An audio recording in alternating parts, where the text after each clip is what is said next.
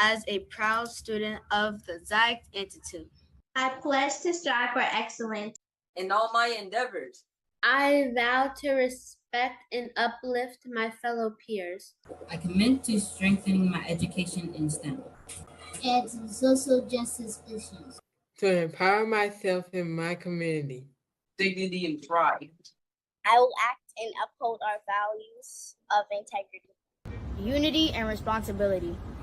Dedicating myself to building a brighter future for our world. Together we will achieve greatness and honor the legacy of our ancestors. Black power. Black power.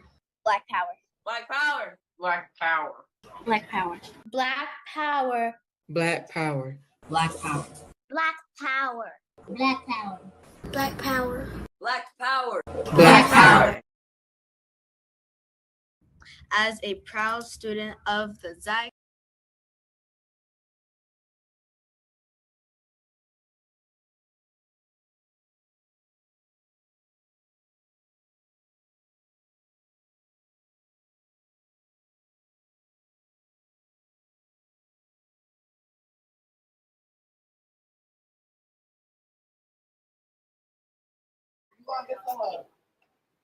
Is this not accredited? Like a DOE school? It's not a whole year. It's all year. Hold on. Okay. Hey everybody, what's up? All right, how's everybody doing? I hope y'all can hear me in the chat. Everybody's doing well. We're streaming on multiple platforms. Everybody's doing well. Please share this out. And I didn't get myself prepared right. Oh, I look on the camera. Don't mind me in the TV. How's everybody been doing? Hope everybody's doing well. Shout out to the family. Please share this stream. Right? Share the stream. All right. Imagine that this was like an immense amount of arguing and ignorance. And we're talking about P. Diddy and rappers and Donald Trump and stuff like that. Just imagine all the things that people want to argue about on the internet. Imagine this is a flat earth argument about Donald Trump and Republicans. Share the video. Share the video. Share the video. All right.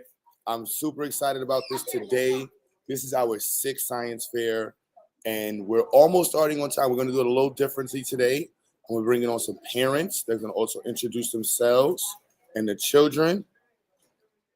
Oh, Quintora, I'm sorry, the link, I got you right now. I'm sorry, I'm gonna put the link in the chat. This is only for parents and people who have been invited to speak and presenters. Everybody, shout out to the family, shout out to Sister Michi, shout out to all the parents and everybody in the community. So we're getting this started. So this is our STEM event. It starts is starting, and we're organizing in the building. We have a little technical difficulties, and we have a nice show for y'all today. We have a lot of projects that have been put together, and the children have worked tirelessly on these projects, as well as the teachers and parents. And I'm really proud because we want to show the world what we're doing and have people really respect the progress that we've been doing with the curriculum. You live in another state, our program is open to students around the country. You're about to see students around the country present right now. So it doesn't matter what state you live in. And hopefully we're going to be working on establishing our African continental program. It's going to be a little time different, and also the Caribbean. We are relocating to Brownsville, a new location in Brownsville, and we're expanding to North Carolina. We're really excited about all of this news, and much of this is based off of what we've been doing here. Give me 1 second. I'm just sharing the link to parents and to people who I was supposed to share the link to hours ago. Let me see. Hold on. Let me put that link there. Paste there. And now that's there. There we go. So let me just, I'm sorry. There we go.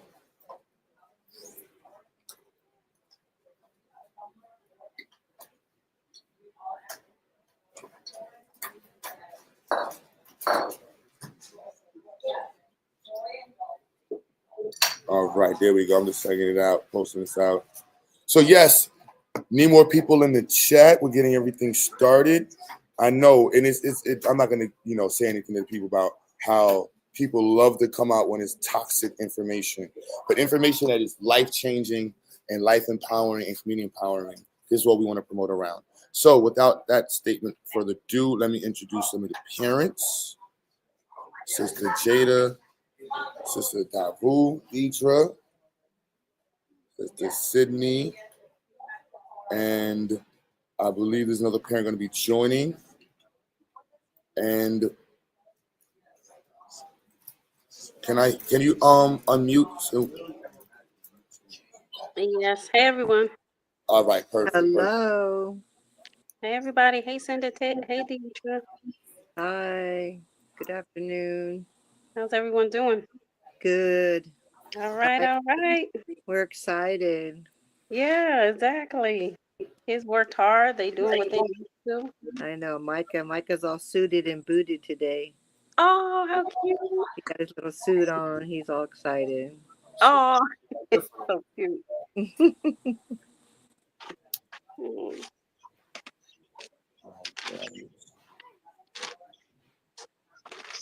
All right. All right, one second. We're just fixing the screen over here. Display, where was display at?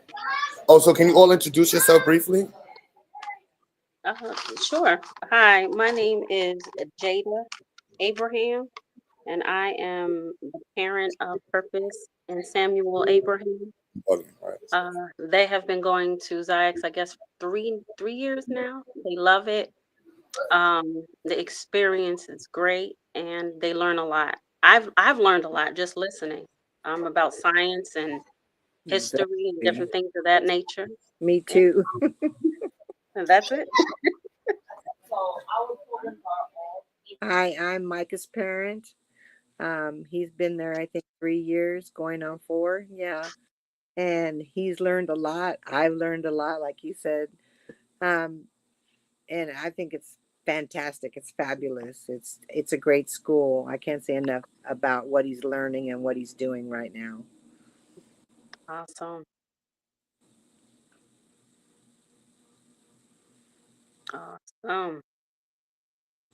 Where'd everybody go? No, Deidre. I don't know what happened to Deidre.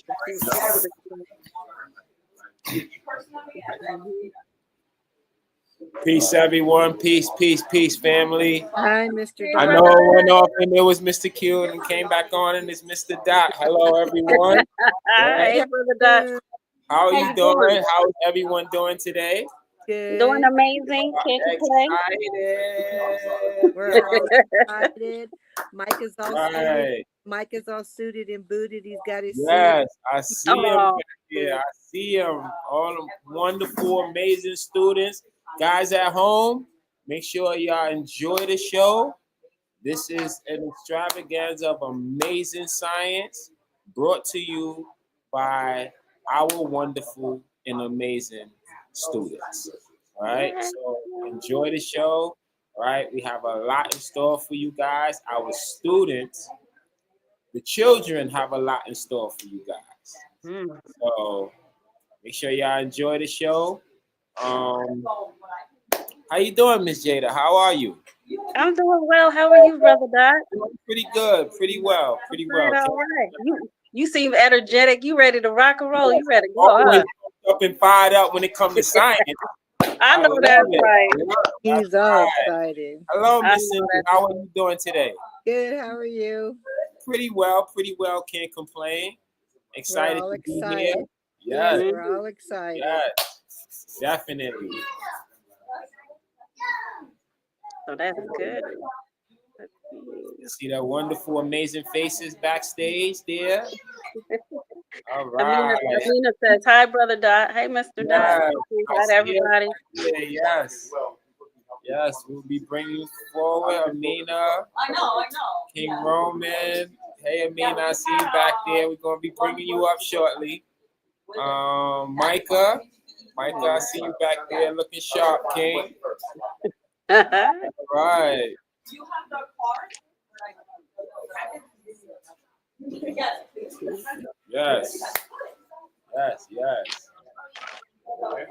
Bring science together. Yes.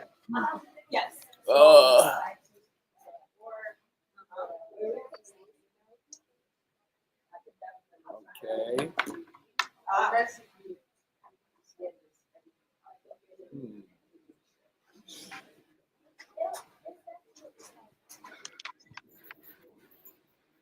That's a beautiful thing. Yes, it is. Man, these children are ready. They are amped. They are amped. We are so excited. Let's go. Let's go. Let's They're go. so excited. I've been Yeah, reading their little chats in the chat box. Yeah, they're like, who's gonna go first? And who's gonna... They're all what's the excited. order? Yeah. Well, whoever's up there, it doesn't matter. We know that you guys will do a great job. You know, Yeah. because you always do an excellent job. You know? And it's interesting. I was doing a little research with science and technology just to see how broad it is. I don't think we understand how broad science, technology, engineering can be. Because when I saw that they have a field for ocean sound, where scientists study the sound of the ocean and its effect on the environment and how it affects everything around us, I was amazed. There's actually a job for that. Yeah. So It's I was amazing what they can get from this STEM program. To me, it's so exciting for them. And I watch Mike and what he does and how he's expanding in his thought and the things that he does. It's amazing. It's amazing. We're blessed to have this program. I agree, because a lot of schools don't. The public schools, they don't have it like how you guys have it. And you have to be like A students in order to get into the special programs, and Right. it has to be like appointed by the teacher. So that means that everybody doesn't get that same treatment. No. They don't get that one-on-one sitting in class and saying, hey, let me teach you how to build. Let me teach you how to do this, and introduce them to new things, because Yeah. everybody else, they see what they see on television, and it's like a closed view. When you take the Exactly. blinders off, it's like, whoa, I didn't even know all this existed. Really? All of this exists. You Yeah. know, and it's amazing. Whether it's windmills, there's industries that, like, me, like I said, sitting down and hearing Brother Dot and hearing, Brother Q, and other teachers, and I'm like, wow, y'all could do that for real. Okay, I see you. I Yeah, see you. Even it's with food, even amazing. culinary. Oh, it's amazing. I get excited as you can see, and I'm a talker anyway. You already know, Miss Cindy. You already know Yes. how we do.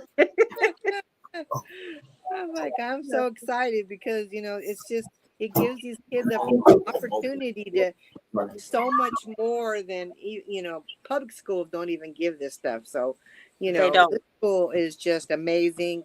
It gives these kids the opportunity to do things that they wouldn't be able to do otherwise. Exactly. And And it's amazing. yes, and to know they can make a change when they transition into going to colleges and stuff like that, and even with dealing with the high schools, you know, entering into program, there aren't enough of us Anybody? brown folks in the sciences, even in high schools, because when you see there was this young black um, young lady, and she was into the sciences, and she was the one who made stitches.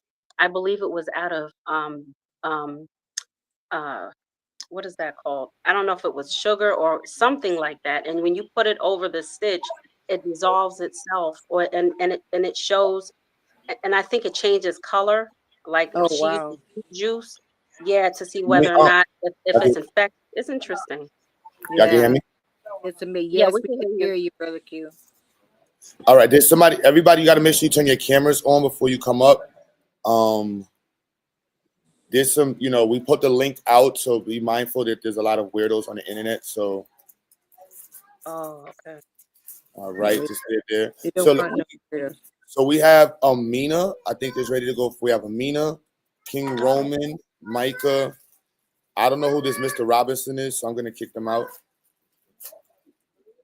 I That think Nadira was Oh, that's on there. Micah. that might be Micah's dad. I just saw Oh, that. I just saw that. If you could tell him, all right.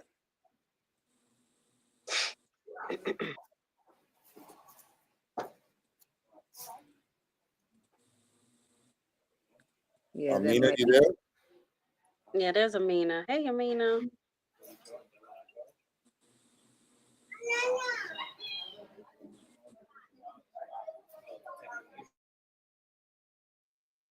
Amina, you ready?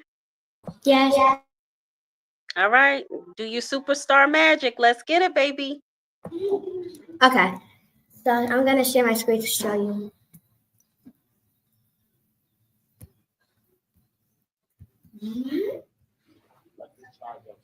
So Can you see Amina, my screen? yep, Amina, when you're ready, if you want to share your screen, you're good. Yes. Can you see it? Okay. Recycling sorter machine. Wait, hold on. 1 second, Amina.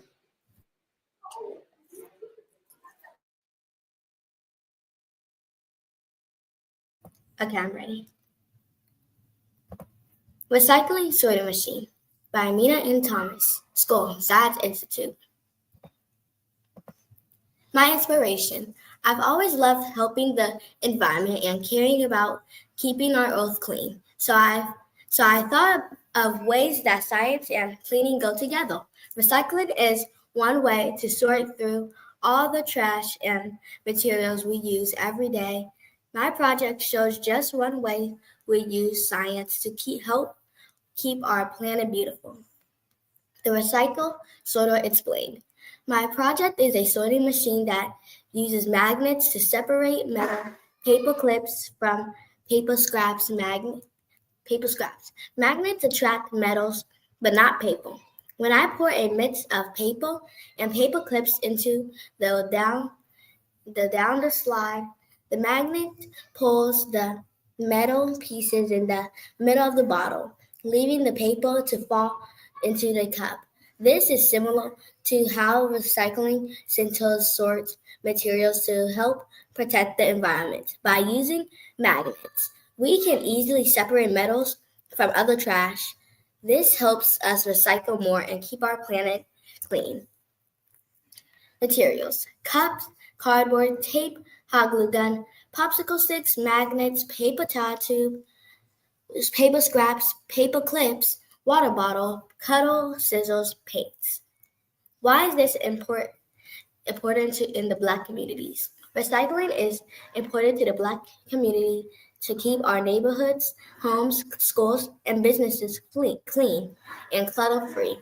Separating things that don't belong together is important to keep our oceans and air free of pollution. My science progress. My scientific progress. I started painting my popsicle sticks and my paper towel tube. Then I started to create my base. Then I taped my paper towel tube to my base and my popsicle sticks to my cardboard slide. I added tape to my cardboard slide to my water bottle. Then I hot glued my magnets to my water bottle. Then I added my other popsicle sticks to my cup.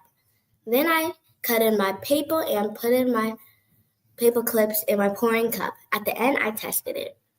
Challenges. The paper wasn't cut small enough to fit through the water bottle. We need to add more magnets to the water bottle so it can be stronger. The slide length needed to be adjusted. The science explained. Magnets attract certain kinds of metals like iron, nickel, and steel. These metals are called magnetic materials. Paper, plastic, and many other things are non-magnetic, which means magnets don't pull them. My sorting machine uses magnets to pull the metal pieces from a mix of metal and paper. This works because the metal sticks to the magnet while the paper does not. This is a fun way to learn about magnetism and how it can be used to help sort the recycle different materials. How to. 1. You gather the paper shreds and paper clips. 2. Then you pour the cup of mixed paper and paper clips down the cardboard slide. 3. Watch the paper clips and paper shreds quickly separate. The paper clips stay in the middle of the water bottle while the paper shreds continue down the machine and into the bottom of the water bottle. 4. Check to see if any paper clips or paper shreds missed where they are supposed to go. 5. Repeat. And then at the end, I just add the pledge. As a proud student of the Dodge Institute, I pledge to strive for excellence in all my endeavors. I vow to respect and uplift my fellow peers. I commit to strengthen my education in STEM and social justice issues, to empower myself in my community. With dignity and pride, I will act and uphold our values of industry and unity and uphold responsibility, dedicating myself to building a brighter future for our world. Together, we will achieve greatness and honor the legacy of our ancestors. Black Power. That was amazing. Black Power. Very nice. That was awesome. Amina, where did you go? I'm right here. Amina, I do have a question. What motivated you to think of the recycling? Was that the first thing that came to your mind, or was it something else? Well, I just like seeing a clean, fresh land instead of seeing trash everywhere. Because sometimes when I look outside and when we're driving somewhere, I see plastic black bags, and I don't like that. So I want to try recycling things so everything will be clean and fresh air. And you also mentioned it's important to the Black community to stay clean. And is that an important health issue as well? Yes. It is. And can you tell me why do you think that? Because I think it's always important to have our earth clean so we can always have more land and so it won't be so dirty. I love it. You're brilliant, Amina. You know that, right? Black Power. I'm very proud of you. Everyone that is on here is proud of you, and you did an excellent job. Great job. Thank you. Wonderful. Great work, Amina. Great work, Amina. We might as well go right. Excellent job. We might as well go right to your brother, Amina, because he looks like it's not like when you see dads in the picture. Hey, King Roman, how are you? I'm You good. ready to set it off? All right, all right. Let's get it. Hold on, one second. Hold on, Roman. Let me make sure you're on the spotlight. Psycho, I meant to call you. You gotta give us 3 minutes or 4 minutes of words, bro, because you randomly inspired this event. My boy Psycho is in the chat. He randomly inspired this, y'all. So I meant to call you. I'm a little all over the place. So.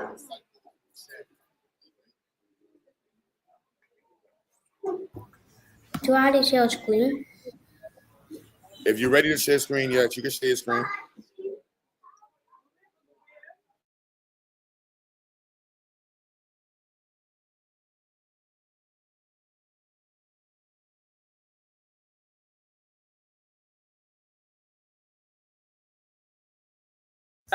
One thing before you go, King Roman, I just want to put out there for those who are watching, please donate to the Institute.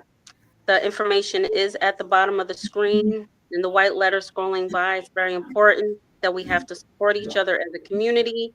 There's Cash App, there is Zelle, and there's also enrollment to Ziax Institute. And it would be the ziaxinstitute.org, as well as for the Cash App, $ Ziax, the movement, Corp, and also for Zelle, it would be the Ziax, the movement, Corp. Is it at gmail.org?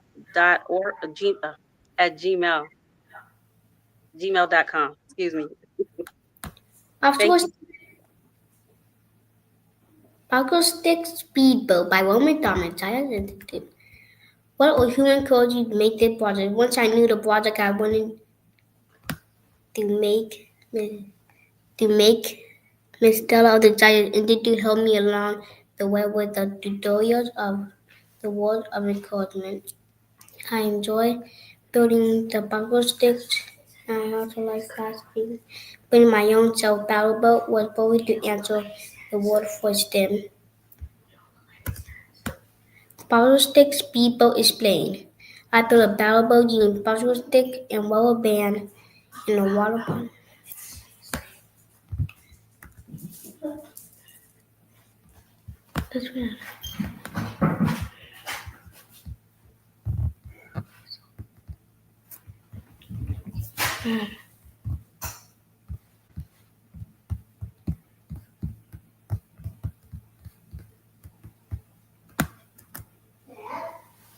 I built a self-battle boat using paddle stick and rubber band and tattoo wooden dowels on the side of water bottle with a rubber band and a little hot glue.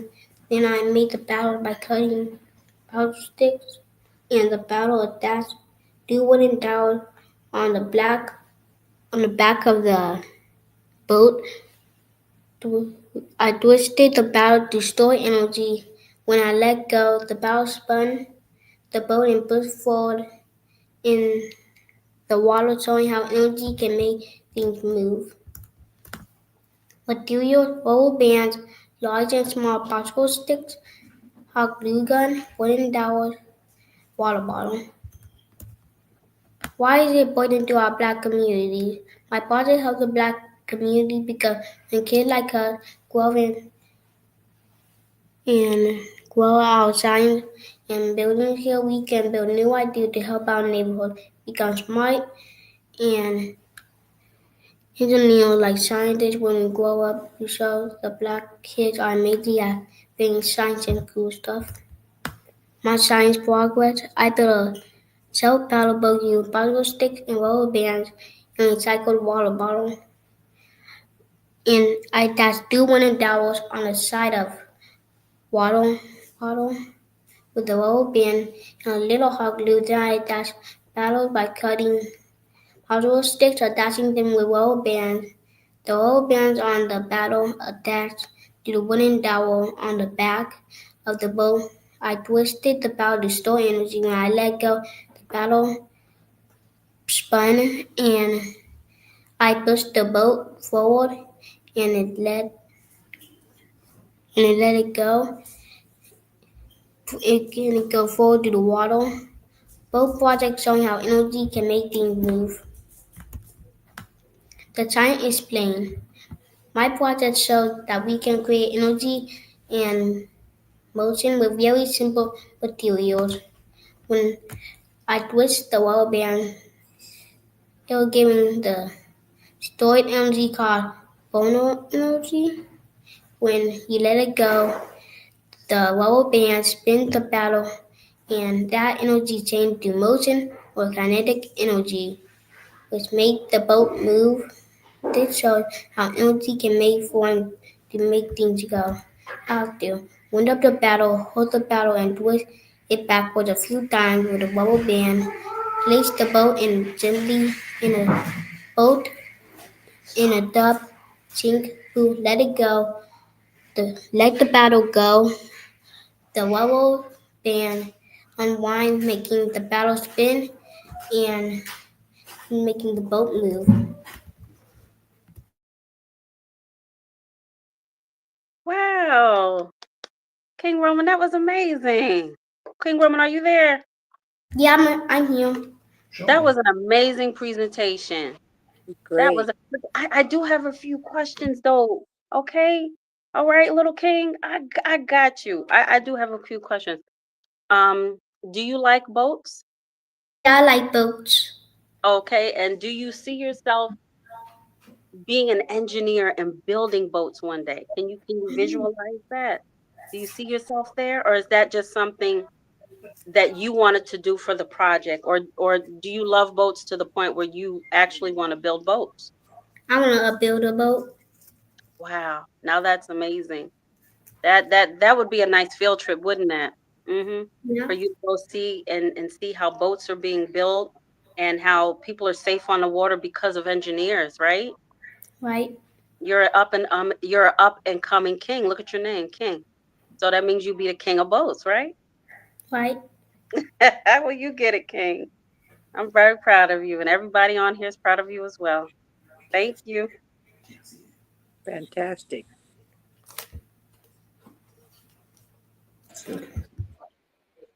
Say great work to the parents. Great work to the parents. Great work, y'all. Yeah, yes, thank you. Oh, I should have said that as well. Thank you, parents. All right. Next up, I think is Micah. Micah, do you have the environmental one as well? Give me a thumbs up if you can do both. I see the elevator. Do you have both of them you can present?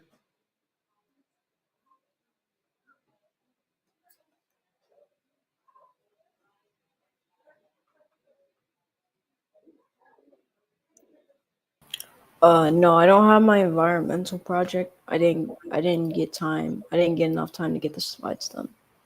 No, it's all right. You could just show them, Micah. If you could show them both working, that's good enough. Okay, all right. Okay, I'm gonna do the elevator first. Yeah, start with the elevator first. All right, let me share screen.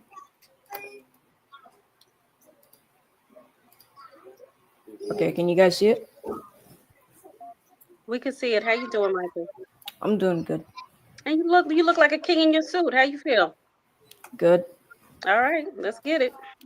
Okay, so my project is a mini elevator prototype I made with Arduino. My name is Micah. I'm in the 5th grade, and I go to the Zyx Institute. What's the problem?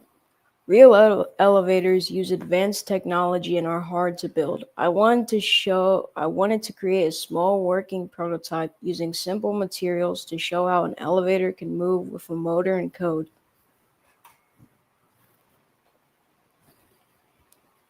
My solution. I built a working elevator prototype using Arduino and a servo motor. When I press a button, the elevator goes up. It's not perfect, but it shows how motors and coding can move things.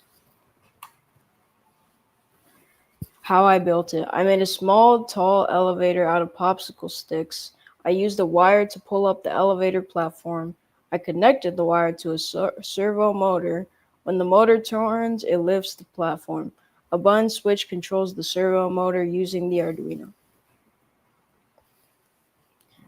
Material list: popsicle sticks, Arduino board, servo motor, breadboard and jumper wires, a button switch, and a hot glue gun. Results: the elevator goes up when I press the button. I learned how to use electronics and code to make things move. This is a working prototype that shows what I can build and improve later. And for the final slide, if you like what I do and you want to see more of it, maybe support my work a little bit, send me a few dollars. My Cash App is Micah. That's spelled Miykuh. And before I go to the next project, I'm going to show you the actual elevator working. So if you look right here, this is the button. And when I press the button, this is the elevator little shaft right here. It goes up. This is the servo motor right here. Yeah. So that's that. Now give me 1 second. I need to pull out my environmental project. Give me 1 second.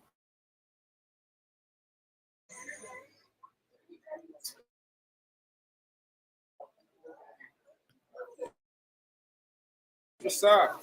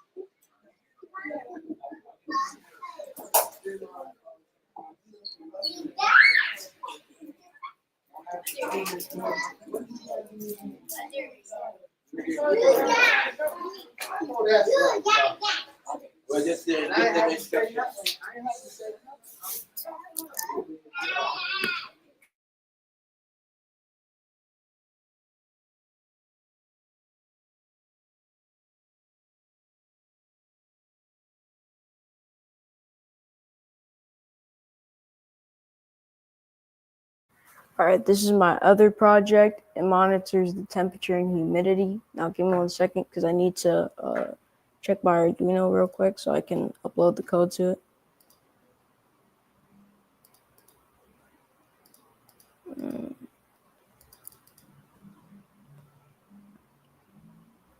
All right. And let me upload it real quick.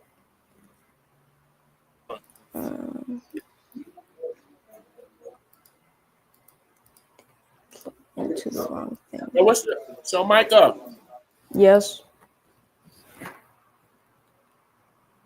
Let me try to upload this.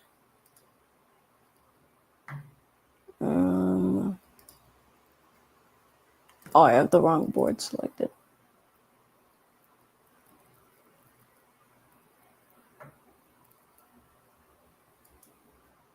Let me try and upload this now.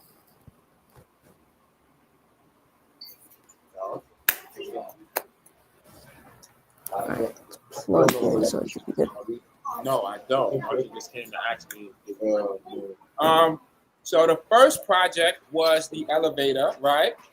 Yes. Now your second project. What is the second one that you presented for us today, Micah? It's a temperature and humidity sensor.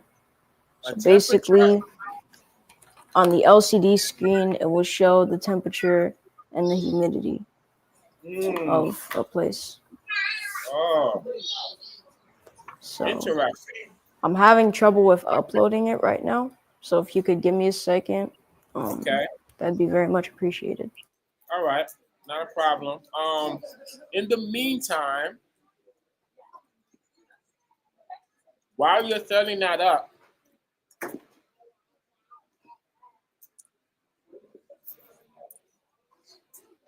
I do have a question, Micah. Can you just give us your Yes. cash app again, please?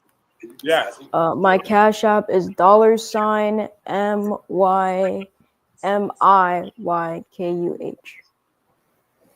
I would have done my actual name, but that doesn't really work because it's already taken. So.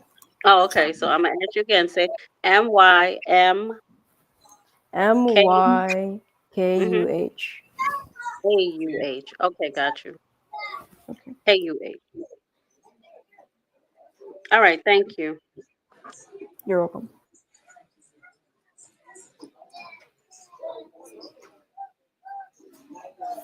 And I do have another question. What made you think of doing an elevator? Is that something you want to go into? Is that the field you want to go into?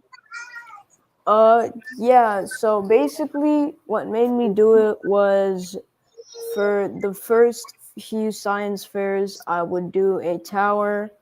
That was the last science fair I was in. I did a tower.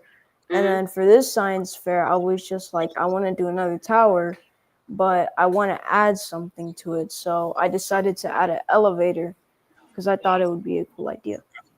Well, you did an excellent job.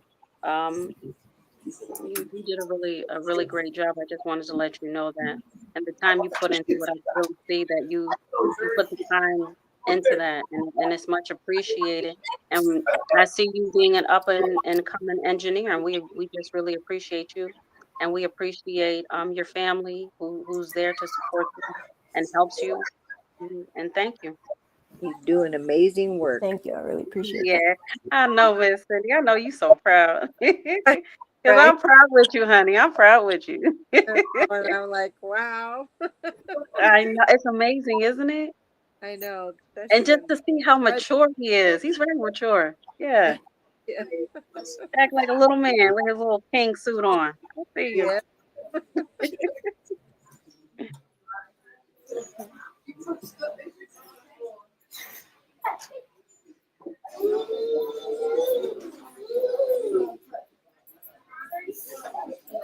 Does anyone else have Cash App? I know King Roman and you can put in the chat if anybody has any Cash App. Whether I know Mike could just put his out there.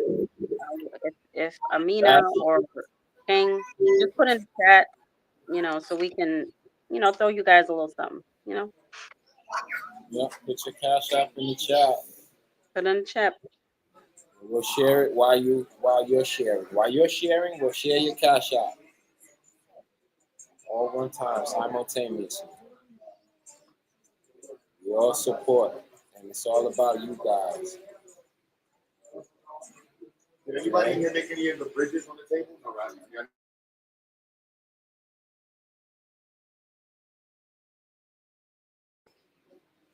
Oh, you got a haircut. Oh, I'm about to step. Hey, Brother Dot, I do have a question. If someone in Canada is they want to donate, but they don't have Cash App or Zelle or anything like that, how can someone donate without these apps?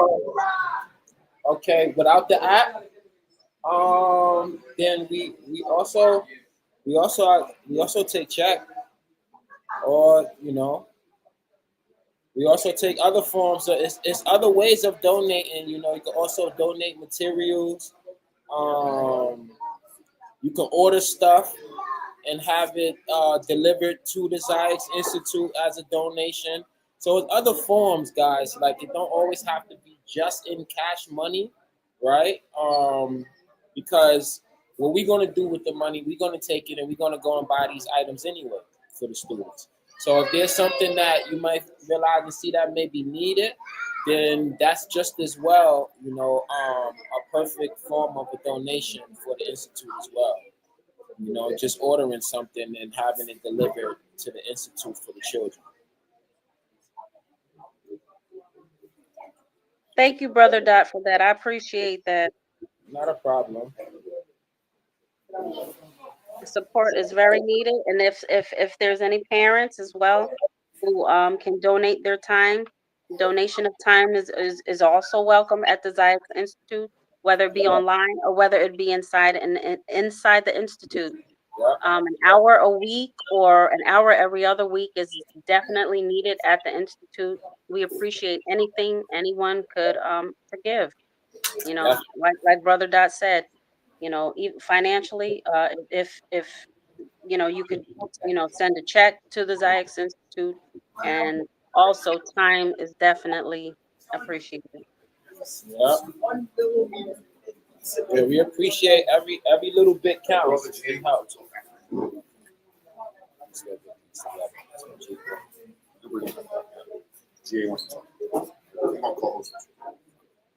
Well, Paige, I think XI, you could just get the address offline at the Ziax Institute. The website, go to the Ziax Institute, and just, if you want to send a check, you could do that, or, you know, send materials like Brother Dot said. Thank you. Yeah, it's all appreciated. Thank you. Brother GA.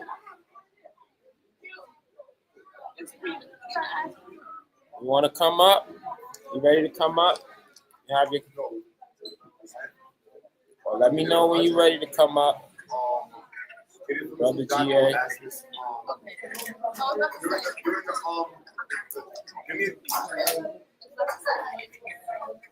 Okay. All right. Yo, can you hear me? Okay, bring you up, brother.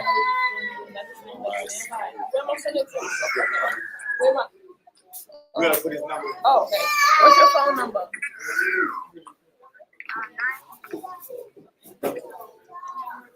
Hey, can you all hear me? Okay. What's your number? We can hear you. What's your number? Hi, Mr. Price. Hey, Mr.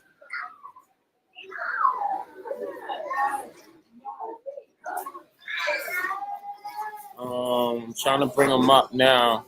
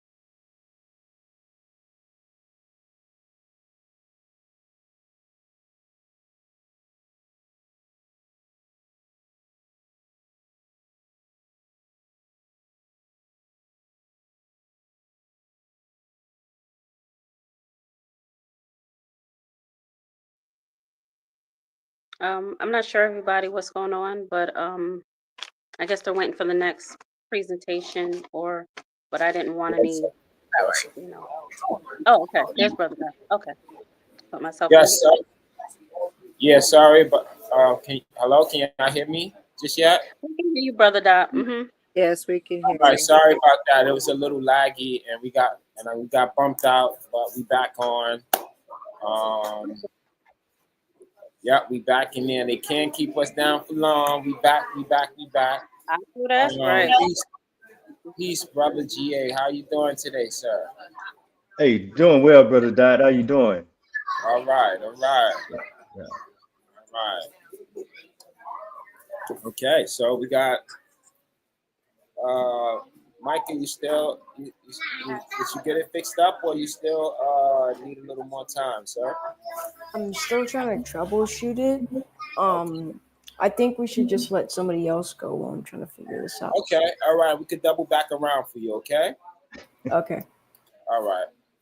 All right. Thank you, Up and running.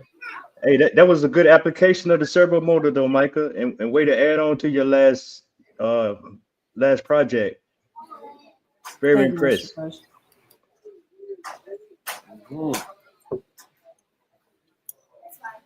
We got a lot of science going on in here today. We have a lot of students that want to share with us today. Yes, we do. Okay. In the meantime, Mike is putting that together. We can bring up someone else. Yvonne, you ready? All right. Let's bring Devon up. This is my first project.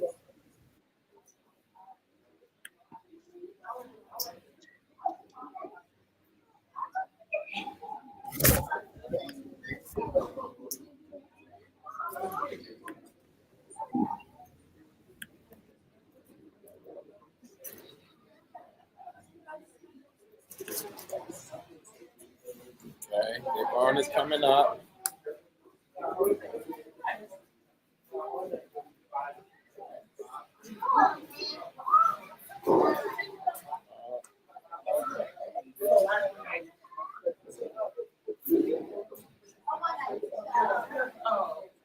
While we're waiting for Devon, I just want to also just put it back out there to make sure that you donate to the Ziax Institute. At $ Ziax the Movement. That's for the Cash App. Zelle Ziax the Movement Corp at gmail.com. And also Ziax is enrolling, so you can go to their website, theziaxinstitute.org. Thank you. Okay. Let me go to the Ziax. Okay. Search. What's up, Devon? I'm good, man. How you doing, young I'm king? great. I'm great. All right. So first, what you would do is you introduce yourself to everyone, right? You let them know your name, your age, what grade you're in. Once let them know your age, the grade that you're in. Hold on, Devon. Listen to instructions, bro. Let them know your name, your age, what school you go to, right? And which project it is that you will be presenting for us today. Okay, go ahead, take it away. My name is Yvonne. I am 7 years old, and I go to the Ziax Institute school. I'm going to be presenting this big And what is the project? It's a plane. It's supposed to be a plane. I know it kind of is one. It's really big. That's why it's kind of hard. Okay. And what is the design for this plane? It's supposed to fly. I need to put vinegar and baking soda in this plane. It's designed for that. It's for it to like Vinegar and baking soda make the plane fly. How does that work? Can you explain it to us? When baking soda and vinegar combines, it goes to a fusion reaction. A what? A fusion reaction. A fusion reaction. And what? Can you explain to us what is a fusion reaction, Devon? Can you explain like what that means? A fusion reaction is basically like something that creates a lot of force. And so it also creates bubbles, kind of. Okay. So what is fusion? Remember what is fusion? Fusion is something like is combining, right? So in the process of something combining, this causes a reaction from. So what is actually combining with fusion reaction? What is actually being combined? We're combining baking soda and vinegar. Okay, right, which are two different chemicals that are made up of what? What are those chemicals made up of? What's everything made up of? Atoms. That's right.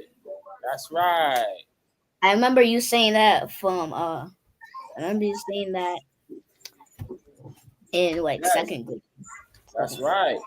See, so you remember from the second grade, right? That you learned that atoms combining can cause chemical reactions, right? So that chemical reaction, when you combine baking soda and vinegar, this causes what happens with this reaction? When this reaction occurs, what happens with your plane?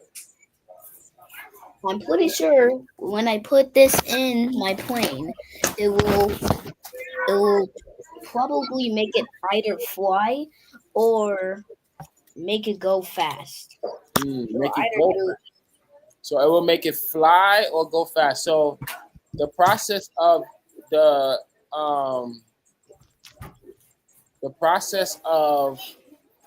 the reaction that's being caused from the combination of two chemicals, right, causes your plane to fly. Correct? That what we saying? All right. Good job. Good job. Good job. Yes. Anybody have any questions for? Wait, where you go, Davon?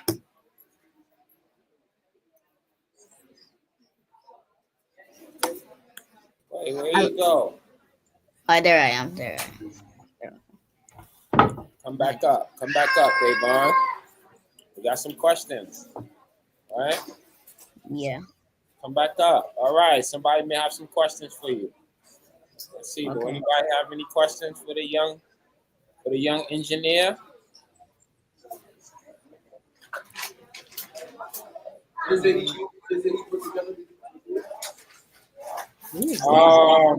Well, we have a question. Yeah, there's a question in the building. One of the parents asked, "What was it?" I said, how did he come up with this idea? Do you like planes? Have you flown on a plane? Oh, he used. Yeah, I have flown on a plane before. Actually, twice. Yeah, to power his plane. Baking soda and vinegar. And so that gave you the idea for the plane? Yeah, because it's the only thing that we basically have at my house. Because we don't have any other things for it to launch. I mean, we kind of do. Well, let me ask: do you guys have a water bottle or a soda bottle? We have a lot of water bottles. Yeah. That's perfect. That's a perfect launch. Now, kids don't try this at home, right? But the combination inside of a water bottle, and make sure that if you do try this at home, that you are supervised with parents. Anytime, guys, you do any science project, make sure that you are supervised by an adult for safety purposes, okay? Because science is fun, but it can also be dangerous. So make sure that you take safety precautions with all of these science projects, guys, all right? All right, everybody at home, make sure y'all paying attention to that. Everybody at home.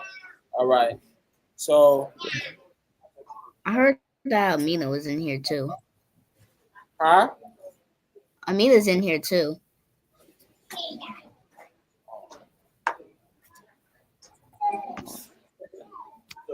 Hey, Devin, I do have a question. Excellent job, by the way. Excellent job. Thank you. Yes. So do you see yourself as a pilot or an engineer, or where do you see yourself?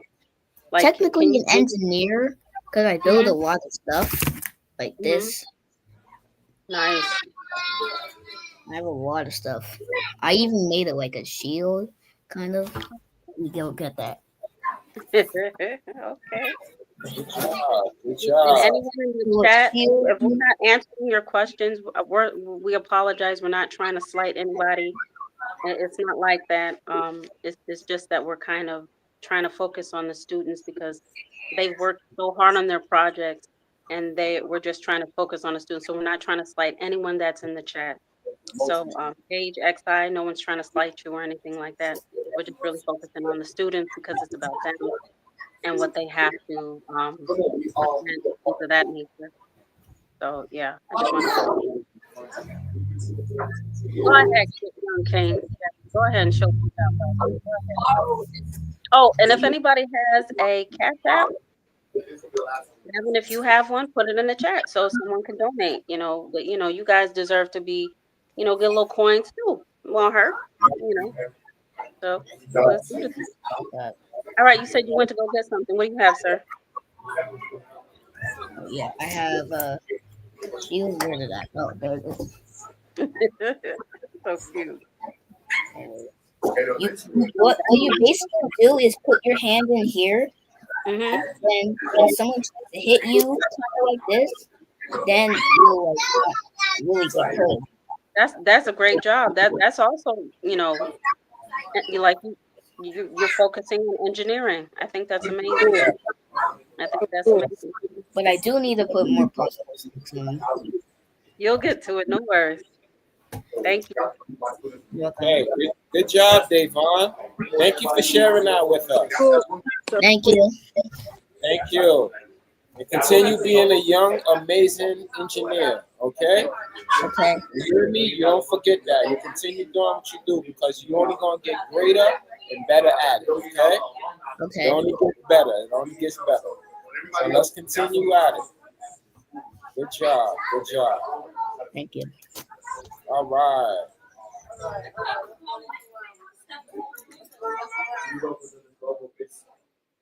Okay, so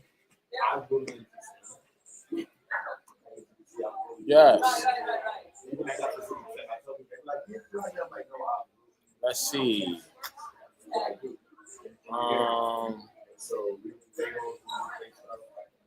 In the meantime, we're still waiting for Micah to actually get his up and running. Who else do we have in here? Samuel, if you're ready to present. If you guys are ready to present, you have to turn your cameras on. We won't bring you up to present online without your camera being on first. So having your camera on shows that you're ready to go. Okay. So if you backstage and you have your camera off, that means that you're still in preparation.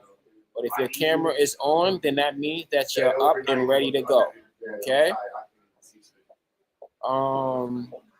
Samuel said he'll be ready in a minute. So okay. You give him around like 10 minutes or so, because I think him and Purpose did the project together. Don't make them nervous, Mom. Orange just went.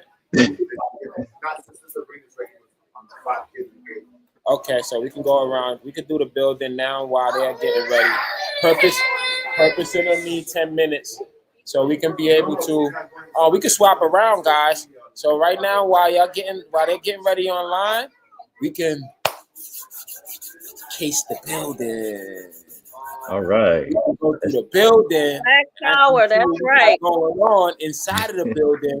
This is so much fun, guys. This is the exciting part. Hold on, let's get mobile real quick. All right, let's get it. Okay, all right. So yes, so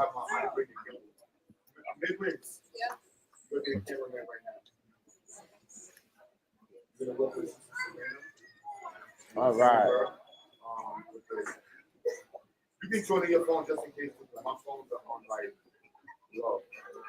We're gonna get started. Okay? Yeah, no, they're about to work with you. I see the two ladies here, right? And this is so exciting because this is what excellence looks like. You start them when they're young. Yeah, we're gonna get started. And the sky's the limit. They could do anything. They could be in the medical field, transportation, astronomy, astrophysics. I mean, Yes. it's mind blowing. It really is. No, they must be weird to the online. They're gonna do the 5. He's gonna hold the phone. Oh, he's holding. Yeah, he's holding the phone. Flash in the building. Okay.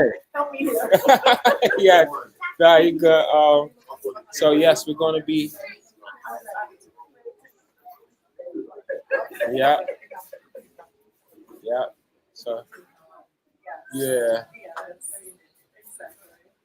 So yes, we're getting ready to move around in the building, and we're going to be displaying what's actually happening live on site right now. We have tons of amazing projects that the students work really, really hard on, actually getting together. Actually, that's our mobile cam actually coming up now, guys, loading up.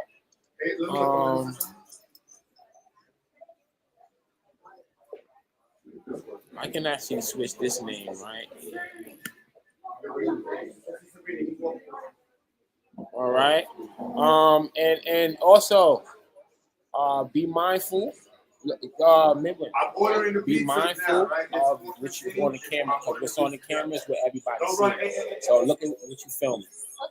The floor right now. You're filming the floor. Okay, but when it's on, make sure that you, all right? Okay, thank you. Yes, we just getting everything ready for you guys. They're getting set up. While they're doing that, we're gonna have a little scientific powwow briefly. Brother What's GA, up? what's going on, man? Hey, ain't not much. I'm just excited to see what's manifesting right here. And I think back to the last science fair, then I look at everything that we've been doing past several months. And yeah, man, I'm excited. This is like kid at Christmas for me. Just to see what they come up with, Right. you know. Yes, this is actually fun. It's Yes. actually pretty fun, man, because every science fair, there's new projects added into the equation, there's new things to Yes. show off, right? So it's like, it seems like these science fairs are actually growing, rather, in the words of T.I., expeditiously, because Yes. it's going from one thing, you know, we was doing the structures, we had the houses and the bridges. You know, our first science fair was a bunch of houses and bridges. You know, everybody, it was a competition who built the best house and bridge. Now, Right. it's like we've advanced from just building a house and bridges now to actually add emotion to these houses and bridges. Right. And then we went from adding hydraulic pumps and stuff like that and the motion to the bridges to actually coding the motion to automate them all by themselves, right? So it's been a progressive growth that have been in stages, even with the science fairs that we've had, the few that we have so far. So I'm excited with seeing the progress of how things is growing and where it's actually growing to, you know? Exactly. Yeah, I'm blown away about that. Then, like you say, you know, I first got introduced to you guys. I was teaching the kids how to make, you know, good solid structures and good design and solve problems that way. And it seems like now we're really tapping into doing this whole Internet of Things concept with sensors and taking readings and just picking up when this happens, the whole automation and everything.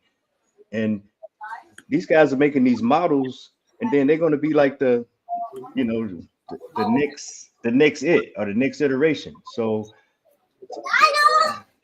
I'm just at a loss for words right now, but you know, just excited about seeing them being enthused about what they can do with the code and the machine, and still be in charge of that and just develop good solid applications.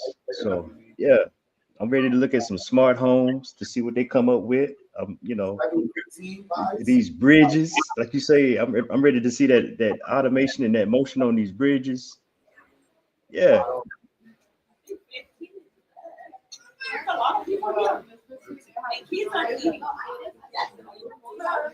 Yes, definitely.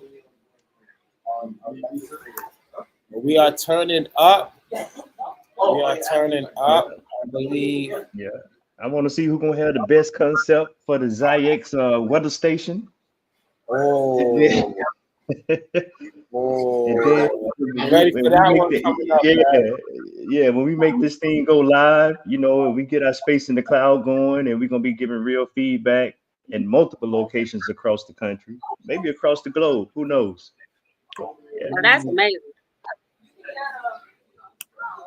We like storm chasers. Yeah, our storm chasers. Wow, that's Yes. amazing, brother Frank. Mhm. Yes, our own storm chasers. Mhm. Literally. Boy, a lot going on in the weather. Exactly. Okay, I just want to put it out there again. Please support, Please, please God, you donate please don't turn the for phone the on. youth, our young kings and queens out there. Please, if you have Cash App, don't Never forget say to he put gonna it turn in on the the chat.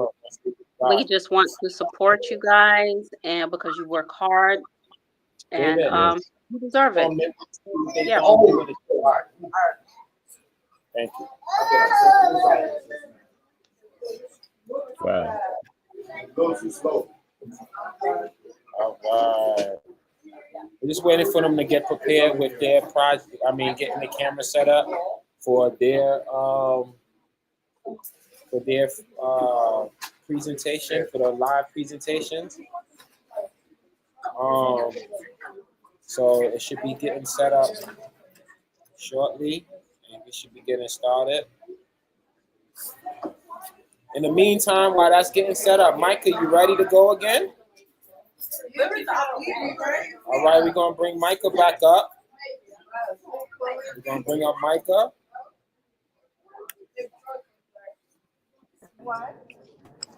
All right, I'm back. So I'm not gonna be able to present my this other project. The breadboard. I think something's messed up with the breadboard or something because my DHT11. It was probably just a problem with that. It just started overheating randomly, and I want to let it cool down. I don't really want to mess with it right now. So sadly, I'm not gonna be able to present it. Okay. Yeah. So you got the floor, guys. Take it away, Chris. Also, wait. Somebody post his Cash App in on the. Somebody post his Cash App in the chat so I can. Oh, okay. I can post it myself. I got it. Yeah, post it. Or if you like, I can have it and I can share it on the screen. So you can put it in the chat. And I could be able to share your Cash App on the screen while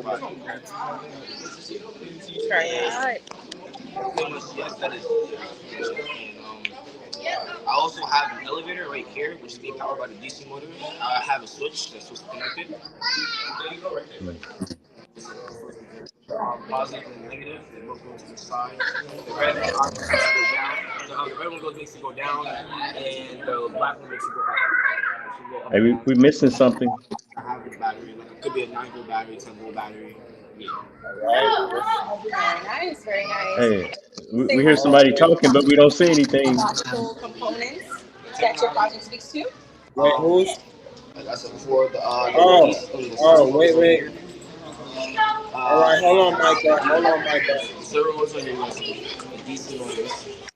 Hold on, guys. And I also did want to really use this, but I'm gonna use it anyways. I also have those clipboards here to help you with habits. Don't check Micah. We could go up and down like that. So superstructure. Nice. Anything else you want to tell us about your project? Not really. Okay, awesome. Thank you so much for sharing. Awesome. All right, so next we're gonna move over to tell us your name and your grade. Amira, I'm in the 11th grade. Nice, very nice, Amira. So tell us, what project did you create for us today? A modern mansion with lights. Very nice. LED lights. Oh, very nice. Very The nice. ones on this side color change, and then there's a bunch of windows for it.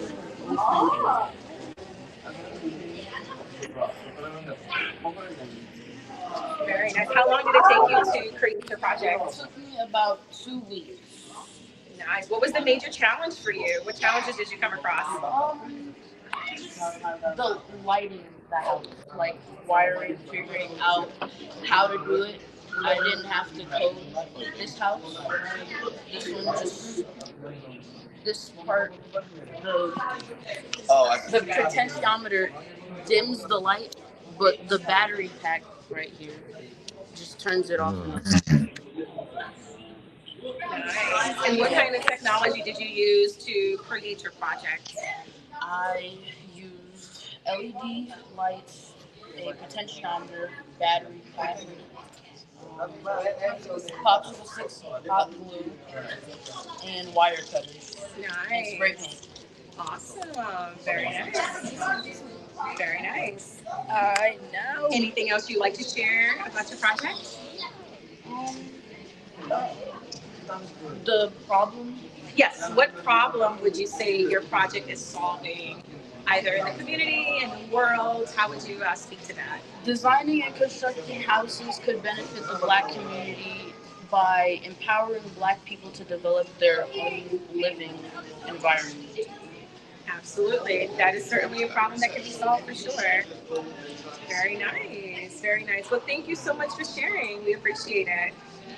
All right. So moving on next to Zara. So Zyra, excuse me. So Zyra's her name. Tell us what grade you're in. I'm a sophomore, and this is my brownstone that I made, I'd say, like 2 years ago. And it took me like 2.5 weeks. I probably would say I used like 300 popsicle sticks. And very nice, very nice. Okay, and how long did it take you to make your project? Like 2.5 weeks. 2.5 weeks. Very nice. Okay. I used popsicle sticks, tires, and hot glue, and spray paint. Very nice. And what inspired you to create a brownstone? Well, I wanted to build a house, so I was like, what should I do? I didn't want to do like a house, so I said, let me do a brownstone, because I wanted multiple stories. I think very nice. Awesome. Awesome. Now, what do you see as one of the solutions? I mean, I know we think about when we create projects, we want to think about the problems that we're solving and the solutions. So what would you say this speaks to when it comes to solutions? This can influence Black people to keep their property, their brownstones, because a lot of them are losing their property. And I just think this project can influence them. Absolutely. Absolutely. I love it. Awesome. Well, thank you so much for sharing. Is there anything else you want to share with us? I don't think so. Okay. Thank you. Awesome. You guys did a great job. Thank you. All right. That last question. Those two advanced.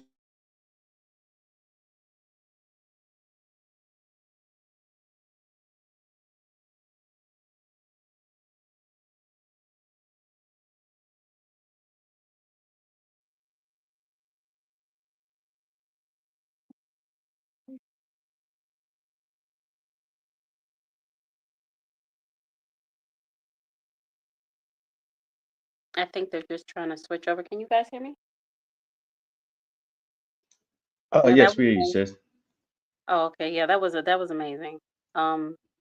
I love how Zyra and the other young lady, they're that they build building structure, incorporating building into our Black community is so important because if you could build something like that just out of popsicle sticks, you can just imagine what you could do with other things when it comes to a building. Um, that's amazing. That was really amazing. And you could tell they Oh, put yeah. the work in, and that was really beautiful. That was amazing. Wow, wow. We're really gonna be pushing out these engineers, environmentalists, scientists, Architectures. architects. Yeah, Yeah, yeah. We yeah. definitely need architects. It's gonna be a beautiful thing because Saw science. some Yeah, I'm some sorry. wiring going on. No, I just say we saw some Wiring. wiring going on in there. Yeah, I could see those projects scaling. Sensors being added in there. Just as Oh we yeah. continue to move into this whole Internet of Things, I mean, they could just keep adding on. Yeah, I know. Yeah. Electrician. And it's hmm funny here in Georgia they have the what is it, the National Electricians Union, I believe. And do you know that that's here out in not Stone. Oh, it's been a while. But they if you they will pay for you to learn the skill of to be an electrician. And once you become one, they start you out. I think, at 60 or above, they even insure you and everything out here in Florida. Yes, yeah, it's kind of like a shortage going on right now. It's similar programs like that here in Texas, where Oh, wow. Okay. yeah, they sponsor the training and then get people placed for the journeyman work, so they can get their license and just That's yeah, they're amazing. trying to seed the field because yeah, it's a shortage here in Texas that they're building all these homes and everything, but They don't have the electrician. exactly, It's exactly. the same here in Georgia. They're trying to get more females into the field as well. Yep. Because especially females of color, I noticed that that's where they were gearing towards. Um, because we need more female electricians because the field is saturated, of course. Men, nothing wrong with that. More Right. power to it. But Yeah. Yeah. That in HVAC, I would not go against that, and plumbers, but plumbers, yeah, exactly. We could use all of that. Anything that helps building a system or society is so needed. It is so needed. And also, here in Atlanta, they have a program where teenagers can shadow doctors, anesthesiologists, and kind of, and then they even have uh, surgical rooms that they can go in and fake arms that they can cut, and I mean it's amazing the things that are going on today. You just have to know the right people or ask questions. I found out by asking questions because I asked out when I had gone Grady here in Atlanta, and I said, I wonder if they had, I asked the young lady, one of the nurses, she said, we got a science program. I just asked, I said, do you guys have a program? wow. She said, yes. And she said, they look like us. And she said, she was from another state. And she was just like, I came here in Atlanta. I've never seen so many people that look like me who are in the field of anesthesiology or nursing or doctors. It runs the gamut, GYN, just everything. She said she was in utter shock. Her mouth hit the floor. Long story short, she was like, I want to stay here. So she moved from another state and stayed in Atlanta. And when you walk around, it's a beautiful array of brown because we need it. Beautiful. But yeah, I don't know what happened to Zayak, but it's all good. I'm checking the chat. Oh, the kids are just talking.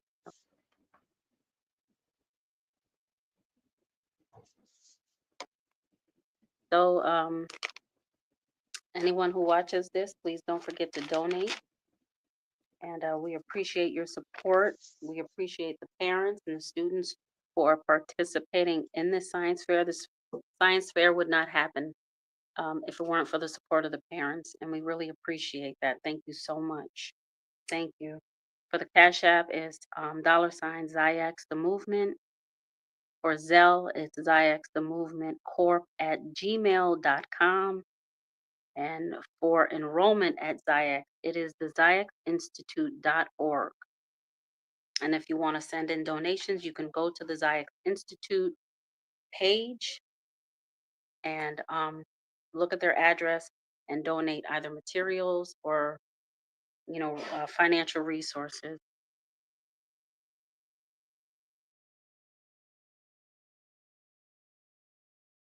I'm going to step away just for a minute, okay, Jada? No problem, Miss Cindy. Thank you. Okay. Our internet is not the best. And so let me rotate to some more students online. Amina, you can drop down, Amina. Samuel and Purpose, I see you there. Miss Marsha is walked away. We're about to harass other students because we really want to showcase the online students as much as possible as well. And okay. And it's a challenge for everybody watching.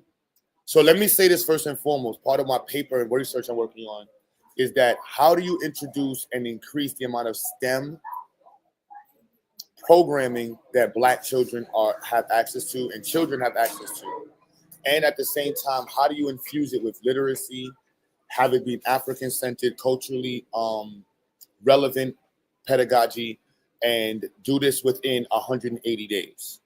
And have parents who have no background in engineering, the community may not have that much resources in engineering and projects like this. How do we get us to be involved? This is a math problem, just to be very clear. So this is exactly how I'm looking at it as a math problem.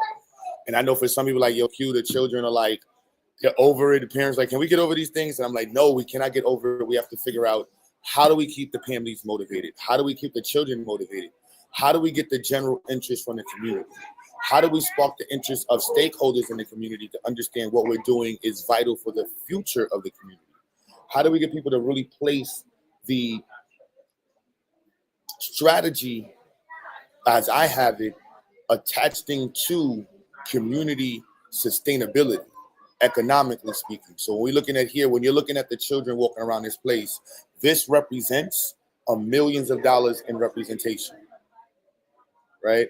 Even students who leave the program, there's 2 students who were in the program, and the influence is so much on us. Like, look, you got to get into college. You got to graduate. You got to be an engineering program. You got to put something into STEM. And if you're not doing that, you're dropping the ball. And then how do we get it to a point when you can compete? Some parents, and I love the idea that you want to get into the program, but also understanding that the experiential component is what's most important, because when you get to the next level, you're not going to have that experience. You're not going to be around the materials that you've been, that in the curriculums that we've been pushing. And I'm just letting you know, the woman who's sitting right over here, she works in the STEP program at City Tech. I'm a student at City Tech. I'm working with several colleges, and I'm telling you, hands down, we're going to be using 3D printers immediately into college. You're not going to be using your design skills. You're not going to be using your engineering skills, your problem-solving skills, and using your creativity at this level. And so how do we make this something that is a cultural component, something that our community has marked down on the calendar? You ready, Sabrina? Oh, you got another phone? Both my phones died. Yeah. You got to join the stream. How do we make this something that is culturally? Yeah, both my phones died. So just use the other 2 ladies. No, they're going to join the students. Okay. How do we make this something where the community has this embedded in their mind? Like, today is African Liberation Day, and that is very important. And again, next year, we're going to be doing this at this time next year. How do we make sure that the community has this connected together? You know, what is African liberation without STEM? In 2025, what does it look like when we discuss liberation without STEM? Are we creating minds? Are we creating businesses?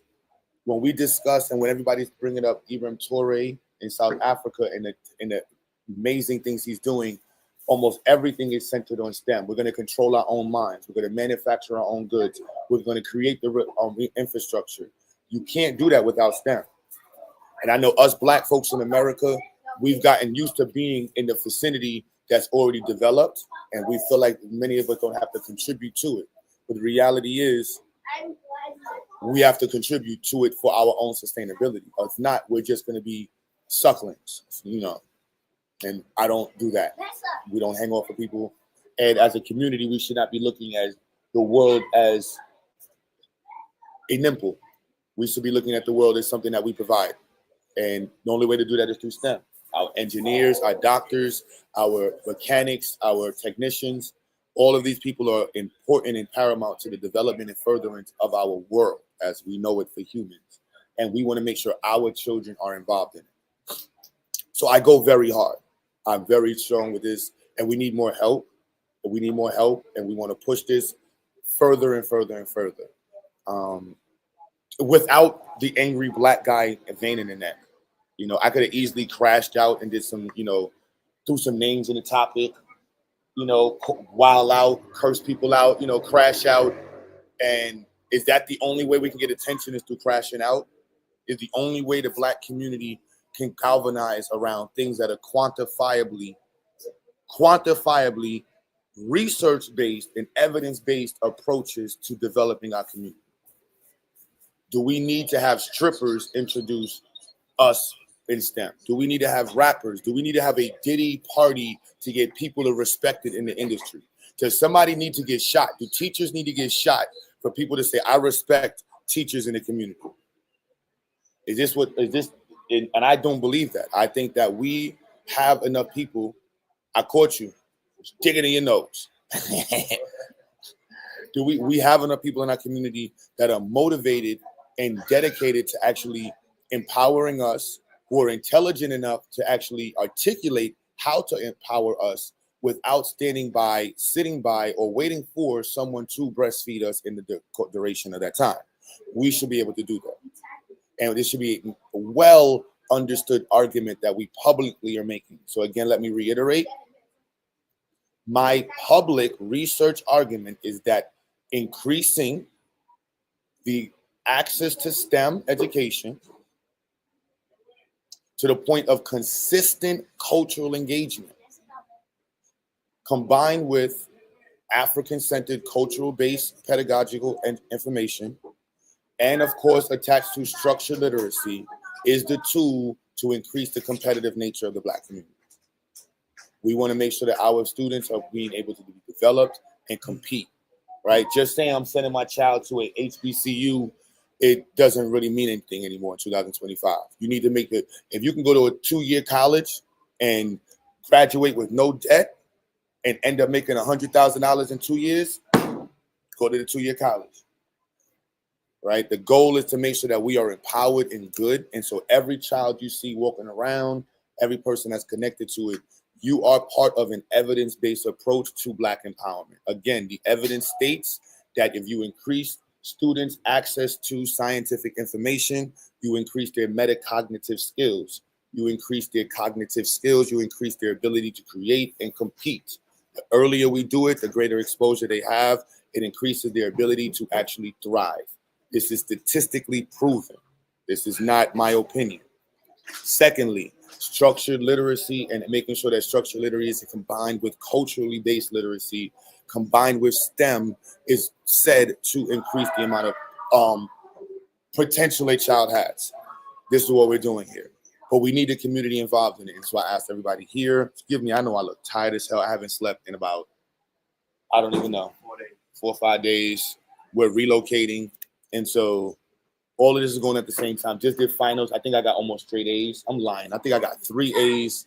I think I got 3 A's and maybe 2 B's. I think I got 3 A's, maybe 2 B's. I might have accidentally got a C, but I should have 3 A's and 2 B's at minimum.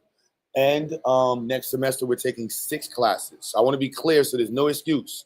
I'm doing 6 classes next semester: differential equations, fluid mechanics, or MATLAB 2, right? Then we're going to be doing 4 educational classes. I'm doing 4 education classes. I'm doing MATLAB 2 or Fusion 2 or Design 2 and differential equation. I had to do differential equations again. I kicked my butt. So I want to be clear. There's no excuses. The next science fair is in December. No excuses, right? My mother died in December. His last science fair was in December. No excuses. All right. We're relocating. The goal is to have 2 locations up and running, if possible, not if, by August. We have North Carolina, full space. We have a new space in Brownsville. You ready? All right. So please share the video. Please donate. We're not scamming. You can look up our organization. It is a struggle, but you can look it up. You can see what we're doing, and we've been doing it for years consistently. This is our 6th science fair. I'm being side. We're getting the other students ready to present right now. So this is why I'm a little, talking up a storm right now. Brother GA is back up there with me. Let me put Brother GA up on the screen. What's up, good brother? I had to relocate outside, man. We still relocating into the new space, but I feel everything that you're saying. Brother GA is a computer software computer science teacher, so you know. Let me go to Brother Dot. Who has your camera? Does it say STEM cam? Oh, I thought that was a weirdo. Tell him to get the camera on. Yeah, no, people be they reword. Yeah, they reword to be real weird. Can y'all see us on the screen? Because we have a delay on our end, so I can't tell what's being shared right now. No, you good, bro. Okay, so we're gonna we show two have more students, I think, in the building, and then we're gonna go back to the online. I think we have 5 students ready to present online after this.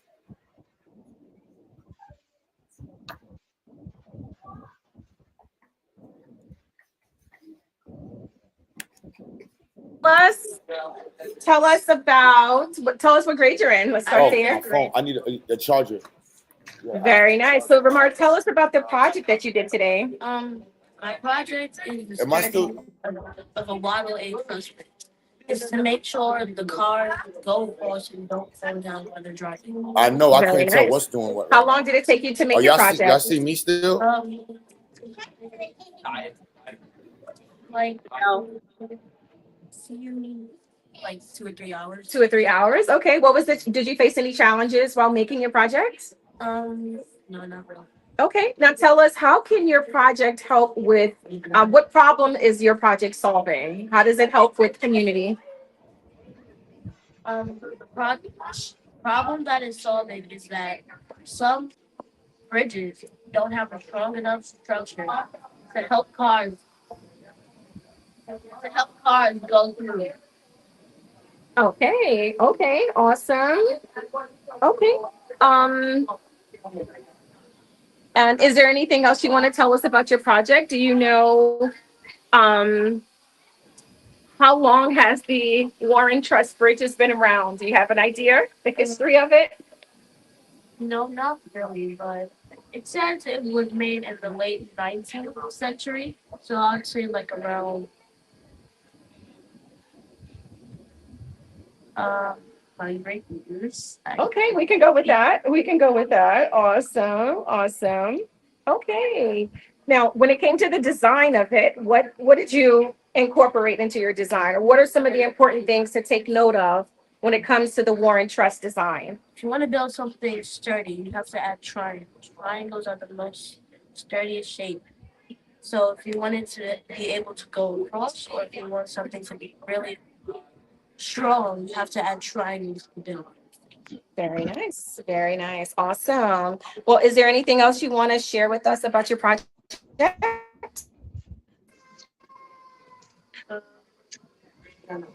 Okay, awesome. Well, thank you so much for sharing with us, Ramar.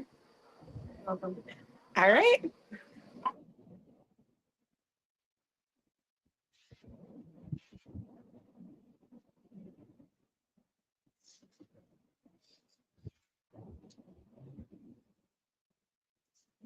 You guys ready? Are you sure you're ready? Hold on, I need to. All right, so you're going to demonstrate something for us, Ramar. What are you going to demonstrate? I'm going to demonstrate how strong the tower is. Wow. Okay, this is going to be quite a demonstration. We're ready when you are. Okay. Wow, look at that support. That's amazing. That is impressive. So that goes Yeah. to show you just how strong and durable that Warren Trust design is. That's awesome. Thanks for demonstrating that. I would try it, but maybe I shouldn't.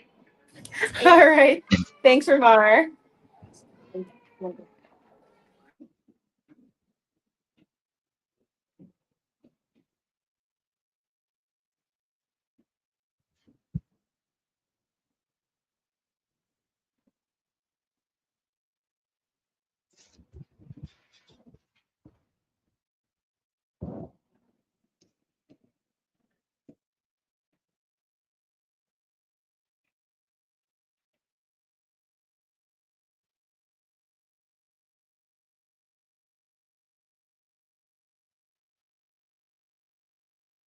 Are we still there?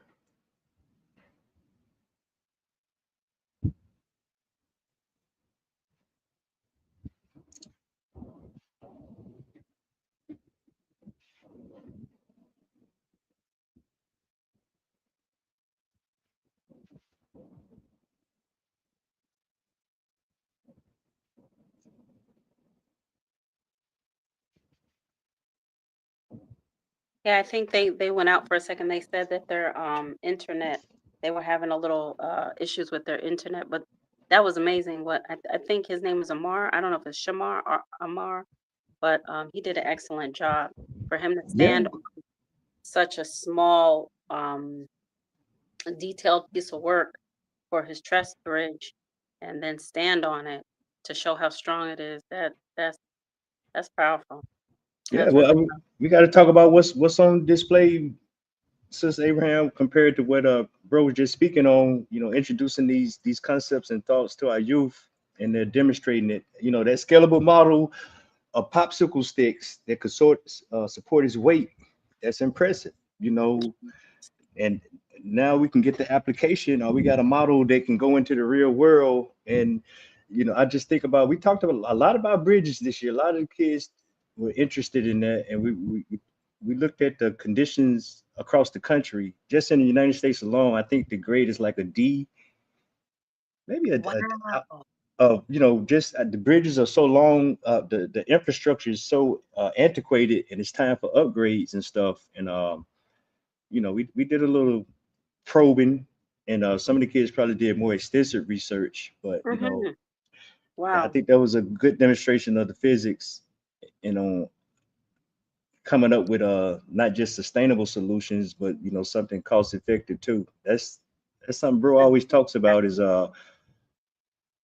identifying a problem and making it better, and if you can, make it cheaper, but above all, make it sustainable. So Brother Price, can I ask you a question? yes, ma'am. What do you do? How do you think AI would play into that when it comes to building bridges and things of that nature? Like what? Oh man, that's a great question. I mean, just a little known fact that AI is right now replacing Google searches. Google searches are on a decline, maybe the past 12, 18 months. And I'm just putting it out there because AI is taking off from a novelty aspect, and people are using it, you know, as they would a Google or nothing, but it's much, much more powerful than that. So, I mean, it can be used to do the research, to do the data. Like, you know, you can just, hey, AI, give me the data on the condition of the bridges. Hey, what, you know, give me some statistics. You know, it's something, a little campaign I've been on personally to people I encountered with is data acumen. And we really got to get into using and putting stuff into matrices that, you know, we can quantify these ideals and the logic and reasoning behind what we need to do to solve these problems. So I think AI is going to be a great resource, but it does come with trade-offs. And I don't want us to be just consumers of it. I really want us to understand how it works under the hood, because at the end of the day, it is just an algorithm and a data structure that's replicating all this stuff. Right. Wow. Thank you. Thank you for that answer. Because it's important. That's right. AI world is upon us. Yep. And I saw how AI was replacing just it's doing replacing you know, I think there's, you know, there's the saying that goes, you know, people fear what they don't understand. And I think that's a huge factor of it. And this is what we want to remove with our students, the lack of understanding of the tools, so that way when they understand the tools, then they know how to utilize them, right? And they have less of a fear for them, because they understand exactly what it is, actually how to use it. Sometimes when we see something and we don't understand it as much, it's kind of like, you know, it's a little bit off-putting to us, you know, and especially, you know, the movies don't help us, you know, the movies that we watch. Terminator. Yeah, that don't help our imaginations run wild either. So, but in all actuality, a lot of these things are a lot of these advancements in technology, you know, just like with anything, you know, there's pros and cons to every situation, you know, and again, understanding the pros and cons of the technology and the advancement of it help us navigate into the world that we're in, because whether we accept it, don't accept it, Like it, don't like it, utilize it, don't utilize it, understand it, don't understand it. It's here. And it's here Exactly. full fledged. I'm talking about all the way here. It's like it didn't slowly creep, or maybe it was slowly creeping itself in, you know, and then it just seemed to smack with like a full fledged, you know, like it was just a full on wave. Everywhere you turn, it's like they got an AI for that. In fact, there's actually a website called There's an AI for that, right? And that website actually gives you every artificial intelligent tool that is created for, and if you can't find it on this website, then if you mention it on the website, it will be there within a week. That's the crazy part about this website called There's an AI for that. Well, Wow. yeah. Now Well, that's something because yeah, I mean, like you said, I believe they were rolling it out slowly but surely because I remember my husband and we had friends who were truck drivers and this was, I don't know, maybe 5 or 6 years ago. They said they pulled up to Budweiser and they would tell them just leave the trailer. Robots were coming out and actually taking the beer out and putting it back in the truck. And this was stuff that was hush hush. It was not. They said they didn't. They were dumbfounded. They were like, "What?" Yeah. And well, I mind just, blown to me. I'm sorry, sorry. sis. Go ahead. No, finish your thought. Finish your thought. I just wanted to chime in on that. It was. They said it was amazing because there's a lot of things that are going on that are, you know, a little quiet, especially when it comes to artificial intelligence. A lot of people can't handle it as well because it's like if they try to roll out everything, it would freak a lot of people out. So just like you said, preparation mentally and emotionally is the key. And our students are on the cusp of that by learning technology and learning how to My name use is it. Troy. I'm one of your volunteers here at the Design Center. What we're going to talk about most today is we're going to talk about something called rapid prototype. Right? So rapid prototype or 3D printing. What we do with 3D printing is the wave of the future. This is something that we must engage in. We must learn about how to build instead of buying. For two reasons. One, to increase your own economy, and number two, for the future, for the children. Children have lost the art of building. They've never lost the art of creation, but they've lost the art of building. So being that we live in a newer time, we have to learn how to use newer technology. Here at the Zion Institute, we teach science, technology, engineering, and mathematics. What you're looking at here is a culmination of science, technology, where you become the engineer by way of the mathematics or the mechanics.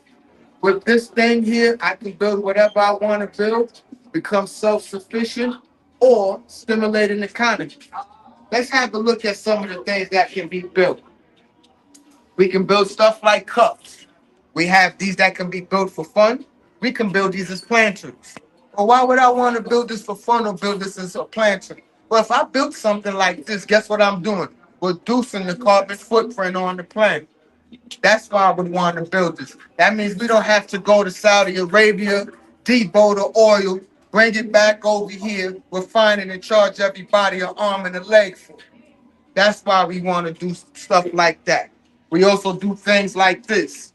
So yes, these are prototypes that were used to make prototypes, that we used in 1969.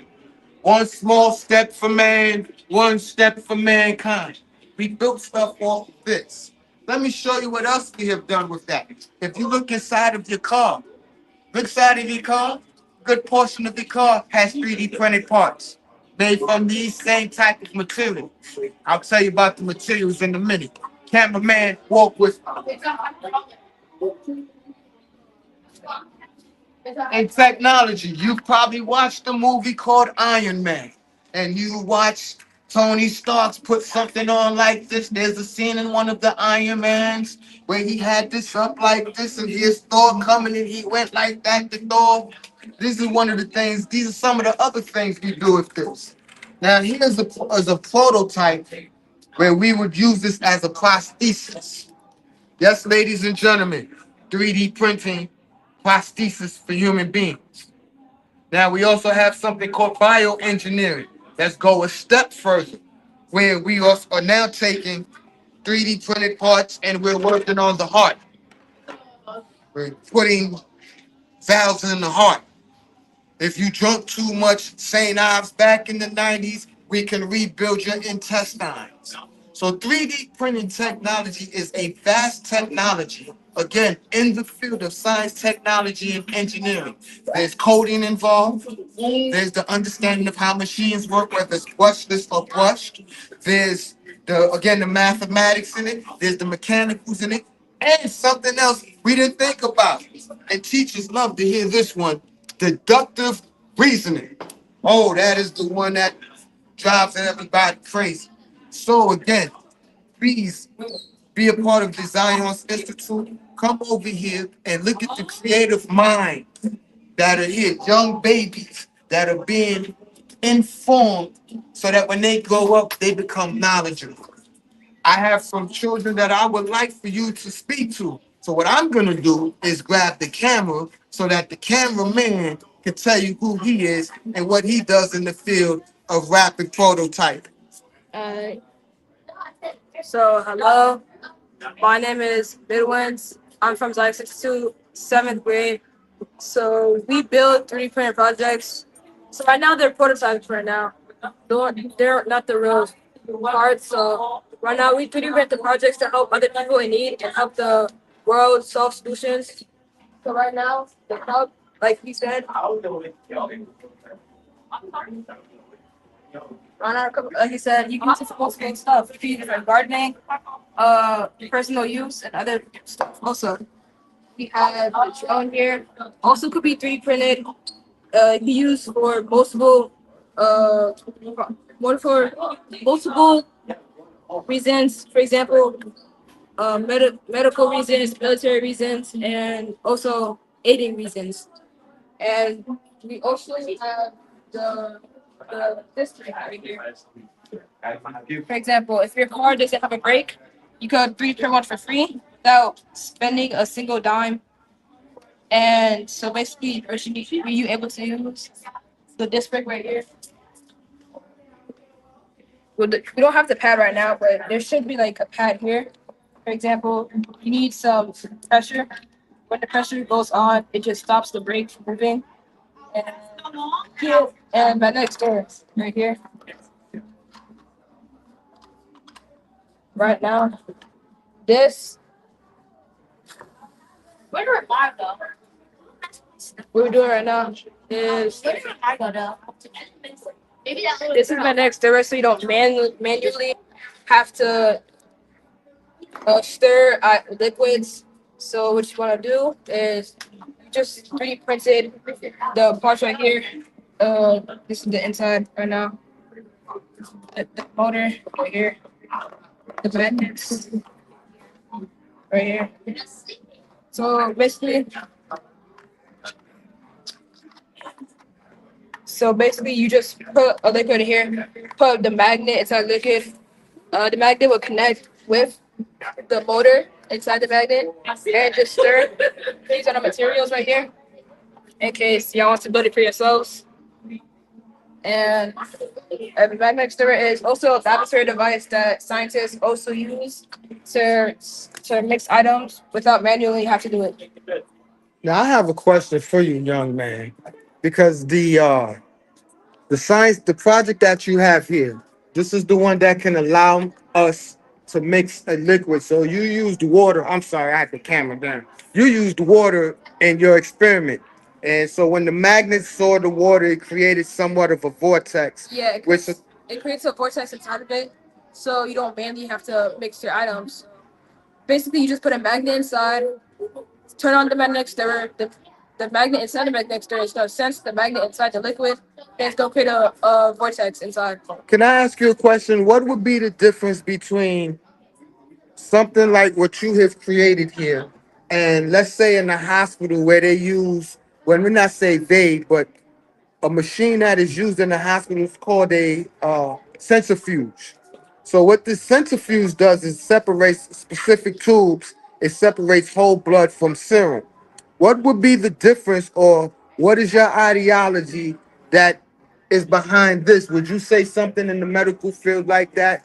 Yours would be something similar to a centrifuge, Well, where you just mixing but not separating, or you can mix and separate through a magnet. I mean, I don't really know how to separate liquids through the magnets. So if you're just mixing with it, because I don't think you can separate other liquids from magnets. So yeah, you're just mixing other liquids.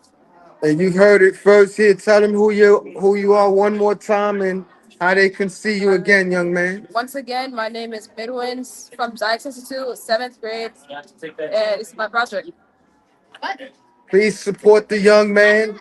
Again, let's take the information so that we could turn it into knowledge. Thank you again. Wonderful.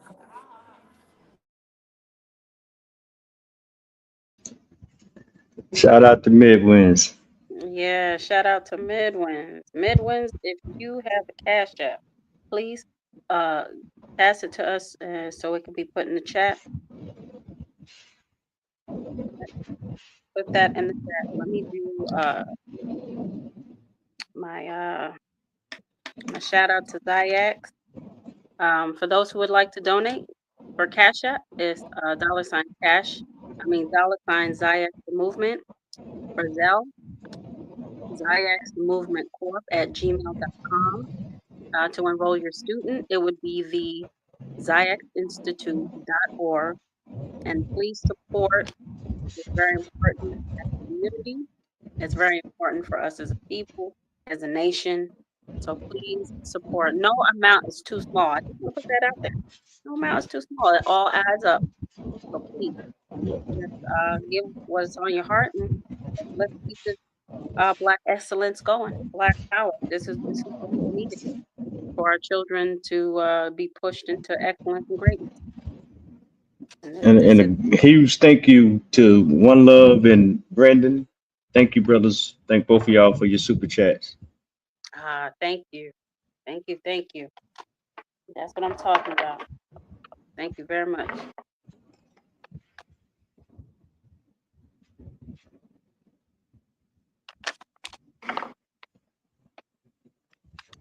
And I'm gonna see. Let me see if it's in the chat. Is anyone ready to present? Oh, hey, Sister Cindy. I see. I see. How you doing? Mm-hmm. Good. Thank you. All right. All right. Purpose says she is ready. So anyone in Zyx who would like to put Purpose up there, she said she is ready to present her project.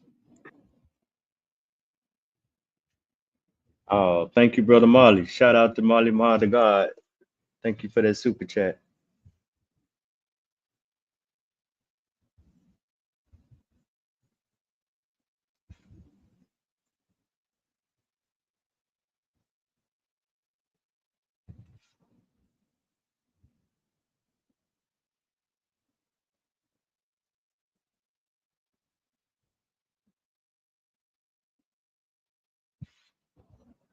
Sister Abraham, you're on mute. All right. What's up? What's up? Yes. We are moving around in the building. Hold on, let me turn my camera on. Sorry about that. Cool. Hey, Brother Dot. Hey, peace. Purpose says she's ready to present if you guys are able Ready, to. Purpose? All right. I'm gonna mute myself. Right on up. We're gonna bring you Hey, right Purpose. on up. We're gonna have Micah come down for a second. We'll bring you back up when you're ready, Micah. Huh?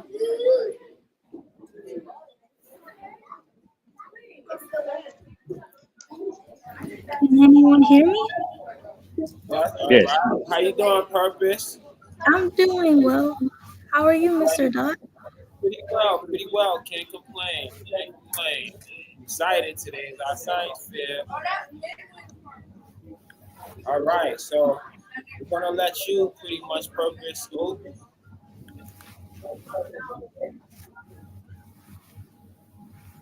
Oh, not me. Yeah, I put it on Purpose. All right. Hi, everyone. My name is Purpose Abraham. I go to Zyx Institute. I am in the 9th grade. And today I'm sharing a presentation about my project, the Smart House. Me and my brother Samuel are working together with our project, the Smart House. And I will show you my presentation I'll show you my presentation with the Smart House. Let me share my screen. Okay. All right. Can anyone see our screen? Oh, can anyone see my screen? No, I can't see it. Oh. Did you share it? Were you able to Yes. share it? Let me try again. Okay. All right.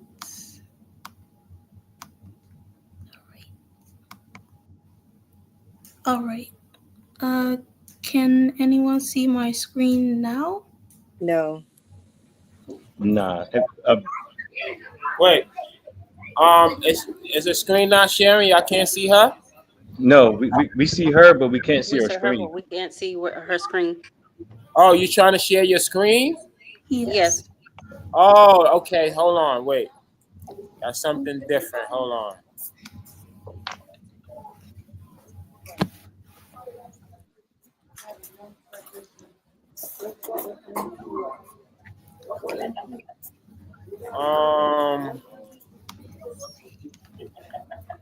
I'm gonna try again. No, hold on. Wait. In order to share screen, you gotta send what you want to share. Send it to me so you can tell me what you want to share so I can share it. Okay. Yeah, it's not like Zoom where you could just give somebody screen sharing abilities. It's different.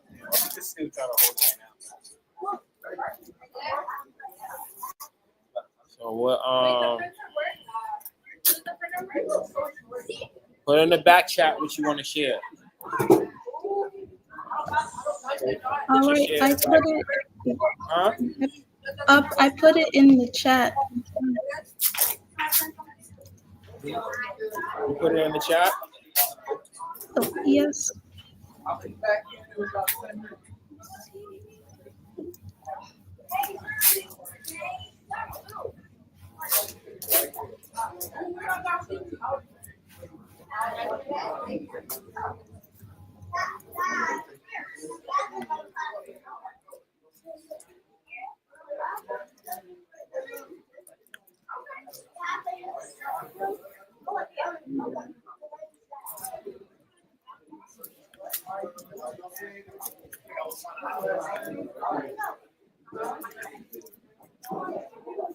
Go.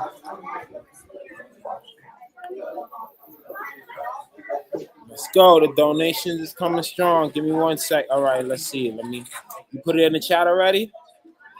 Yes. Okay.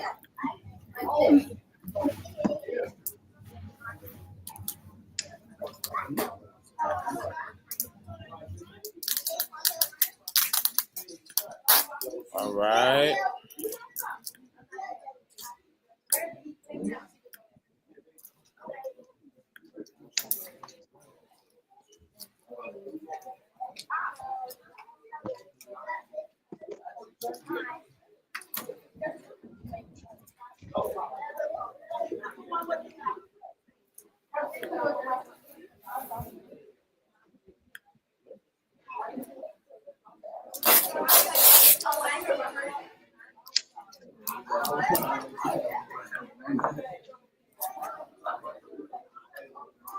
Oh, purpose.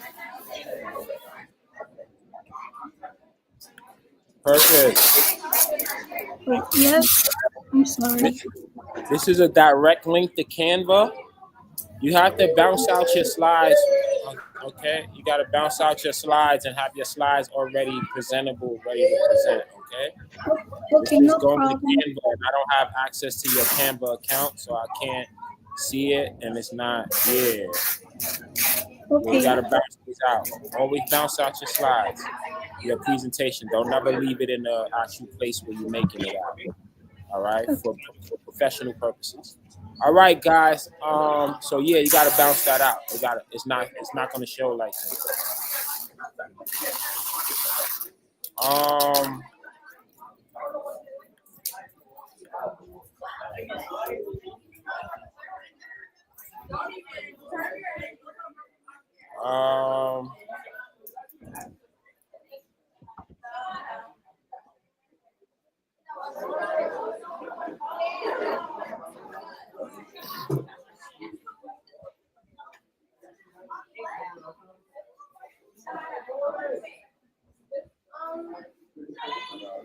right.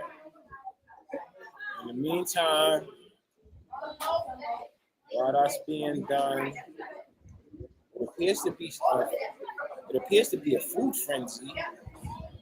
We're having a food frenzy going, a mid-event food frenzy.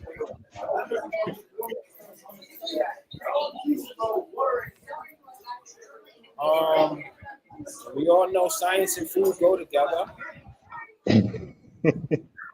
right? Can't have food without science. There's chemistry and cooking. Chemistry and physics.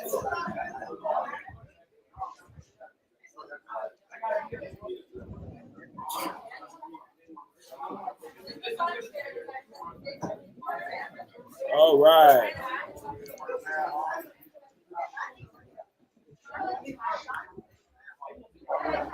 Let's see what we got going on. Let's see. Meantime, while she's doing that, let's go to the comments. Let's go to the comments real quick and see what we got going on in the comments. What our comments go. Oh.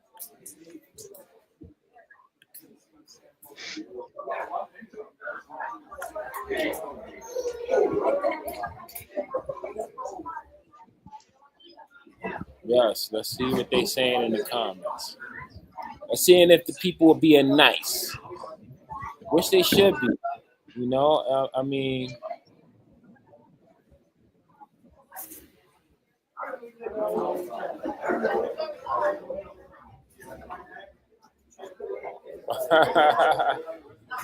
yes.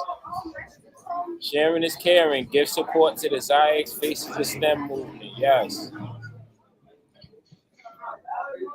My son Matthew said, "What's good? What's going on, Matthew?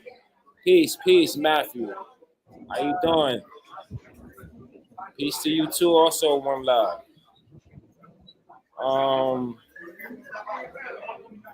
Let's see. Could probably use one of those St. Ives intestines rebuild. Oh man. Hello, Michi. Okay. Hey guys, sorry about that. I was trying to help Purpose with her issue. I'm gonna give her my phone right now, and she'll do her presentation. I'll just yeah. So you can put me on the screen, and then she'll do it that way, and she'll just sit there and hold my phone to the screen. Okay.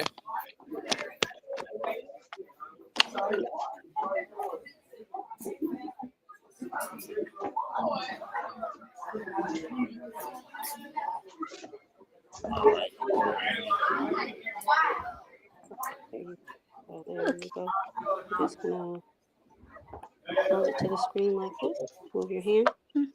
Hold it on the sides. You see what it is? Hold on one second. Make sure you can see it. There we go. What that was. Why are you making that face?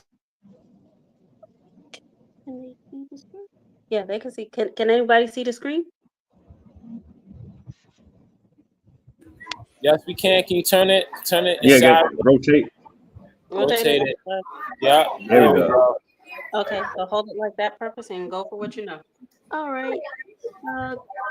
Greetings everyone. Greetings everyone.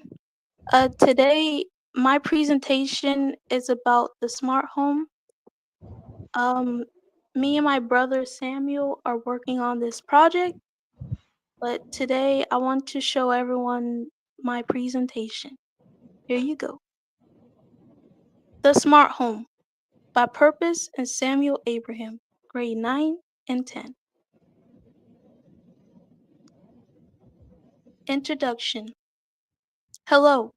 In this science fair, we will present our project, the Smart House. Our project will show you how sensors and automation makes homes safer and more comfortable. What is a smart home? A smart home are homes that are equipped with internet-controlled devices such as smartphones, which allow the home's feature to be controlled remotely from an outside location by using the device. The features. The smart home has powerful features like auto lights, a motion trigger alarm, temperature control, and built-in security to make homes safer, more efficient, and easier to live in. Why do we need smart homes in the Black community? We need smart homes in the Black community so that families can feel safe, save money on bills, and to make sure homes are updated and not outdated. Conclusion. In conclusion, I want to say that having a smart home may sound scary, but look at the bright side. It's important to keep our homes updated and renovated. Efficiency is important when having a home, and safety is key to a nice home. Our Cash App.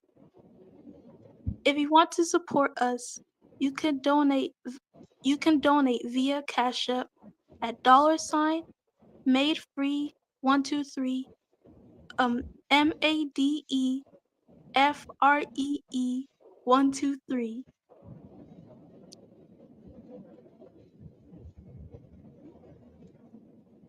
Thank you.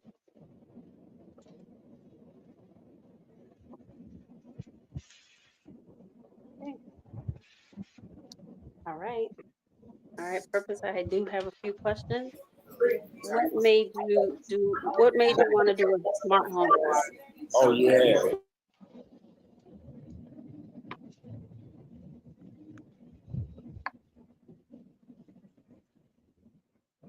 Oh, sure. What made me want to do a smart home? Well, to be honest, I was looking at types of homes, and when I heard a smart home, at first I was like, there's no such thing as a smart home. But then I realized that yeah, there is a smart home.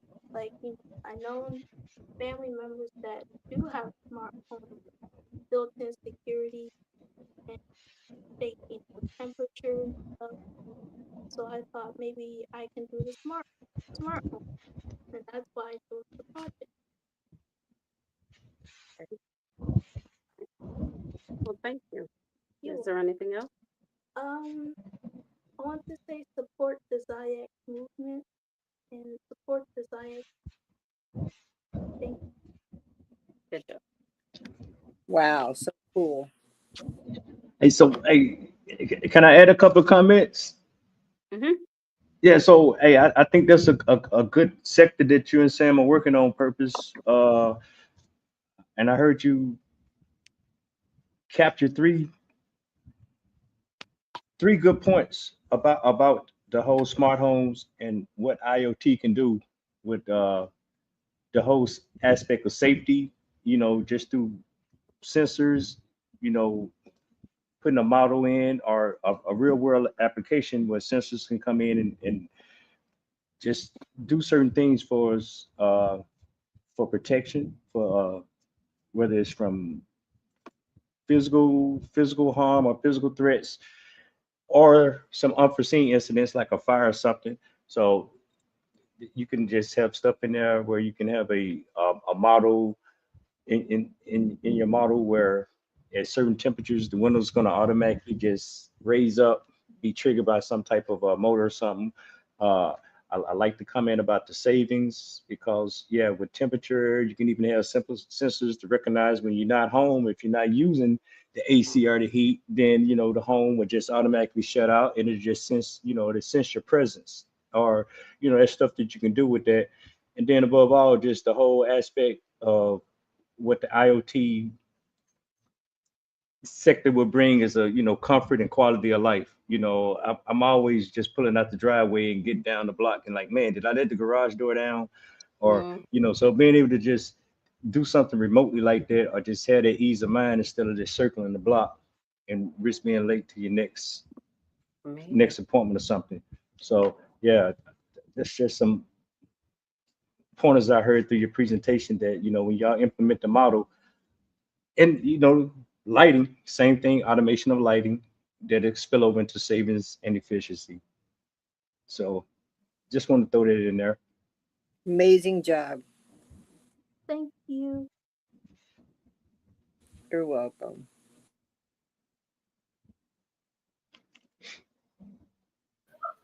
All right. That was amazing. All right. Look Wait, at all can these. I come in? Wait, I was trying to come in. Oh, there we go.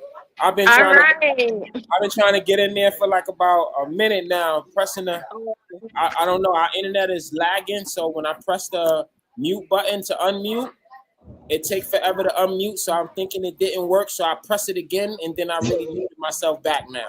Now I gotta unmute. I've been trying to get in for a little minute. How is everything? Purpose, good job, great job. I want to say that first and foremost. I want to ask you a question though before you leave out. Purpose, come back on mom cam real quick. Hold on, I got a question for you. Purpose. Hold on, let me see if I can locate her. Hold on 1 second. Okay. And Brother Dodd, after Purpose, we're gonna come over and speak to David about his project. Okay, perfect. Thank you very perfect. Yep.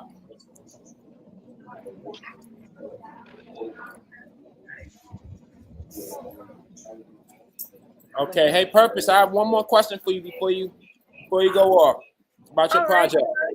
Okay, smart homes. I'm a tech head. I love technology, and I love, you know, the idea of being able to have a house that's futuristic. I grew up on it. I grew up on this cartoon. I don't know, you guys are kind of young, but I grew up on this cartoon called The Jetsons, right? Yes, sir. Everything in the house was a complete smart home, right? And growing up, for me as a kid, this was all in the sci-fi section. Science fiction, all of that stuff was science fiction for me growing up as a kid. In today's world, that is no longer sci-fi. It's a reality today, a lot of these things, right? So my question for you is, right, with the pace that technology is moving in today, how long do you think that it will be before we actually reach to the stage where at one point in time, computers used to be a luxury, right? Now almost every home or everybody almost have access to a computer now, right? Cell phones used to be a luxury. Now everybody, whether you have a good one or not so good one, but everybody has access to a cell phone now. At what point in time do you think will it come where all of the homes will be like smart homes? It will be no more of the homes that we are currently living in today, where you have to do everything manually. At what stage, how fast do you think that we will be? What year do you think that it will be before we finally reach the stage where it's a common norm thing where all of the homes being built are. This is how homes come. This how your house comes. It comes like that. What do you mean your refrigerator don't do that? That's how houses come. At what point in time do we feel like that's going to reach to that point? Like how far are we from that? How far are we from that? Or how close are we to that? Close. I'll say probably maybe 5. I don't know the exact year. I'll say 5 years. That close, huh? Within 5 years? Yes. I mean, technology is rapidly moving at a rapid pace, so you might not be wrong about that, sister. Because there's also they're in restaurants now. You got robot waitresses and robot chefs. Yeah. So I'll say 5 years. So we're saying by 2030 we should have smart homes everywhere. Yes. I'm with you on that. All right. Appreciate that. Thank you, Purpose. I look forward to purchasing some smart home products and pieces from your company in the next 10 years, though. You laughing? I'm serious. I look forward to that. And thank you, Mr. Dot. All right. All right. Thank you, Purpose, for Hi, Purpose. You're welcome. Thank you. All right. Okay. Now. Okay, so now we're going to go over to David, if that's okay. Yes, we are. Let's do it. Awesome. All right, David, we have you on camera. Are you ready? Yes, I am. All right, so tell us, obviously your name is David. Tell us, David, what grade are you in? The 7th grade. All right, 7th grade. Awesome. So tell us about the project that you did today. Project is air quality monitor. So it detects different gases in the air, like in the quality of it. Okay, so tell us a little bit about what the purpose of this is. Did you say? You said air quality? Yes. Okay, so walk us through how did you come up with this project, or how long did it take you? Well, what's it called? The time it took it around like a day and a half for it. The main thing that took the longest was coding. You had to figure out with program all of the sensors to yes, please. board and Thank connect you. it to Wi-Fi, so we can place it in areas without having for us to check back at it all the time. So, Very nice, very nice. And what's this Thank you, little sir. box here? Help us understand that. This container is for like all of this to go into the battery, the breadboard with the sensors, the LCD screen, the USB. What's it called? We just have the battery sitting on top of it, stacking stuff on top, and include the LCD screen into this box right here. So and this, so we would be able to put it in different places. It's the phone where the quality of the air isn't too good. It's in. That would mean it. How long did it take to build? It took like a day and a half. How do you figure out where to put these circuits? Mr. Q, I probably have to do it. Very nice, very nice. Gases.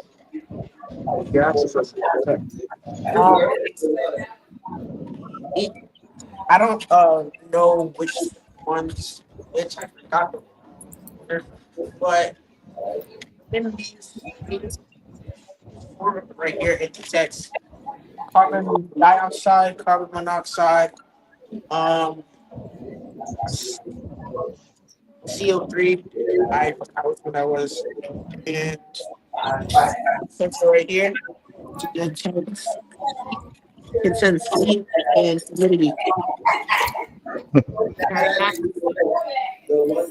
So once the reading is registered, it's registered on the little gadget here, did you say? Yes, this LCD screen display. Okay. But at the moment, I can demonstrate it because we had kind of forgot the hotspot to hook it up to the Wi-Fi. So right now, but if it was here, I would turn it on and it would bring different readings of all the different gases that's in the air. Very nice. Very nice. And of course, this may be an obvious question for you, but why do you think this is important? Well, multiple reasons. For me, I had built this because it had something to do with, personally, I had asthma, so things like these be able to help with how different places affect my health and other people. With like at different stuff where there's so much of exhaust when into the air, exhaust and smoke. Yeah. Tell how much of it is in the air and maybe for us to be able to see how we can stop it. Absolutely. And be able to save lives and things of that nature. Awesome. Anything else you want to share with us about your project?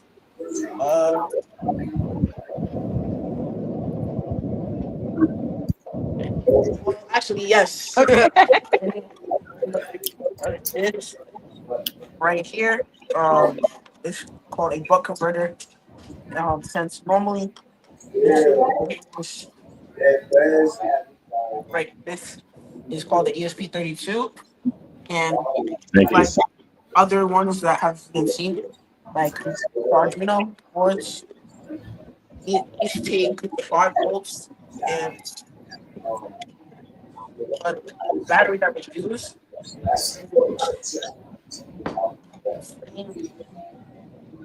12 volts and 12, and this right here, this converter, so it takes the 12 volts and transitions it into 5 for the speed to handle.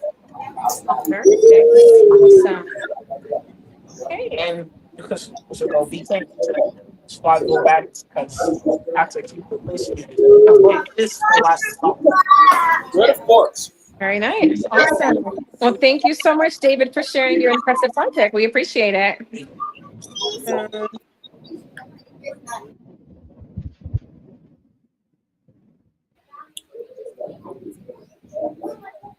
Great job. Great job.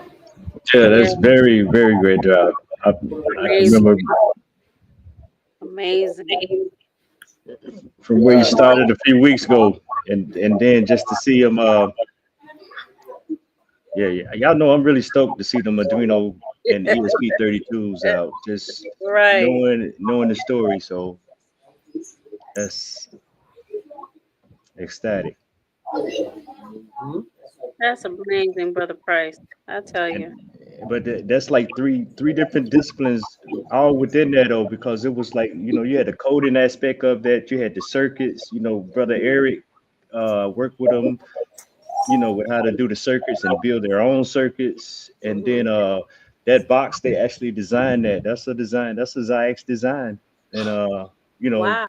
Brother Q and Brother Dot worked with them on the 3D printing.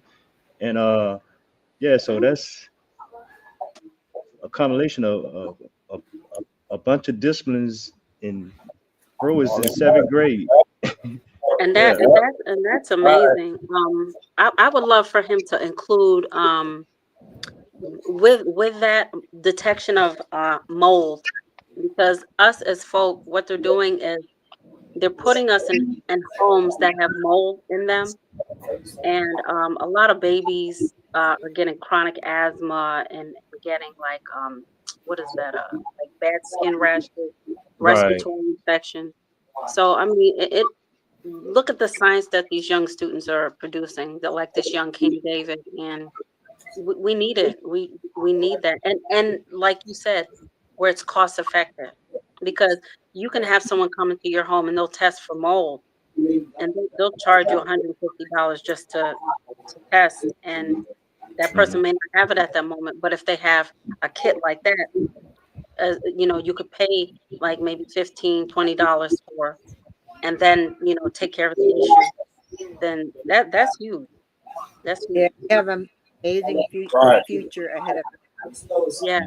Yeah, well, I just want to say, if there's a sensor out there to detect mold, Brother Q has probably already bought it. You know, that's just a shameless plug that he went out there and scoured the internet for everything. Once he was committed, he looked for every sensor that he could. Then it went from, okay, we got a sensor, now let's look for industrial grade. And so he's done thorough research. So if there's an application out there for it, Zag's probably already got it over there in the parts.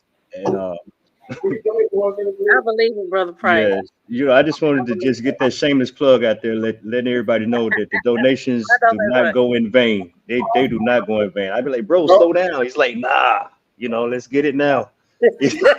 Yeah, he's zealous when it comes to, as soon as you drop it, as soon as the coins hit, you know, as soon as that money hits the Cash App, he's like, let's go to Home Depot, let's go this way. Exactly. Oh, he don't play no games. I remember one time, Brother Price, he was on there. He was just flashing stuff across the street. You can get 3D printers, you can get sensors, you can get this, you can get wood, you can get this. And I'm like, and it was from Asia or something like that. It was an Asian company where you can get things. Oh yeah, yeah. Not Temu. I forgot the Alibaba. AliExpress. Yeah, AliExpress. Yeah. And he put that up there, and he was letting students know, hey, you don't have to suffer and where everything is bleeding your pockets dry. Everything could be cost effective, or you know. So I mean, getting pulleys and all that stuff. He put it all up there. I remember that was last year when he did that. That was he wasted no time. So yeah, any time. that's duly noted. That's you know, that's because that's a whole social justice aspect of it.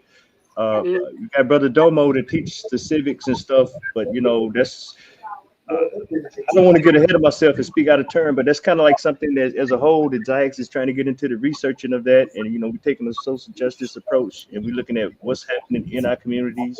We want to be aware of what's going on in our communities. Like you said, you know, you'll move us into a place that's got lead or mold or whatever.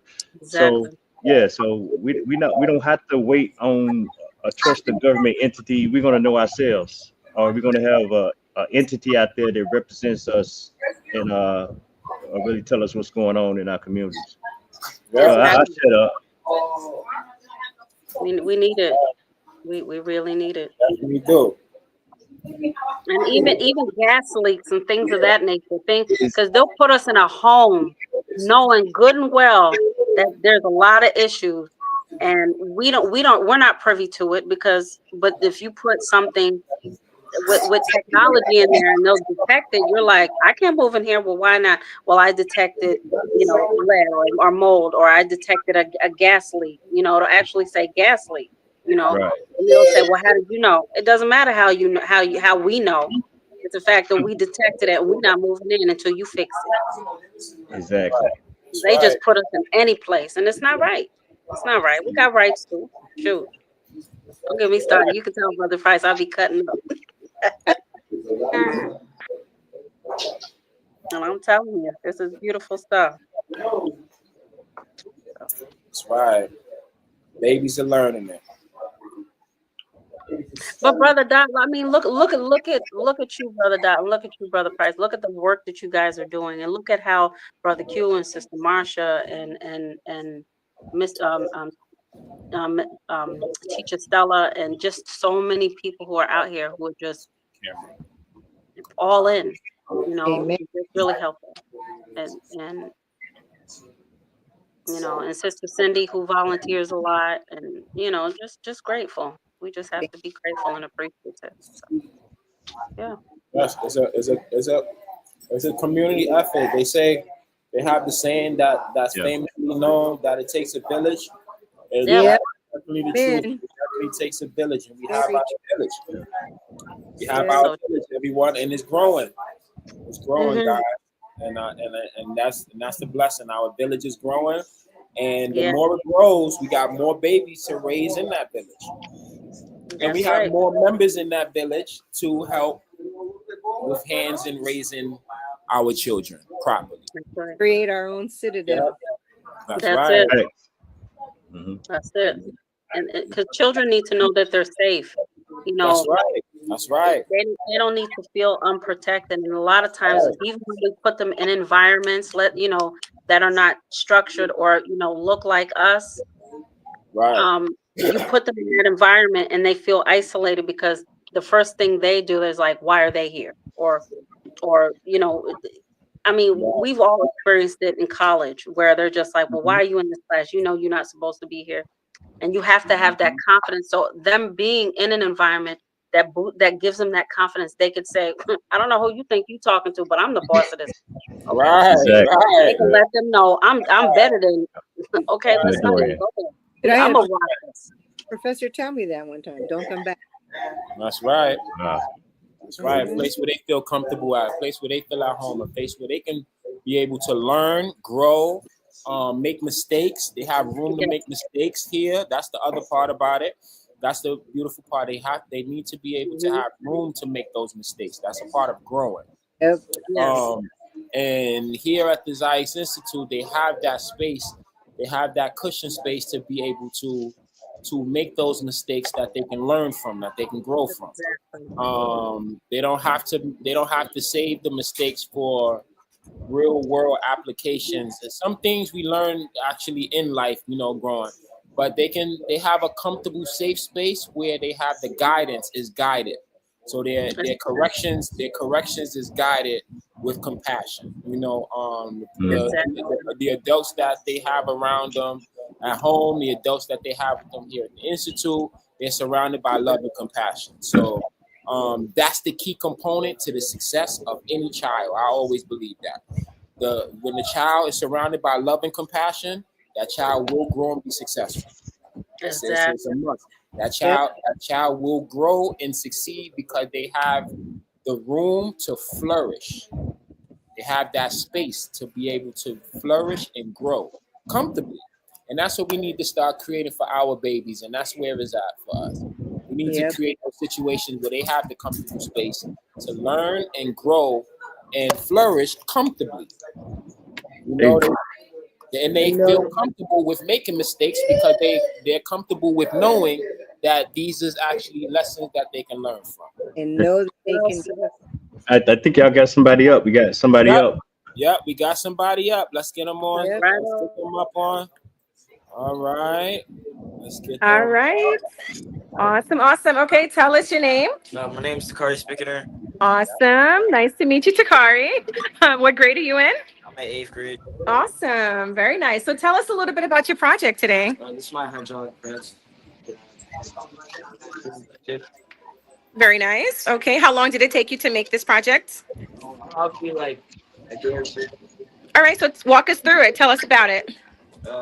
Most of these, most of these parts are for the walls. These two for the syringes. And the syringes have hoses that are connected to one-way valve.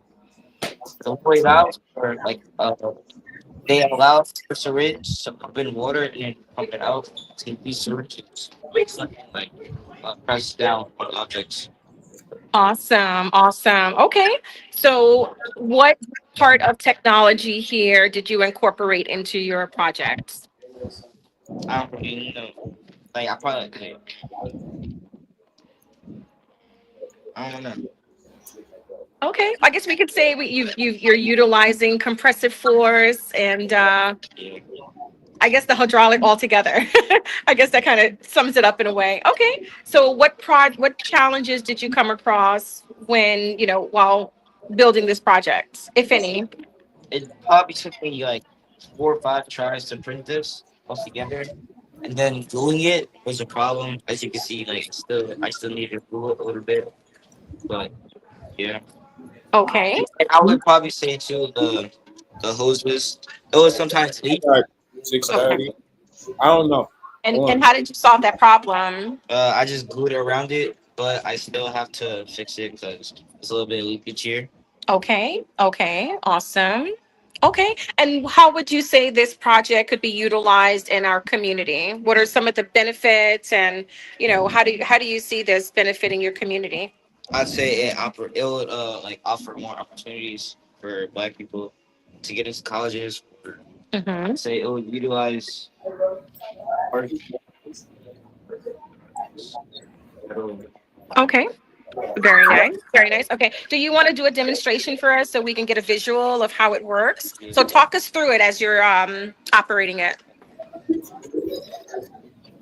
So what are you doing now? I'm pumping the water from this water bottle. Okay. Getting the water because this one way valve, so you can pump this. Okay. It's like so way valve. It would be this way. Okay. Nice. So we see the flow of water throughout the foods as you're compressing it. Okay. So you see it moving.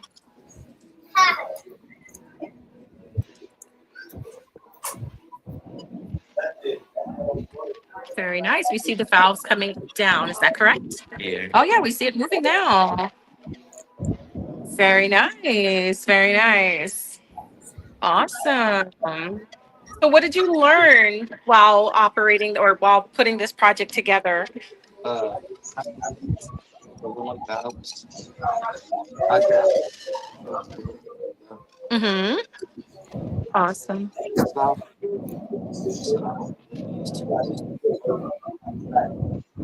Very nice.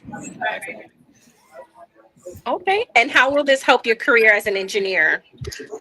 Probably I'll have probably when I get older, I can have more experience with hydraulics. Mm-hmm. Very nice. Very nice. Okay. Anything else you want to show us about your project? I think that's all. Yeah. Okay, very nice. So as we know, this, there's much importance to this particular project, and we're looking to see and learn about other projects. Awesome. Well, thank you so much again for your demonstration and sharing your project. Thanks, Takari. Takari, that was an amazing job. Also, I saw you had put your Cash App in the chat so people can donate to you. And also as well, people don't forget to donate to Zayax. Okay, do not forget that. Very important. Any way you can. No amount is too small or too big. So with the Cash App is $Zayax the movement. The Zell is Zayax the movement corp at gmail.com. And for the institute, it is the ZayakInstitute.org. For those who would like to enroll, get the word out. Tell people about the Zayak Institute and how important it is for their students and their children to be involved in the movement for education for STEM, so they can be powerful young kings and queens, reshape the future of this world. Yeah.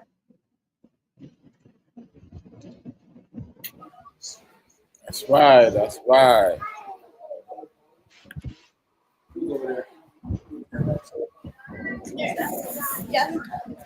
All right. Hello. What's up, Zach? I don't know if I said, but David also did an excellent job. If he has a Cash App, David, put your Cash App out there so we can, Yes, David. David, if you got your Cash App, put your Cash App out there. Yeah, put it out there so people can donate. You deserve it. You worked hard. Put your Cash App out there so people can donate. Takari, same thing, please. Takari, put your Cash App out there so people can donate. Takari, if you out there, put your Cash App so people can donate. Exactly. And if not, if you want to donate to everyone, guys, you can donate to $XYAYXTHEMOVEMENT.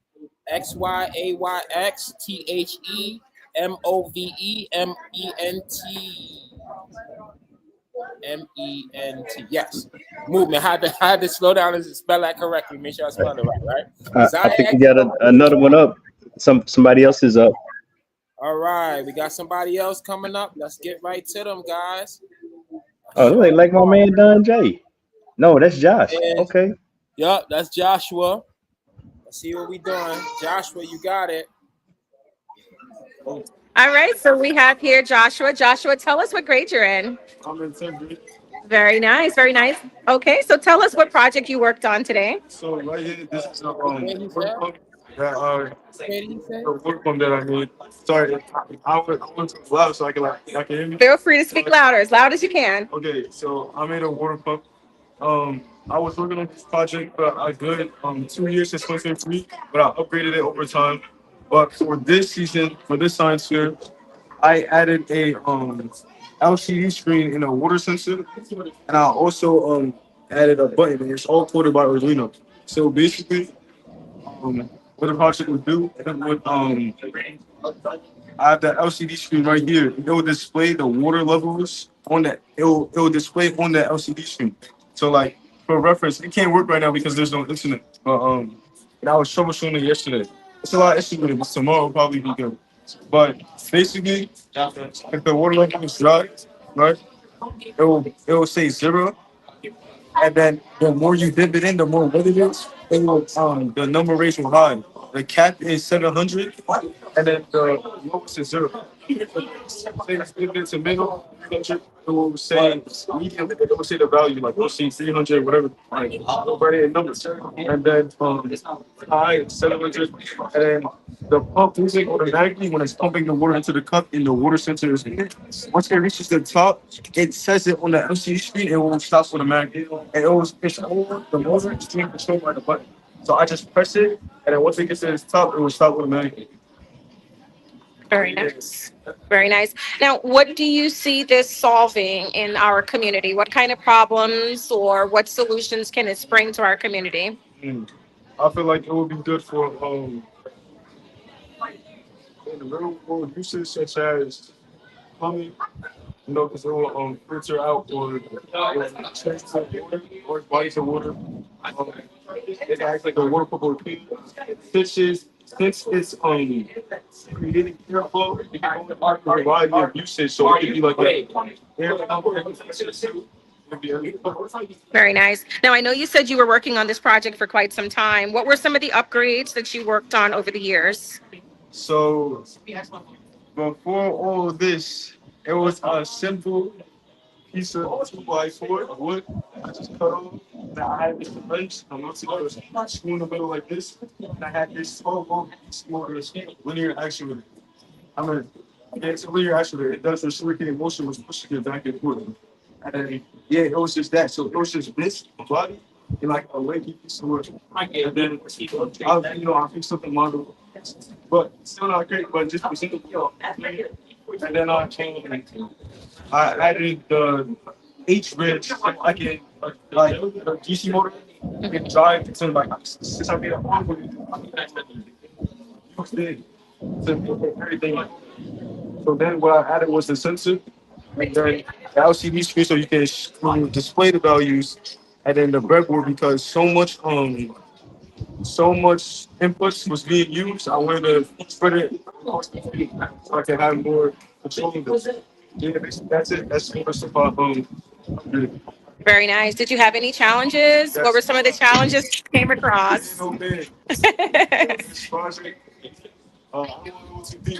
Y'all understand. It's like Give us maybe 2 of the major problems or challenges that you came across. troubleshooting it is very difficult. That's all for being an engineer. So the problems I face, I'm thinking the most annoying one. Well, found this button when I added the button because originally I had a potentiometer. But the button just need to look. This is a press put button. What is it called? A press put button. Okay, what purpose is that? What purpose does that serve? It's to start and stop anything. Okay. So when I added this last night, 2 nights ago, so that was Thursday. When I added this Thursday, I replaced it with the potentiometer. The potentiometer is kind of like a speed controller, and it was just not working. And then, I had a teacher named CA. walked me through it. We were swimming out together. I was trying to figure out, oh, is my wiring wrong? Did I do this wrong? You know, it's such a, there's so much why you can't think too hard about it because you contradict yourself and you miss yourself up. So it was a very like, it was a very frustrating. So, well, I got it fixed at the end of the day, but obviously you help with Dante and GA. Those really much more than you obviously, but Very nice. another issue, motor wasn't working, but that was because the wiring was running. It's like once it's all depends on the way you set it up because if you do it step by step, you need to actually remember and like learn about your project because if you don't, then you will get mixed up between the lines. That's what I'm saying. Yeah, I'm working on Yes. the water sensor first, and then after I try to move on to the LCD screen, and I'm not paying attention to the water sensor. It's like it's hard to explain. I get it. So Got you. Understood. You did a great job. So tell us, since you've upgraded this from a couple of years ago, are you planning to upgrade this in the future? What should we look forward to if you are planning to upgrade this even more? I did want to move on to a different project. And it's like milk on the shelf. Okay.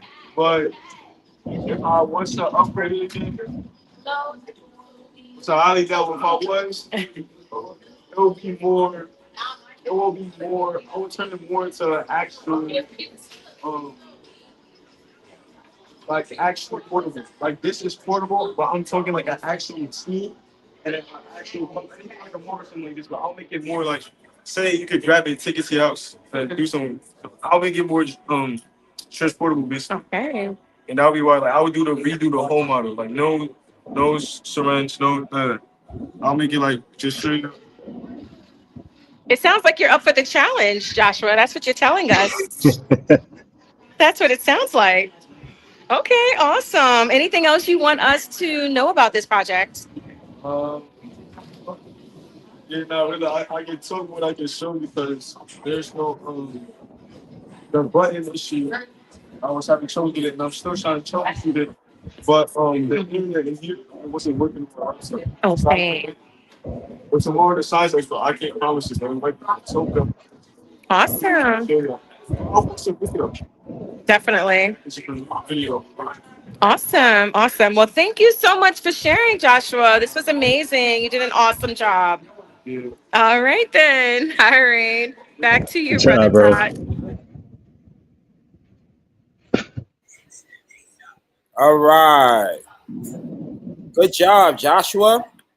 Yeah, bro Joshua. worked really hard on that right there. He did.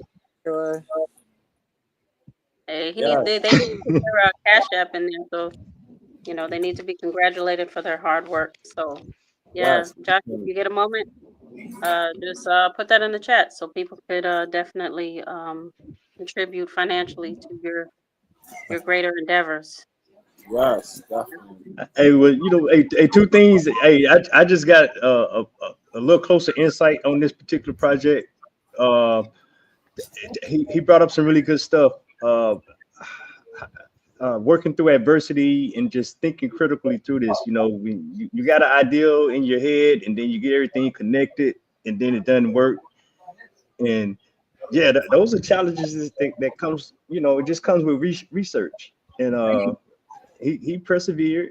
And but yeah, they did get frustrated. There was some long nights for all of them, not just Josh, but that's just something that you know you don't get to see during the presentation, just all the efforts and stuff. And I mean, it's real easy to quit, you know. Right. But I think no. I think the next one. I think I'm actually.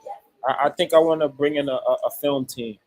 I actually want to have it filmed, like documented, so you guys can actually see from the side of the aspect of the amount of dedication that these children are actually putting into these projects, the amount of frustration that comes. Because it's definitely, don't think that this is just fun, guys at home watching. Don't think that this is it's not easy for these children, right? It's not easy for them. Right, so this is not just like a walk in the park. So they're actually really pushing and stretching their limits with learning this information. You know, some of them actually get frustrated. There have been projects that went flying across the room out of frustration.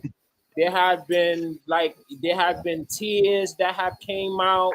There have been a bunch of, you know what, forget this. I don't want to do this no more. I'm done with it. I can't do this. There's a bunch of that occurs and that happens. And I think that you guys don't get to see that side. So y'all miss that side of it. But I think that side is very important to see for other children to know, like, listen, we're not like a team of like mutants and X-Men. Like we are human too, right? Yes. This gets frustrating. It gets difficult. After a while, you want to just say, you know what? This don't even work. It don't work, right? But the perseverance is what we will be showing in that documentary. Yeah. You know, as it's being documented, the perseverance, and then at the end of it all, the success rate that comes when they finally get the project to function and work the way that they was told that it would work if they follow X, Y, and Z steps, right? Along the way, they might have crossed the wire or mixed something up and it didn't work, and they get aggravated and frustrated, but they still stick with it and they still keep at it until they get it done right. And once those lights turn on, you can see the lights turn on within them. Hey, brother Dot. They brighten up, yes? Hey, so you know, I had the opportunity to sit in on some of your media training and catch, you know, some of the stuff, and that's something that I learned from you, bro. Was, you know, learning to tell our story, and I think that's a good idea, and that you just, you know, pros, you know, you guys are y'all are already arming the kids with that information. They do get that training, that skill set. We got to leverage that, bro. Yeah, it's a fact. You got to see that and know that's there. And I know Q don't like this reference, but I reference it a lot like sports. When it come down to that perseverance of when it gets rough and it gets hard, and the team is at a disadvantage, right? And then we see those teams miraculously make a turnaround from those disadvantage points, and they come out victorious in the end. You know, and I think that come with good teamwork, good sportsmanship, good leadership, good coaching. You know, all of those factors. Yeah. Okay. You know, so yeah, that dedication is, and I think we need to actually document that. You know, well, we got somebody. We're waiting. Let's see. I know that. Let me see. I know they said Nadira was ready, but we got to make sure that she have her camera on. Anybody that's coming up to present online, make sure you have your camera on so that we know that you're ready. Okay. All right. After this one, then you're gonna go up next, Nadira. I got you. All right.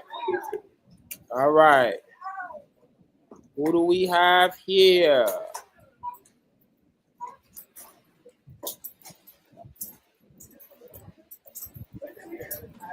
All right. So we are here with, tell us your name.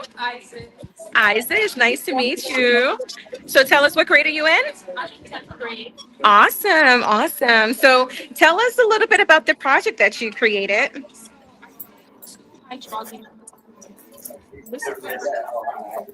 This is the first one that I made, and I made it I started making it when I went to the summer program.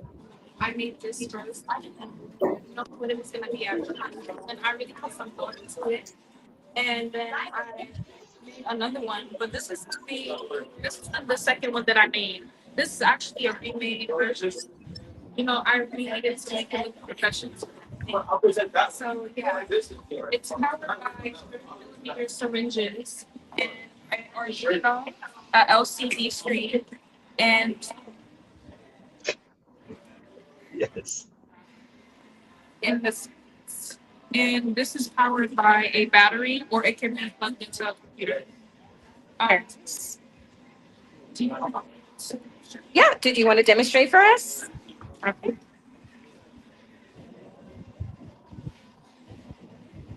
So as you're demonstrating, walk us through and talk us through each step that you're taking and what's being impacted.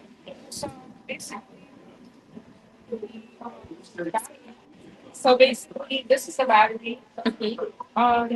This is a 5-volt battery, and it's connected to a buck converter, which is going to transfer all the electric current to the board. The black wire is the negative wire, and the yellow wire is the positive. Nice. So we see it coming on as soon as you plugged in. So what's going to happen next? This is a stepper motor. The stepper motor is going to power the gear. Yeah, the gear. Okay.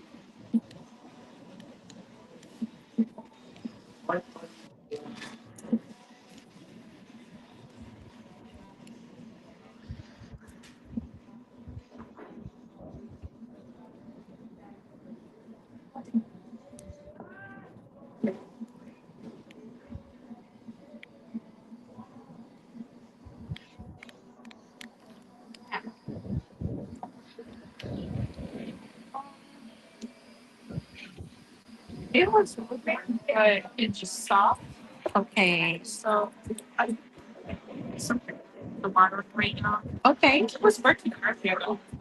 No problem. Did you have a couple of challenges while you were? Yeah. What were some of the challenges you had when you first put it together? Was finding the right code for the Arduino. And also, at first, we didn't use this. Just beats. Okay. And then we added the LCDs so that we could power it. These two are the buttons that move it.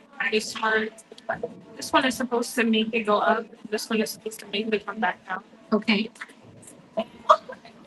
But if you had to troubleshoot it right now, what would that troubleshooting look like? You can just plug it into the computer. For the Arduino, and we would run the code and see what code we were set on it. If the code does not work, we would put it into the chat and see.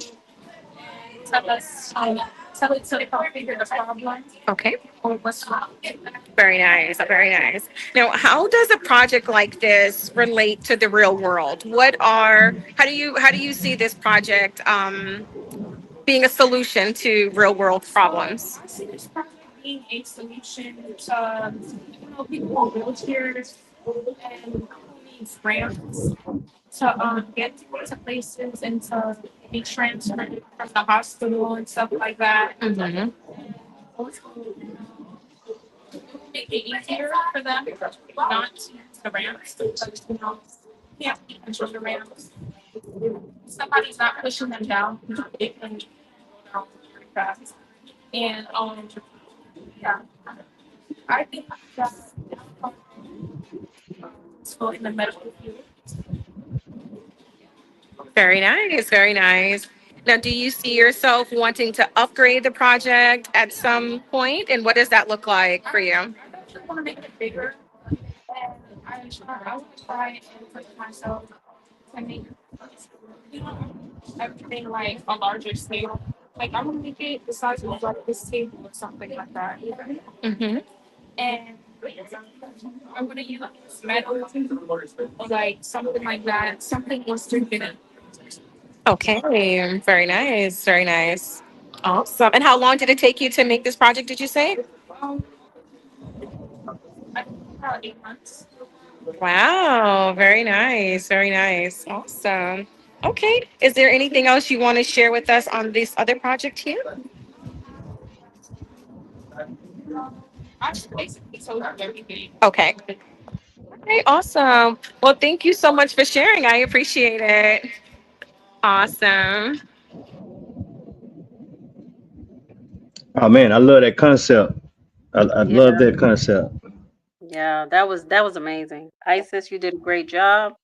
And if you have a cash app, let us know so people can donate to you. You deserve it. You work hard. That's another one I had to press through. And hey, just for the sisters, you can be an engineer and do architecture. You can do coding, and you can do physics, and your nails still be on fleek. So, You better say it. Right. You better charge that. That's You better charge right. that kind of price. yeah. Ooh. So I'm just saying, shout out to my queens in the field. Yes, yes, the young queen was on her game and still had, Had her nails done. yeah, And let speaking her of presence be known. being diva up and still doing STEM, we have. Oh wait, we got another one up. Okay. Oh, Okay. oh yeah, we got Nas coming up. 1 second. We got Nas coming up, and then we got you, Nadira. Okay. All right. All right. Let's spotlight Nas. Yeah. All right, Nas. All right, so my project is a tech. It's designed for this the base plate for the chassis. I designed it on Tinkercad, and then I 3D printed it as X. And then my components, I have an Ace bridge, Arduino, breadboard, and an ultrasonic sensor with a servo under it. This ultrasonic sensor, like it senses. It was moving just now, but like it all right. So if an object is in front of this sensor, it'll detect it and then it'll like move out the way. Well, I don't have the code right, but like once I have it, it'll be working. Yeah, it's pretty good. Very nice. How long did it take you to put this together? A few hours. A few hours. Okay. All the wiring was like, yeah. Would you say the wiring was one of the challenges for you, or Definitely. okay? And how did you work through the challenge? Still working through. Yeah. Okay. Fair enough. Fair enough. Awesome. Okay. So how can a project like this help your community?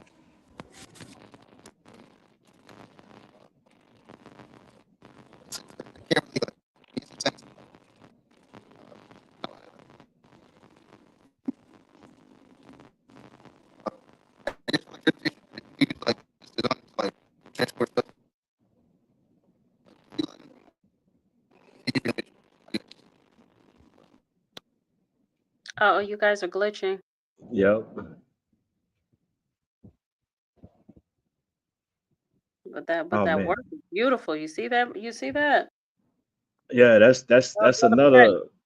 Yes, ma'am. That's beautiful. Look at the work he put into that. He said the wiring. Yeah, and it's funny what Brother Dot was talking about. You know, seeing the behind the scenes. I go through that too with the I don't want to be bothered. This is just too much, and the throwing stuff and breaking and smashing. And I'm like, what's wrong with y'all? Y'all tripping? Yeah. So they go through that at home too. And Yeah, I think it'd be a little even more stressful for the distance learners, because it is because it's just them, and then we as exactly. parents have to step in, and that's what I'll be like, hey, y'all can't, Yeah. and I'll just say, just walk away from it, because Yeah. they get frustrated. Yeah, I go through the same thing. I just be looking at them like, welcome to my world. But hey, that last project is something else that we're excited about. Autonomous vehicles. That's another area that we're getting real excited about that. And not so much as a car or whatever, but just I don't know, maybe a little shopping cart that'll just drive down to the store, mailbox or whatever for you that can. Yeah, Brother Price. That's something that the institute side is something that we're trying to look at as far as research and also teach the students these concepts and technologies. But, yep. But look at even what they're doing with, just like you said, with what the young brother was working on, going into like places like Cambodia where they have mines from the 60s, and they go in there and no one has to get blown up anymore. That they could sense and say, this is where a mine is, and they could deal with that because there's stuff that's still active from Vietnam and stuff like that. So No, good point. Good point. yeah. Derek, you're on deck. Hey, Nadira. Hi. Look at you Okay. looking all cute. How you doing? How you I'm feeling? How good. you doing? I'm good. Okay, so I don't know how to share my screen, but I guess I can. You guys, can you guys see that? Yes, we can say it. Hold on, let's see. Give Brother Dot a chance to see if he can put you on the spotlight. Hey, Yep. All right. okay, he's back. Let's do it, Nadira.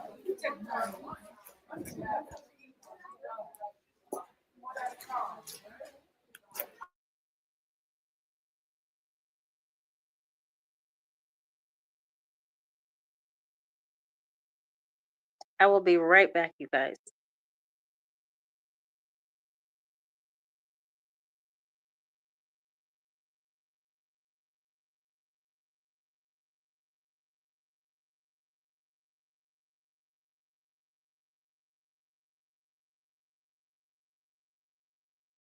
A house build we control LED lights. Can you guys hear me?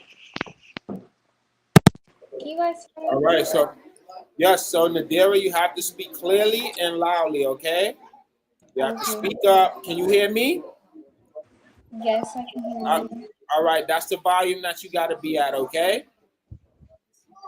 So everybody can hear you because you have a lot of good information to share with everyone. So speak up clearly so that everyone can hear the wonderful, beautiful information you got to share with them. All right? All right. Take it away.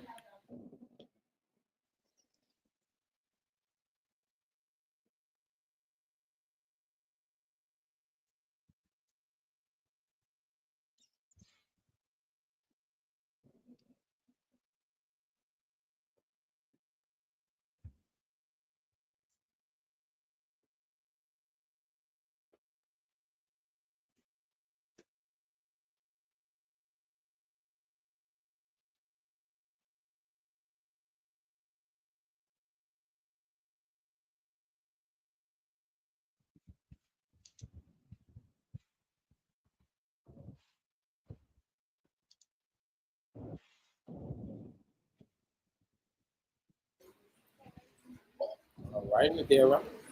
Can you guys hear me? Yes, we hear you. Okay. Yeah. Okay. I made a realistic home with a battery operated car. Hi, my name is Nadira. I'm in the 8th grade and I go to the Ziax Institute. And I made a realistic house. Okay. Many homes waste energy because lights run even when they're not needed, leading to higher bills and environmental impact. So I made the realistic home, which is a miniature smart house that uses LED lights and popsicle sticks to show a house build and automatically control LED lights. Here is the sketch of this is a sketch of how my project came out versus like the real thing. Okay, so the materials I use is a popsicle sticks, glue sticks, LED lights, RC car kit, a glue gun, popsicle sticks.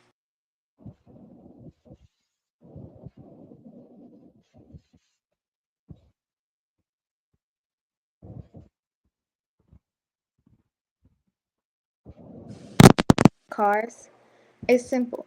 You can make cars by making the model of the car first. I mean, who's gonna make a car and it's all messed up, not organized, and wasn't planned out? So remember to make a model for your car before building. This is my RC car, and this is my realistic house. Okay, now, how does this help the Black community? It can help our community by making home design easy, teaching important building skills, and helping plan affordable housing. It inspires young people to explore careers in construction and design and brings people together to create better neighborhoods, give the community a way to turn ideas into real plans for the future. So it helps by showing what's possible, teaches important skills, helping plan affordable housing, inspires young creators, and brings people together. Realistic home. A model house is cool because you can design it your own way. See your ideas come to life, make it pretty and decorate, and show off your creativity. My RC car. I added a car to this project because I wanted to make my house more realistic and added features regular houses would have. Why you should make a model of your house. Number one, you can see what it looks like. A model helps you see your house in 3D. It's easier to understand what the rooms will look like and how everything fits together. Number two, you can fix problems early. Sometimes things that look or won't work in real life. A model lets find problems like a room being too small or windows being in the wrong place before it's too late. Number three, explain your ideas. If you're working with other people like family builders or teachers, a model helps them understand what you want. It's easier to show your idea than just talk about it. Saves time and money. Changing things during building can cost a lot. If you make changes in the model first, it's way easier, cheaper, and faster. Number five, you can try new ideas. You can test different designs with a model, like where to put solar panels or smart tech before building the real thing. Number six, you learn by doing. Making a model helps you learn how homes are built. You can get practice using measurements, materials, and thinking. Conclusions. In short, making a model helps you plan better, catch mistakes early, and build the house the right way the first time. Thank you. Oh man, awesome. That was amazing. Nadira, So, what about your Cash App? My Cash App is right here, but I'll put it in the chat. Oh yeah, put a chat so we could, give you what you worked hard for. hey, Nadira, can I share? I want to share a comment with you because it's something as you was presenting that popped into my mind, and I kept thinking about project management, and that's I'm not gonna say that's necessarily a STEM thing, but it is it's a part of STEM. And I heard this young project manager in your presentation, and your whole reason behind what you presented to us and why I just see you managing a lot of projects in the future with excellence. Thank you. Oh.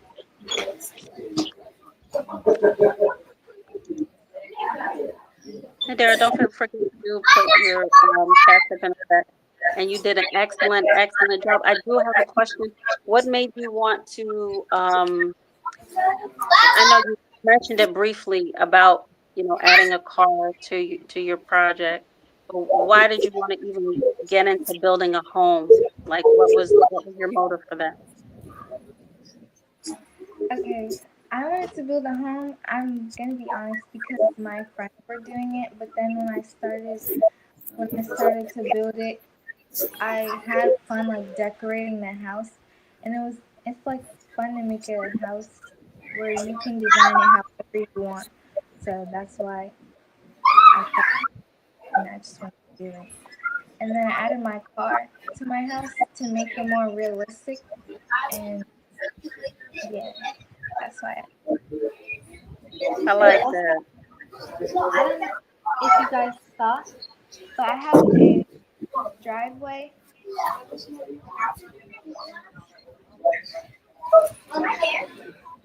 Could you repeat that, Nadira? You had gone out for a second.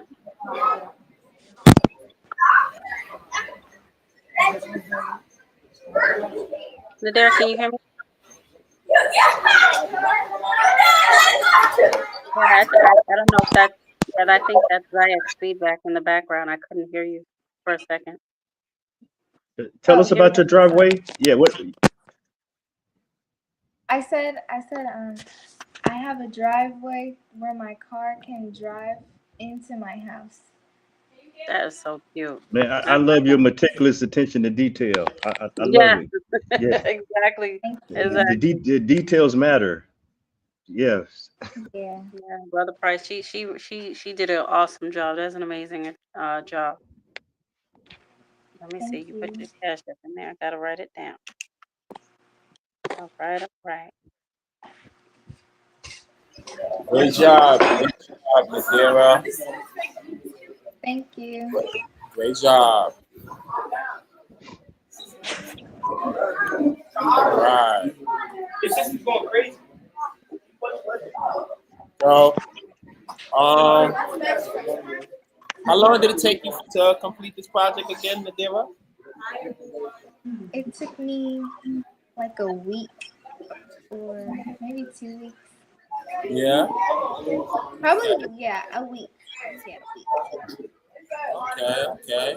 You want to show your model? You showed. You shared your model yesterday.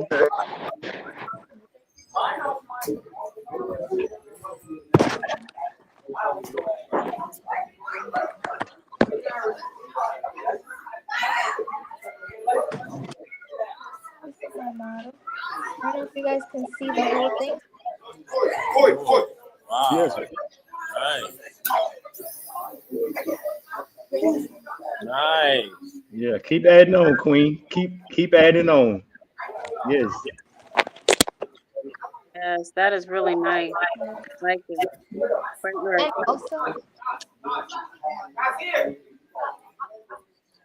also it has lights. Look at that, Nadira. Oh, it lights up. Got lights. I love it. I love it. Oh yeah. By the time we And do the right fall here- science fair.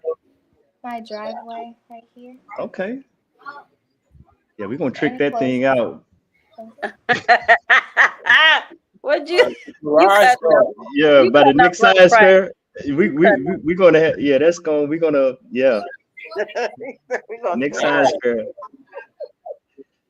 That's funny. Hey, I got high expectations, Nadir. I already know. Hey, make sure that house stay in good shape. We're gonna do some more. We're gonna scale that thing. Yeah. Also, my car, it works. It drives.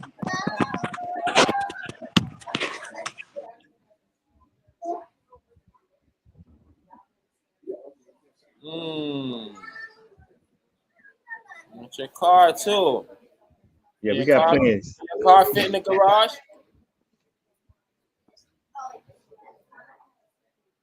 Can your car fit in your garage you built? What'd you say? Can your car fit in your garage that you built? Yes. It could? That's how you're supposed to display it. You supposed Yeah, to display yeah, it we all- gotta see. Yeah. you're supposed to display it all together, Nadir. Come on, Yeah. girl. You're supposed to display that whole thing together, make it an experience for your viewers. Come on.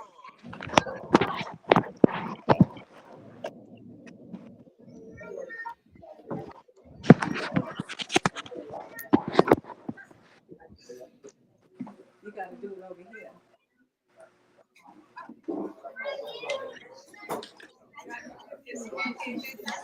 Yeah, that is fire. I'm writing that down. I'm writing this project down, Nadir. We gonna scale this. Nadira. You did a great job. Look at that. Thank you. Nice. Wow. It works, sis. Yeah. And she got the rocking the Afro puffs.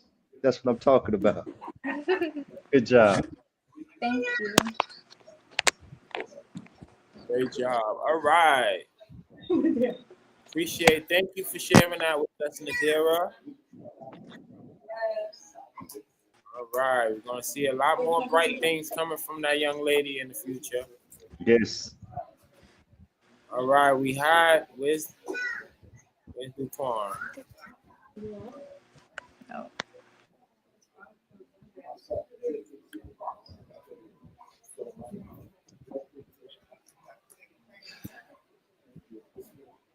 All right. We had something else up here to go. Oh. That's this one. Okay, there we go. All right. I think I seen Daquan in the chat. Is he ready? Or Yeah, he was in there. He disappeared. oh, he's not in there anymore. Okay. Okay. Yeah, I was trying to bring him up next, but he's not here now. I'll probably come back in.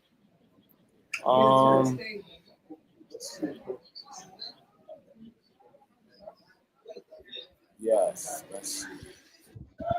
It's just exciting to see the ingenuity and the things that go on in their brain for them to come up with all the complexities of their project. It's a beautiful Right. thing. You know, all that raw talent, you know, and they're pushing it out, doing it. You know, even with all the other things they have to do, with all the schoolwork and everything else that they Oh, Sister Abraham, you know, when I first came on board, I used to feel sorry for them. I said, man, am I pushing them too hard, doing too much? Because, you know, they get all that math. They get introduced to so much stuff. And I'm like, oh, man. And then, you know, Brother Q was like, nah, we have no time to be slacking, you know. So, Yeah, Brother Q, boy, he don't play no games. I yeah. mentioned it to him. I said, Brother Q, these kids, they don't even breathe. And he was just like, well, what you think is the real world like? And I was like, Exactly. I mean, he right. I'm like, okay. See, he was like, don't cheat him, GA. Don't cheat him. You too nice. Well, I'm about to go on a walkthrough real quick at a spot and get some footage. Awesome.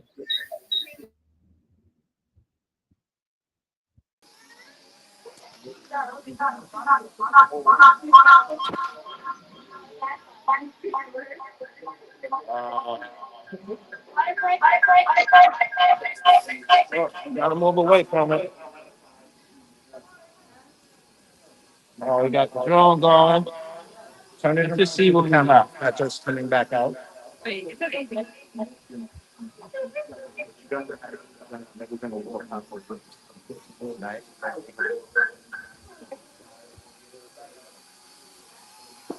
Oh, there's the drone. Yeah, I know.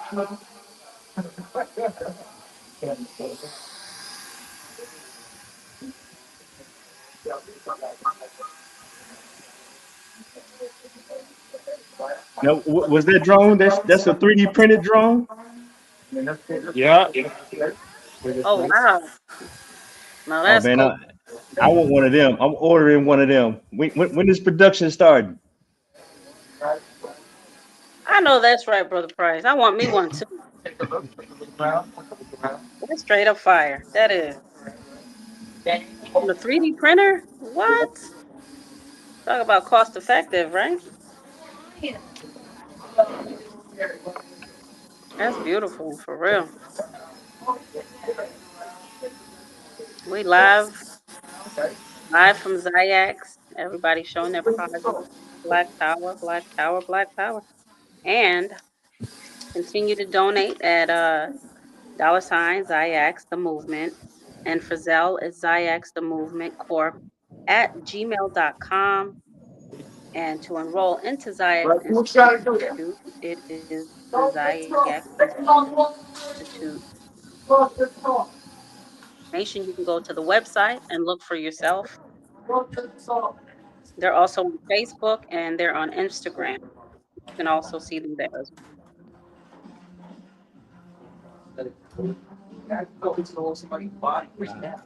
There it is. Hey, they printed something right all now. type of beauty. Oh wow, look at that. Talk about fantastic.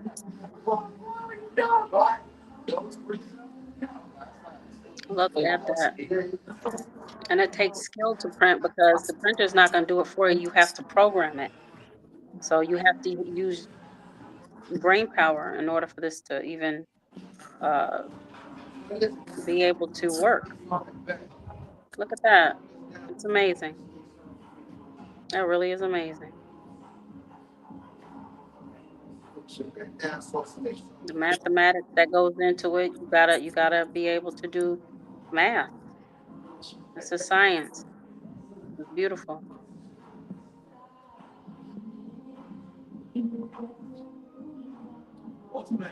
And our young black beautiful kings and queens are out here doing it. They are doing it. So what's going on here with this 3D printer? We're showing y'all here at the Science Institute about rapid technology, which is over here, right?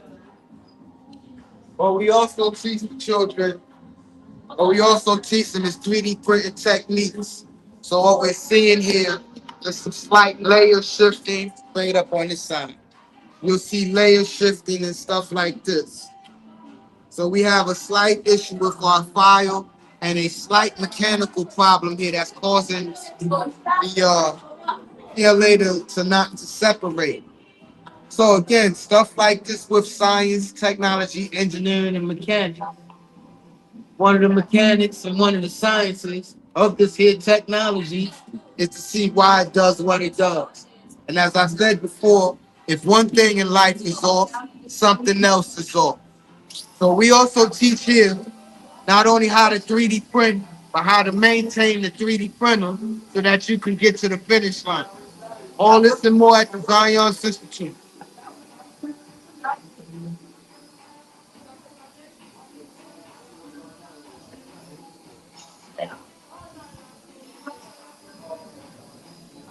Okay, well, this means I'll readjust. There's nothing wrong with the machine. It's just the print, the speed is a little too fast. Oh, okay. Here. It's not, the machine is not damaged. Machine ain't broken. But the kids play about to stop it in the middle. So when you have a farm, you treat it different than when it's treated in the school. Right. Yeah, I treat mine totally different. So when I see this, because I print for months, when I see this, oh, hey, wait, right? So I gotta remember where I'm at. I'm at school where we learn to relax, trigger. Yeah. Because this is money. This Definitely. just right at this point. That's right. Yeah. I'm sorry, I mean. See that? Amazing. If you watching on our live feed, tell us in the comments what you think the problem is with that. Yeah, anybody got any ideas what may be going on wrong there? What's happening Uh, there? I'm thinking either temperature or something's maybe clogged. Got some suggestion there. Temperature issue. Maybe a temperature issue. Some is at 220 high speed PLA.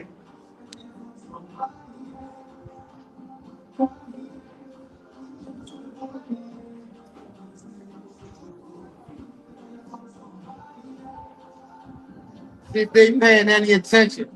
The answers on there. See if you paying attention. Leave your remarks in the comments. We can't see what it says. Yeah, leave your comments in the.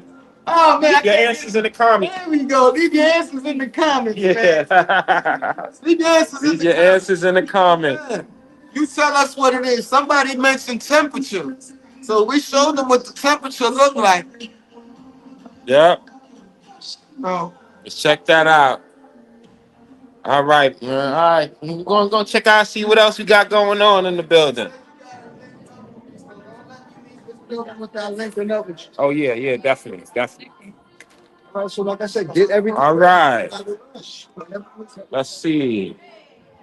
Let's continue passing through the building to see who and what else is going on here at the Science Fair. Hello, hello.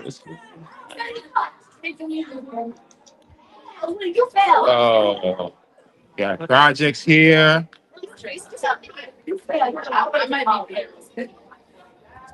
Projects here. Hey, Dot. Hydraulic bridges, the hydraulic press. It's actually a mirrors too. All right. Tell Mr. Dot. It's y'all. Right. What else we have over here? Yeah, I've seen some tensegrity over here. Seen some tensegrity. Hold on. Wait, what happened to this? Okay. Right.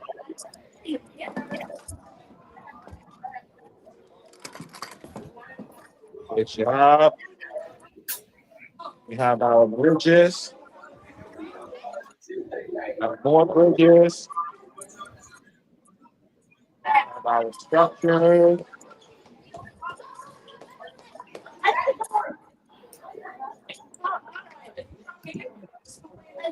Yes, we have points.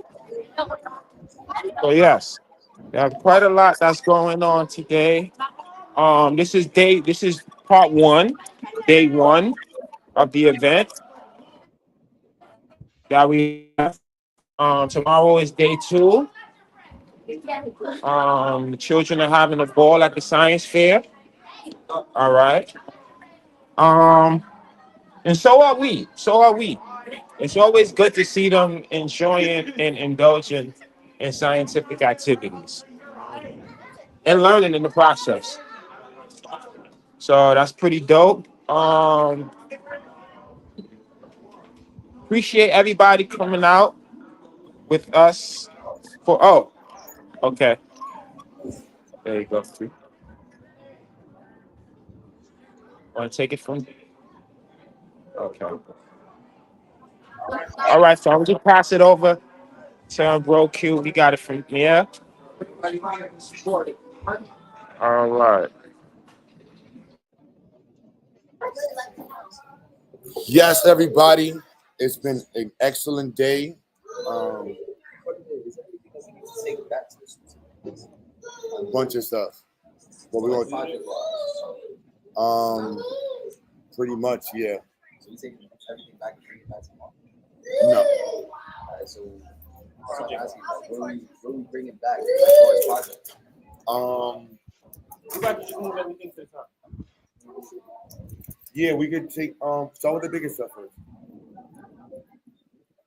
But we don't got to take none of the signs back, so we get to say the biggest stuff. Let me just end the show. All right, I'm sorry, y'all. We organizing the event inside of the building, and we're about to wrap up. And yes, so again, thank you, everybody. It is not easy putting this together, and I know most people may not understand the goal set, but did Ethan get to present? Did Kenya get to? Did Ethan present? No, some of them they came on late, so Oh, they can still present. We're just we can keep this going. It's just in the building we have to start wrapping up because we have to leave the space at 7. did they just want to present tomorrow? Because it's Ethan, getting. did Nadira present it, right? Yes. Nadira was the last person, yeah. So that would be great if they were able to present tomorrow. Then everything will be fresh and. So y'all want to? If we can let them present tomorrow, unless they're ready now. Ethan and Kenya. Oh snap! Kenya, you want to present today or you want to present tomorrow? I can present right now. Oh, All okay, right. cool. Okay.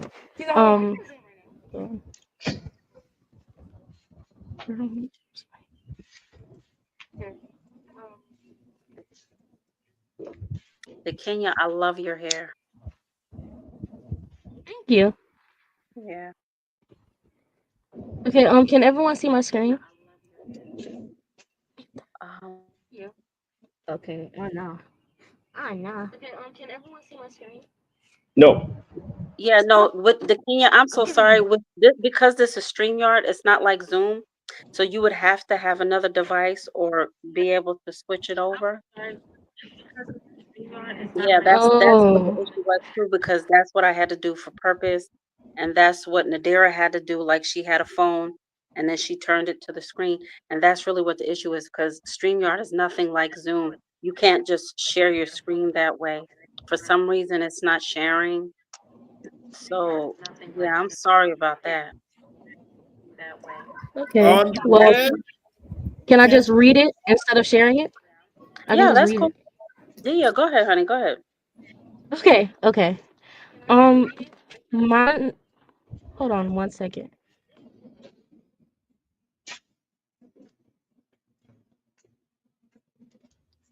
Okay. Hello, my name is Dekenya Hooker. I'm in the 12th grade and I go to Zikes Institute. My project is called STARS, which is Smart Technology for Animal Relief Station. And basically it is a station that will help stray animals. So it will give them food, water, and shelter, and also alert animal control of their presence so that yeah. Okay. The issue is stray animals often lack consistent access to food, clean water, and shelter, leading to health and safety concerns in communities. This problem is particularly acute in under-resourced areas where animal control services are limited. Over 70 million stray animals roam in the US alone, many of which live in urban and undeserved areas. Stray animals can spread diseases such as rabies, parasites, and other zoonotic infections that affect both animals and humans. Stray populations increase risk of accidents, e.g., for example, traffic collisions, and create sanitation issues from unattended waste. Many Black and low-income neighborhoods have limited access to animal control or animal welfare services due to funding disparities. Lack of resources often means stray animals go unmonitored, leading to increased public health risks and diminished qualities of life for residents. This situation also contributes to negative stereotypes about these communities and hinders neighborhood safety and cohesion. The importance of addressing this problem is managing stray animals effectively improves overall community well-being, and it is a solution that combines technology, community participation, and can empower neighborhoods to fill service gaps. Um, the Smart Technology for Animal Relief Station is an automated shelter system designed specifically for stray animals in resource-limited communities. It integrates environmental sensors and automated feeders to ensure animals receive consistent care without continuous human intervention. The goals for this project is to provide safe access to food, clean water, and shelter for stray animals, reducing suffering and health risks. It is to reduce stray animal related risks by improving their care and monitoring. The materials that I use for this project is the Arduino Uno, an ultrasonic sensor, a DHT temperature and humidity sensor, a water level sensor, a servo motor, and a breadboard and jumper wires. The key features and technology is the DHT sensor, which tracks the temperature and humidity inside the shelter, helping to maintain a comfortable environment and alerting for extreme conditions, like if the weather exceeded over 90 degrees or something like that. This data protects animals from overheating, cold stress, or dehydration. The Arduino collects sensors, readings, and event logs, which can be reviewed to understand usage patterns and animal activity. Future versions aim to incorporate wireless data transmissions for remote monitoring by community caretakers. The ultrasonic sensors detect when the animal approaches the station, triggering the release of food and water via servo control dispensers. And the water level sensors monitor reservoir status and alerts for refills, ensuring animals always have access to clean water. By addressing the stray animal needs, these stations reduce the likelihood of disease transmission to humans and pets. It is safer for streets, resulting from few roaming animals causing accidents or disturbances, and it enhances neighborhood cohesion as residents collaborate on a shared goal. The benefits of this community to the Black community is design. The design is low cost, low maintenance solution. It the solar power eliminates dependence on costly or unreliable electrical infrastructure.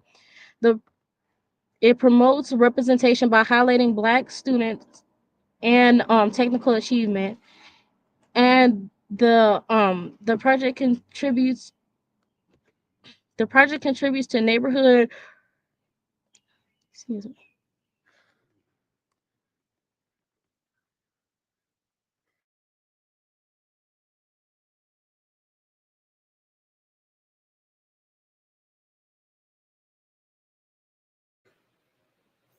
You there, Kenya?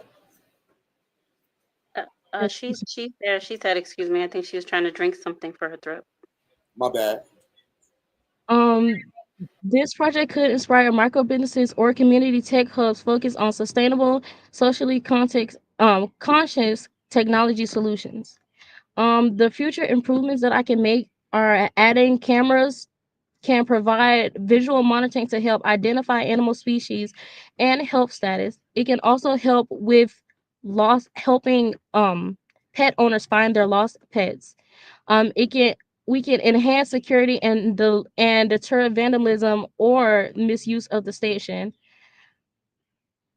A companion app could send real-time notifications to community caretakers about food and water levels, environmental conditions, or animal activities.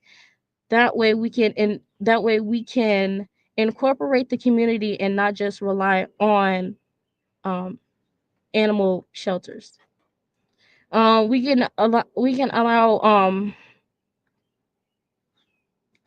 can install additional stations across more neighborhoods and cities facing similar challenges. We can collaborate with local organizations, schools, and governments to increase impact. Incorporating more sophisticated sensors to detect animal health indicators or recognize specific species. Develop machine learning algorithms for predictive maintenance and animal behavior insights. Add solar powers so that we can eliminate dependence on costly or unreliable electrical infrastructure.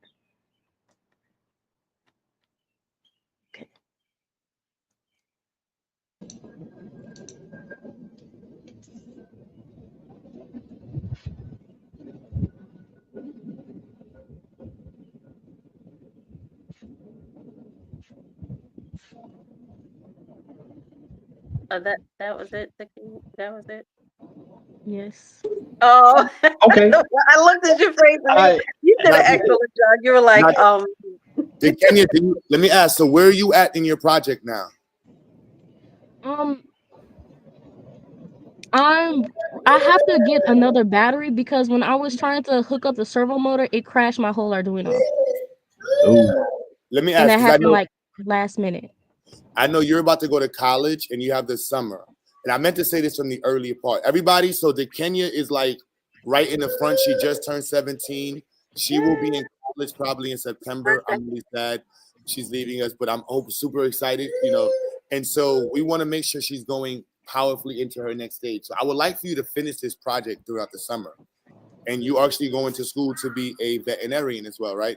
Ultimately, you want to be a veterinary sciences, right? Cool. This type of research goes perfectly with what you foresee yourself doing in the future, right? Yes. And then if you That's created why I chose this project. Exactly. And then creating this project is also something that eventually you can also sell as a product, correct? Yes. That's the power of being an engineer. I want you to make sure everybody understand that engineering skills do not have a preference when it comes to discipline. You can be a doctor and be an engineer. You could be a lawyer and be an engineer. You could be a cook and be an engineer because somebody needs an oven, somebody needs a writing apparatus, somebody needs a TV, and somebody had to engineer all of those. So you are a representation of the future. And I want everybody, did you put your Cash App and stuff up? Put your cash up in there, Kenya. Everybody, we want to make sure, and I meant to say that from the beginning. So these projects are not just like they started them this week. Some of them did start this week last minute, but other students have been working on these for a while. And we do a lot. Everybody got donate. Like we all the Kenya, I ask y'all every week if y'all need anything, right? You hear me, the Kenya? We ask you every week if you need anything, materials, and so I hear you now. And I want to make sure that they're supported. So this is definitely something that's going to be in college and representing the institute and her family very well. There's a big box that's around over there. Well, you did a great job, Kenya, and I'm really excited for you.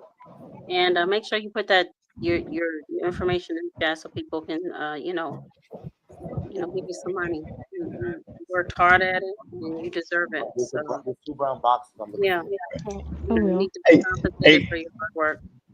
Hey, can I make a couple comments? Oh yeah, go ahead, Brother Grace. Hey, I remember you discussing this project and the inception of it.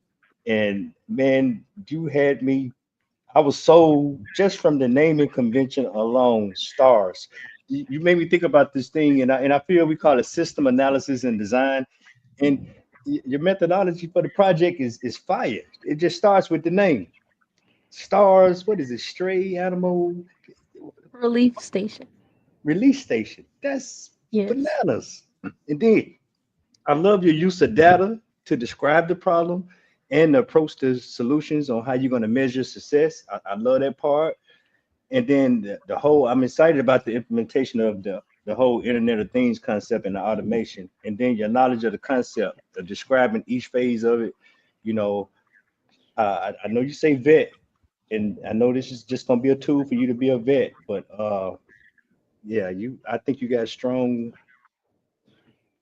tech skills in there. Thank you. Yeah, but with please the see it app, through. with the app concept, at first I was just gonna make the app and just make it specifically for like animal relief stations. But one of my teachers, I should say, she was telling me she actually gave me the idea to make it public to where people could add their missing animals, like they can add their pictures of their missing animals, and then they will get alerts of animals that look similar to theirs.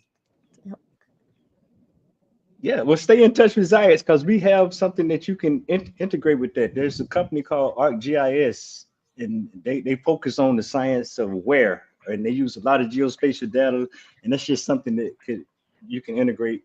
Man, I'm excited about this project, but I'm gonna be quiet because I know the brother got to go. Well, does anyone else have any other questions or comments? Not at the moment. You kind of just blew us away with everything that you have so far, and we just appreciate you just coming forward and doing your due diligence and blowing it out the water. Really, it was fire to me, and just to everybody else online. You did an excellent job, and you did it in the car, honey. Look at that. You wasn't even in a building. What? Look, and make sure you send a video to Zayas of the proof of concept. When you do get it up and running, shoot the video back. I know Okay. you get ready to do that freshman year, but shoot that video back. Okay. Well, it was nice being here today, and I'm excited that you guys like my project. Have a good one, Kenya. Thank you. Yeah, I'm excited about this. Stars. All right.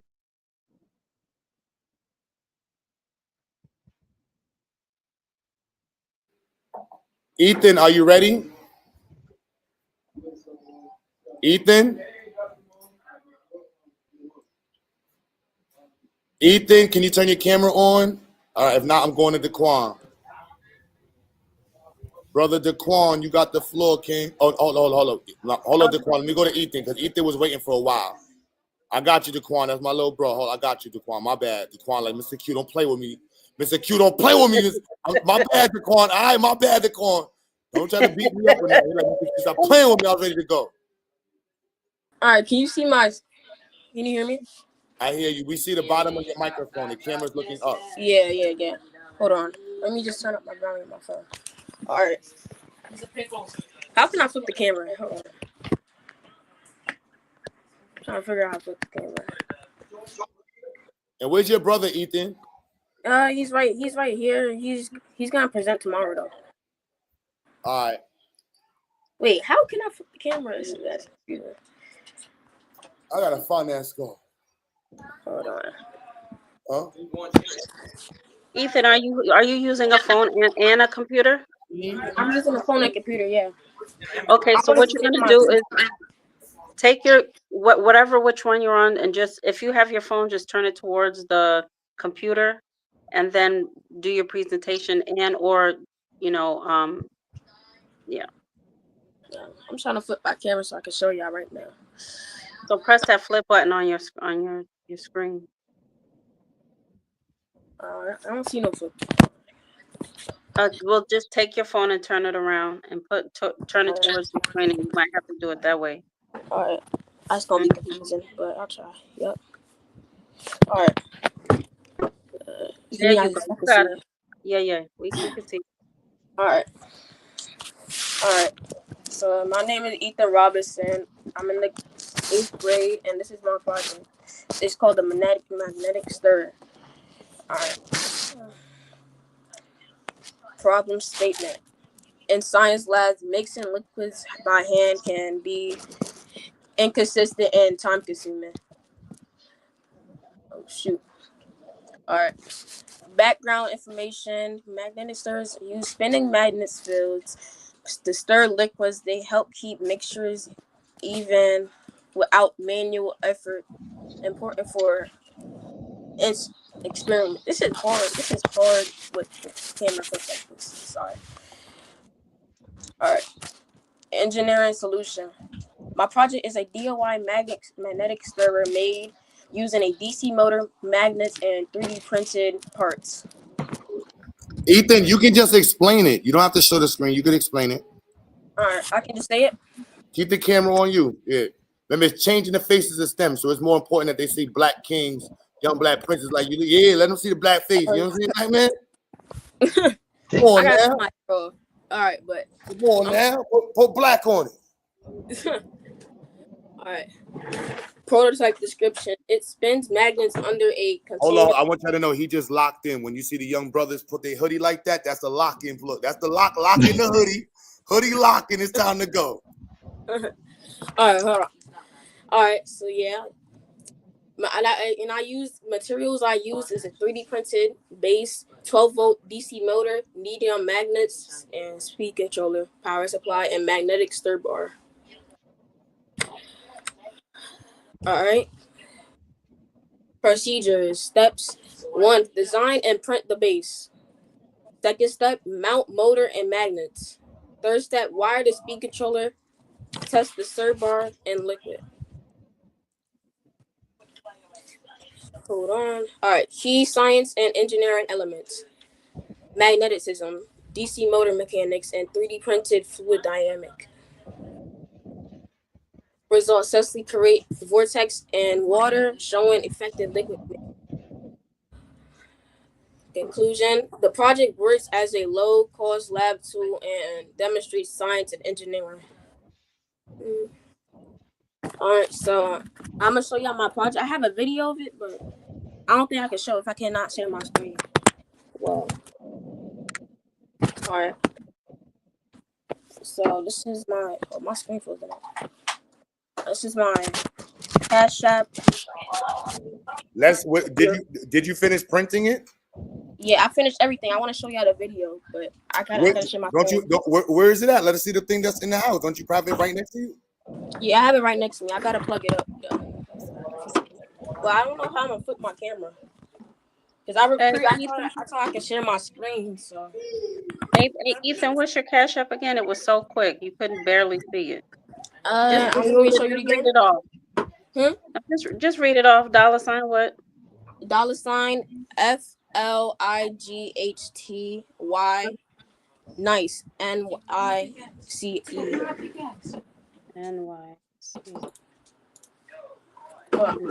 This was unexpected because I made a whole video. So So let me just do that right now. If y'all can give me a second. Okay.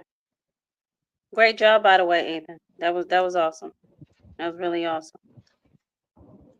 Yes.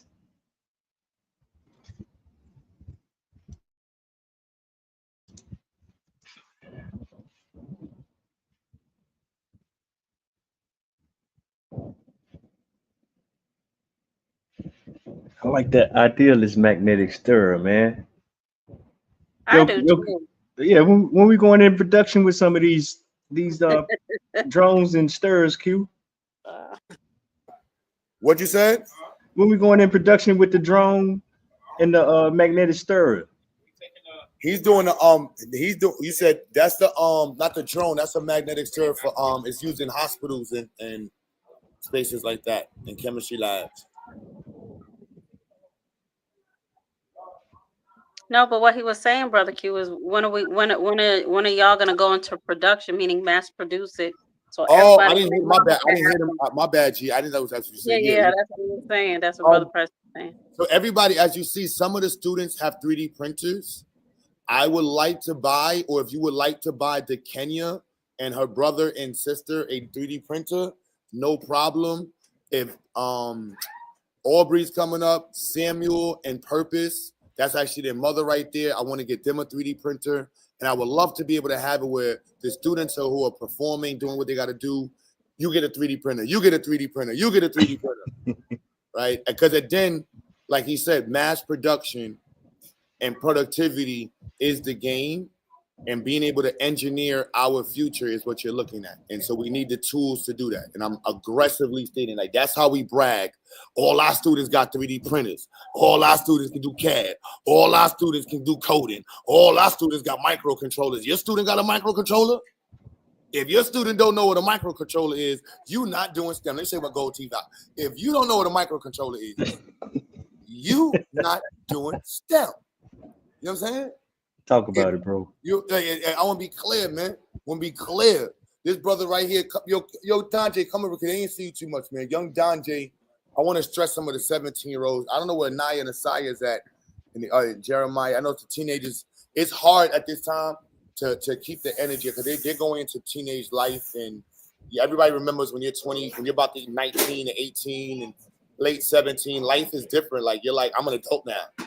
So for him to be showing up every day, putting in the work, and still focusing on, like, he's taking an SAT again, focus on getting a higher score. He's been working on his project every day. He's also developed in engineering skills, like audio engineering and general engineering, like bad bro right here.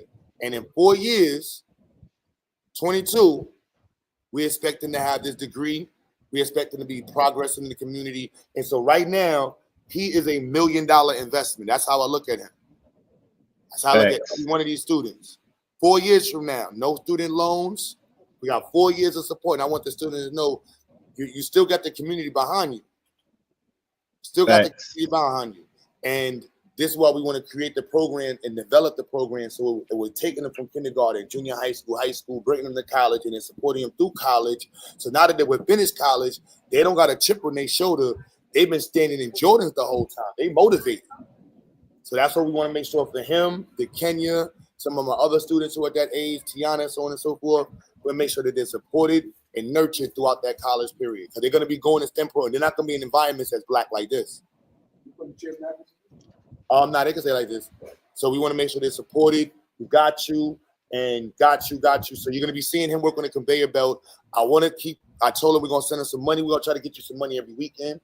You know what I mean? Because the summertime is here.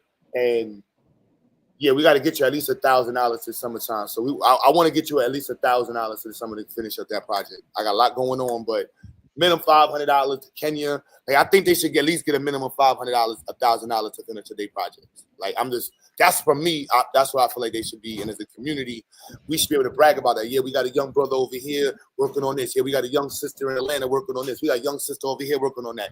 That's Black Power. Look at it right there. Yeah, there he is. Don't go nowhere, Donjay. Salute to him. Very clear right there, y'all. All right, Ethan, you got it there? Yeah, I got it ready. All right. I was ready. I had a whole video prepared, but this was unexpected. But It's yeah. all good. It's all good. You're doing a real life demonstration. So you 3D printed that yourself, So right? I 3D printed this base. If y'all want to, y'all can show you my 3D printer. So I 3D printed this base. I'm gonna show you the inside first. So this is the speed controller that I use to control the motor right here. Hold on. Let me turn it on. And yeah, you see it spins. All right, and I have a 12-volt DC motor hooked up right here with some 12mm neodymium magnets right here too. And this is the power supply. I have it plugged in right here. Well, all right. Yeah, that's what's inside, and then I'm gonna show you how it works. So all you need to do is just put a cup or something up, and then drop the magnet in here. Hold on. Put it right here. Oh yeah, I can see the magnet right here. And all you need to do is turn it on. Oh, that's fire, bro. Wow, Ethan. Oh, look at that, Ethan. What the what? Oh, he killed it. Look at that. That's fire, bro. That is That is. fire. Yeah. Ooh. Ethan, put your Cash App. Oh yeah, you did. Just Yeah. give it again. Just give it again. Give it again. Okay, I gotta join my brother, but I can show you other cup, my blender cup too, how it works. Wow. I can show you a bigger cup. So yeah, just drop the magnet in, put it in the middle. This one a little tricky though.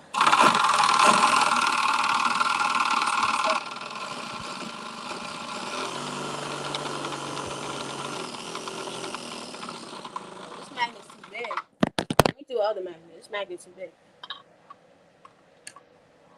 Give me a second.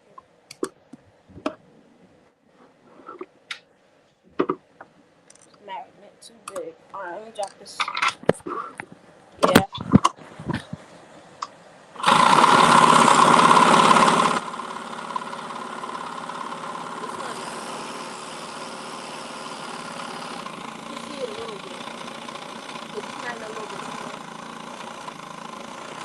Yeah, I'm gonna do the other cup. That's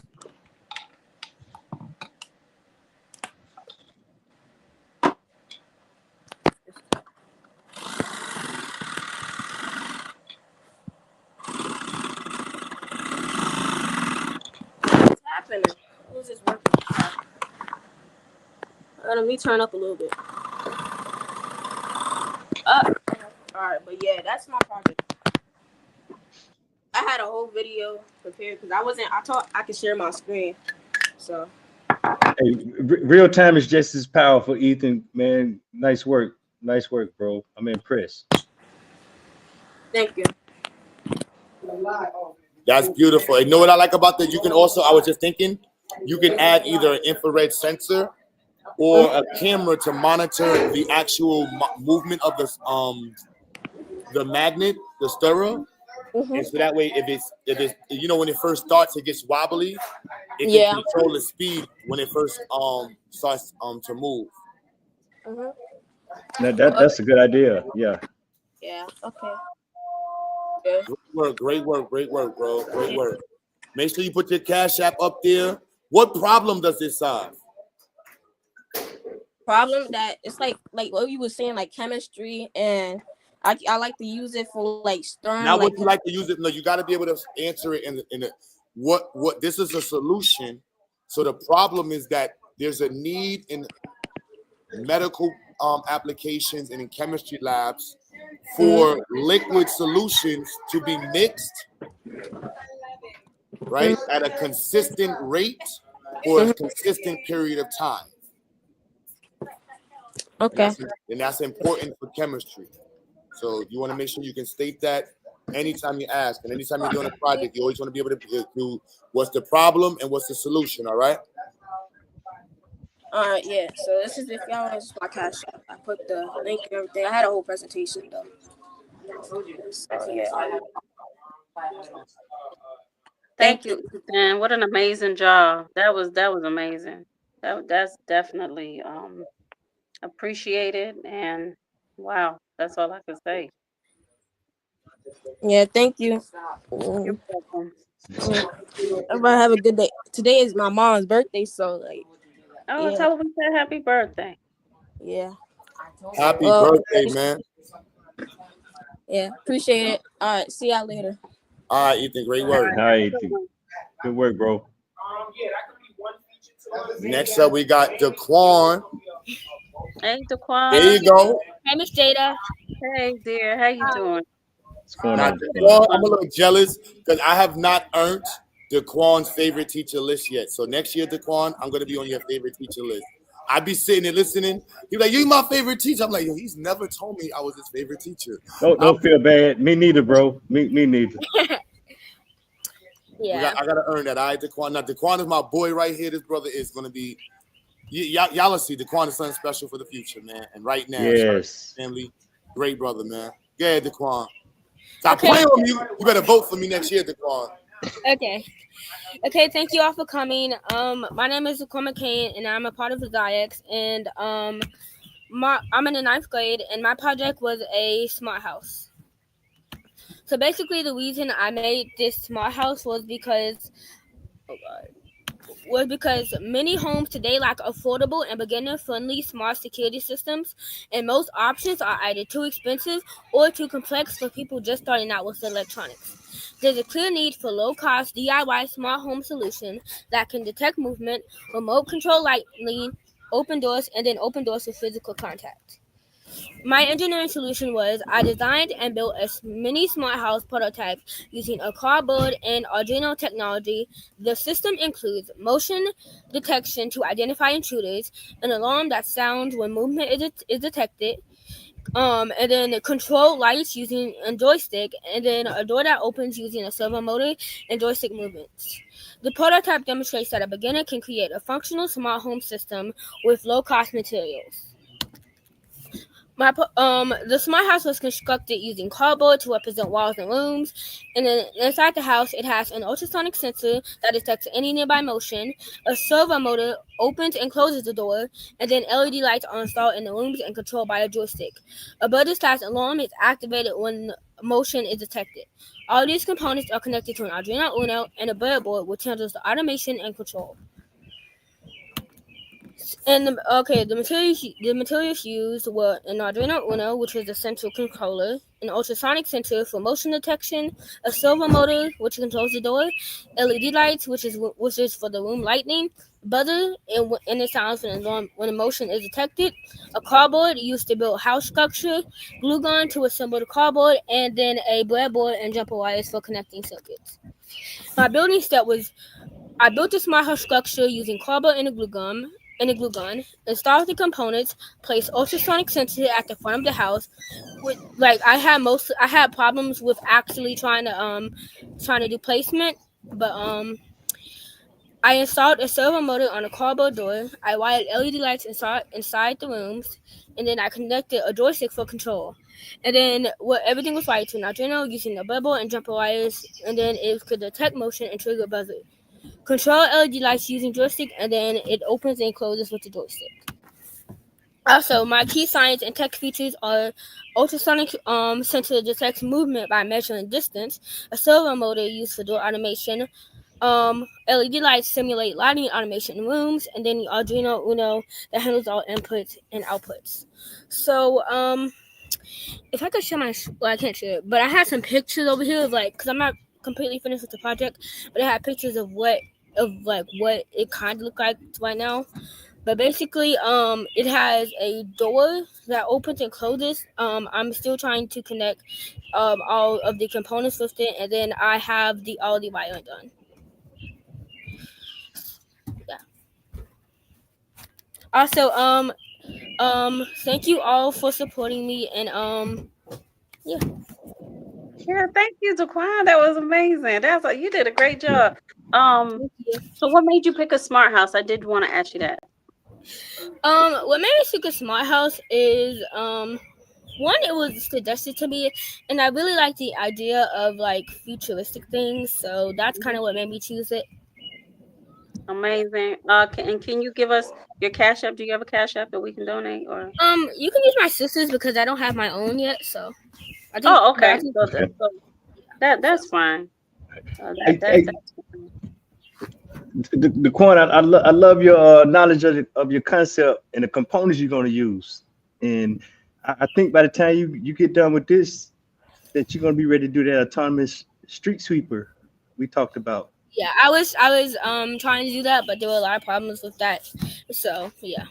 Yeah, no, I think you're gonna be on your way, bro. We got time. Yeah. So yeah, let's knock yeah, the house out. I love your knowledge of the components and what you wanted to do. You got a clear plan. So as long as you got a plan, you can always adjust fire for any shortcomings. Yeah. okay. Great job, Daquan. Thank you. Good work, bro. Thank you. Let's go to Quan. Yeah. Yeah, the Quan. I'm talking about. I'm talking brother, about. Brother Q, I gotta get ready to go. I'm No, sorry. you good. You good. All right. You So are I'll good. see you guys tomorrow. Yes, yes, you will. I think Okay. Divine, you're trying to go right now. All right. Good night, everyone. Thank you. Hey, good night, sis. Good night, Brother Price. Thank I just woke up. I put on my scammer glass. I'm ready to go outside and you hear? Ready to go outside and thought out. But no, I'm in science mode. We're still in science mode. So I'm ready to go outside That's and right. study the environment.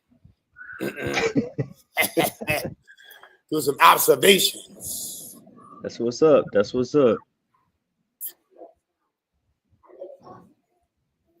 Daquan, you good? There go Divine. Now, believe it or not, Divine actually is the person who inspired the environmental project. And I'm glad to have her on the team. We just got her a kit last week.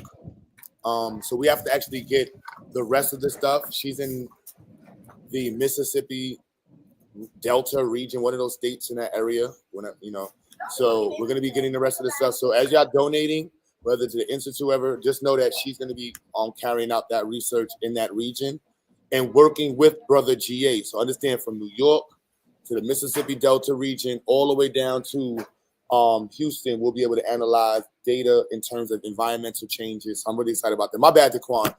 I'm mad excited about that project. Go ahead and talk, Divine. I'm gonna shut up. Hey, Mr. Q. Hey. Now, if you're not ready yet, you can present tomorrow. No, I'm ready, but I was just wondering. I'm still gonna be able to do the Mississippi one, right? Yes. Oh, so everybody, shout out to Donald Trump for the tariffs, because the price of the sensors that we have going are really expensive. So everybody, so understand. So she's doing that. We were discussing the air quality, but she's focused on the water, and the sensor for the water. Brother Jay will tell you, and anybody who knows he's online, it took like 4 weeks for us to get the water sensor that we got, and the RS-45 Modbus sensor that's 24 volt. Brother GA and I, Brother GA was moving, we're dealing with expansion and stuff. So we didn't, so we didn't get to actually finish the last part of the water sensor, and it's a really advanced part. So that's what Divine is asking. She's like, Mr. Q, I hear all of that good stuff. Where's my water sensor, Mr. Q? So yes, so that's the challenge right now, because the water sensors that they sell online, if you go and look up a TDS sensor or a water temperature sensor, I think the main one's a TDS sensor. Then there's the I'm exhausted. Turbidity sensor, and I think it was the main one, the turbidity sensor and the TDS sensor. But the industrial grade, and then with the tariffs, oh my goodness, there was a $200 and on Alibaba before the tariffs. They're like $600. First of all, they're not even selling them right now. So that's kind of the challenge. That's what Divine is referring to. But yes, Divine, as soon as we get them, you're getting one sent to you. Okay, so yeah. So we got you. My name is Devon McCain, and I'm in 7th grade, and I'm a student of Ziax. Right now I did the air quality device because the water one didn't come. I didn't get to do the water one yet. But what's the problem? Air pollution is invisible but dangerous. People need a simple way to know if the air is safe to breathe. 1 second.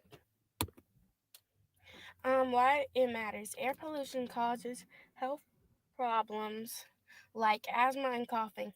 It's especially harmful to kids and older adults. Knowing the air quality helps people stay safe. How I solved it. I built a device that checks the air and shows um the temperature and humidity that's in the air. It uses sensors and an LCD screen so people can easily read the results. My prototype. A sensor checks the air, another sensor tracks temperatures and humidity. The LCD shows the results. What I used: the Arduino Uno, DHT11 sensor, MQ7 gas sensor, LCD screen, breadboard, jumper wires, and a USB cable.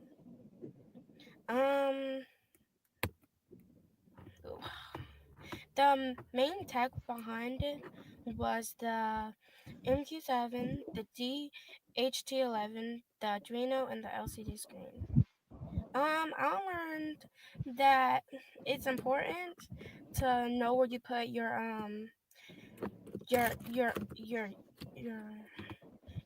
wires because because because one part it didn't work right because my wires were in a different place, if you know what I mean.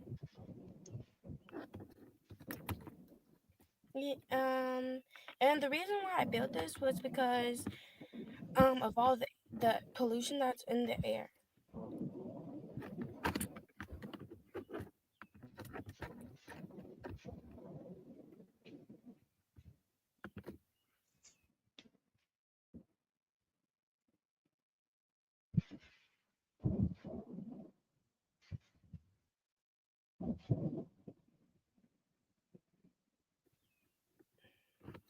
I'm done.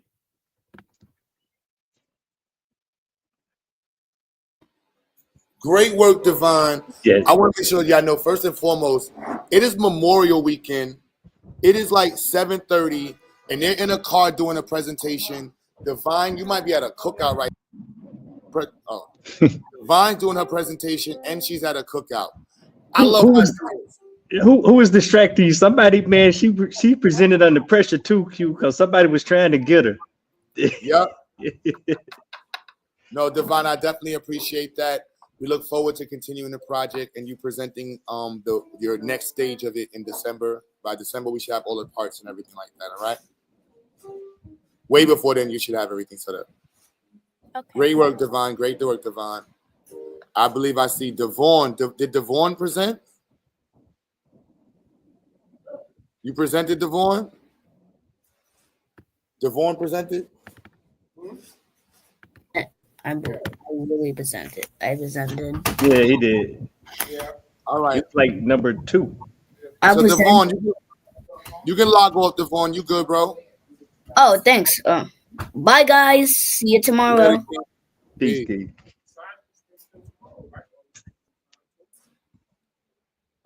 Is just you and IGA? I think that's everybody. I guess so, bro. Great work, great work. This was definitely one for the books. A lot of things we're going to be, needing to fix up. I need to do differently, but we got it done, and that means a lot. It wasn't easy, and to state right now, marching orders, we need other organizations who do STEM, like Black organizations, to come in and show off their work as well. You know, it's really challenging. And anybody who wants to help coordinate this, we have people that's involved. And the parts that are challenging is getting other schools to participate because of the time of the year it is. One, we do it in December. We do it in June. In May, that's literally at the end of the semester. It's hard to do it at the beginning of the semester because children just start. And so there's really not much room in the schedule to organize it. So it's either do it and figure it out or you don't. And it's not that easy. So if you have any organizations, anybody who's Black, Brown, Latino in the community that's involved with STEM, they can be a participant. I promote Black people in the STEM. Black people, change the face of STEM, push Black people into STEM. If you want to help, get involved, you can contact us. If you need, if you have students who would like to get prepped for the science fair, the next one will be in December. I don't know if y'all saw everything that we presented today, but we are competing with the Asian community. I just want to be clear, straight up and down like that, right? For me, that's why I'm like, we want to push our students to the highest level in competition, just like we do in basketball. You know, we think about LeBron James and Michael Jordan. GA and I have these conversations all the time. It's like, look, when we look at what's going on in STEM, we know who's leading the field in STEM. And so we want to compete with them. And that's the Asian community. And that's just what it is. We want our students' projects to look like something that is high level. And so what you already saw is high level. And as we continue going forward, it'll be nothing like that, nothing less than where we're at right now. And to think we were nowhere near where we are right now today 5 months ago. So think about that, GA. Every project y'all saw today was an idea that GA and I spoke on in September, and we wasn't even sure if we can get it accomplished. Every single project we discussed is accomplished. Like, we're gonna talk about it a little bit tomorrow, bro. Yep. With my little 10 minutes. We're gonna look forward through reflection because it's been a journey. Definitely has been a journey. So everybody, with that being said, I appreciate y'all. We're gonna end this one. We will be Brother Psycho, are you in the chat? I think the party's gonna be at Psycho. Michael, I gotta see if we're going live on my channel after, but this Saturday, I'm not normally don't go live on Saturday. Normally we're at Psycho's house, but I might do a recap after, or if Psycho does a recap. I know there's something going on. I don't know, but we'll figure it out. So shout out to the community. Shout out to everybody. We love y'all. Black power, black power, black power. Bah! Peace, bro. Peace.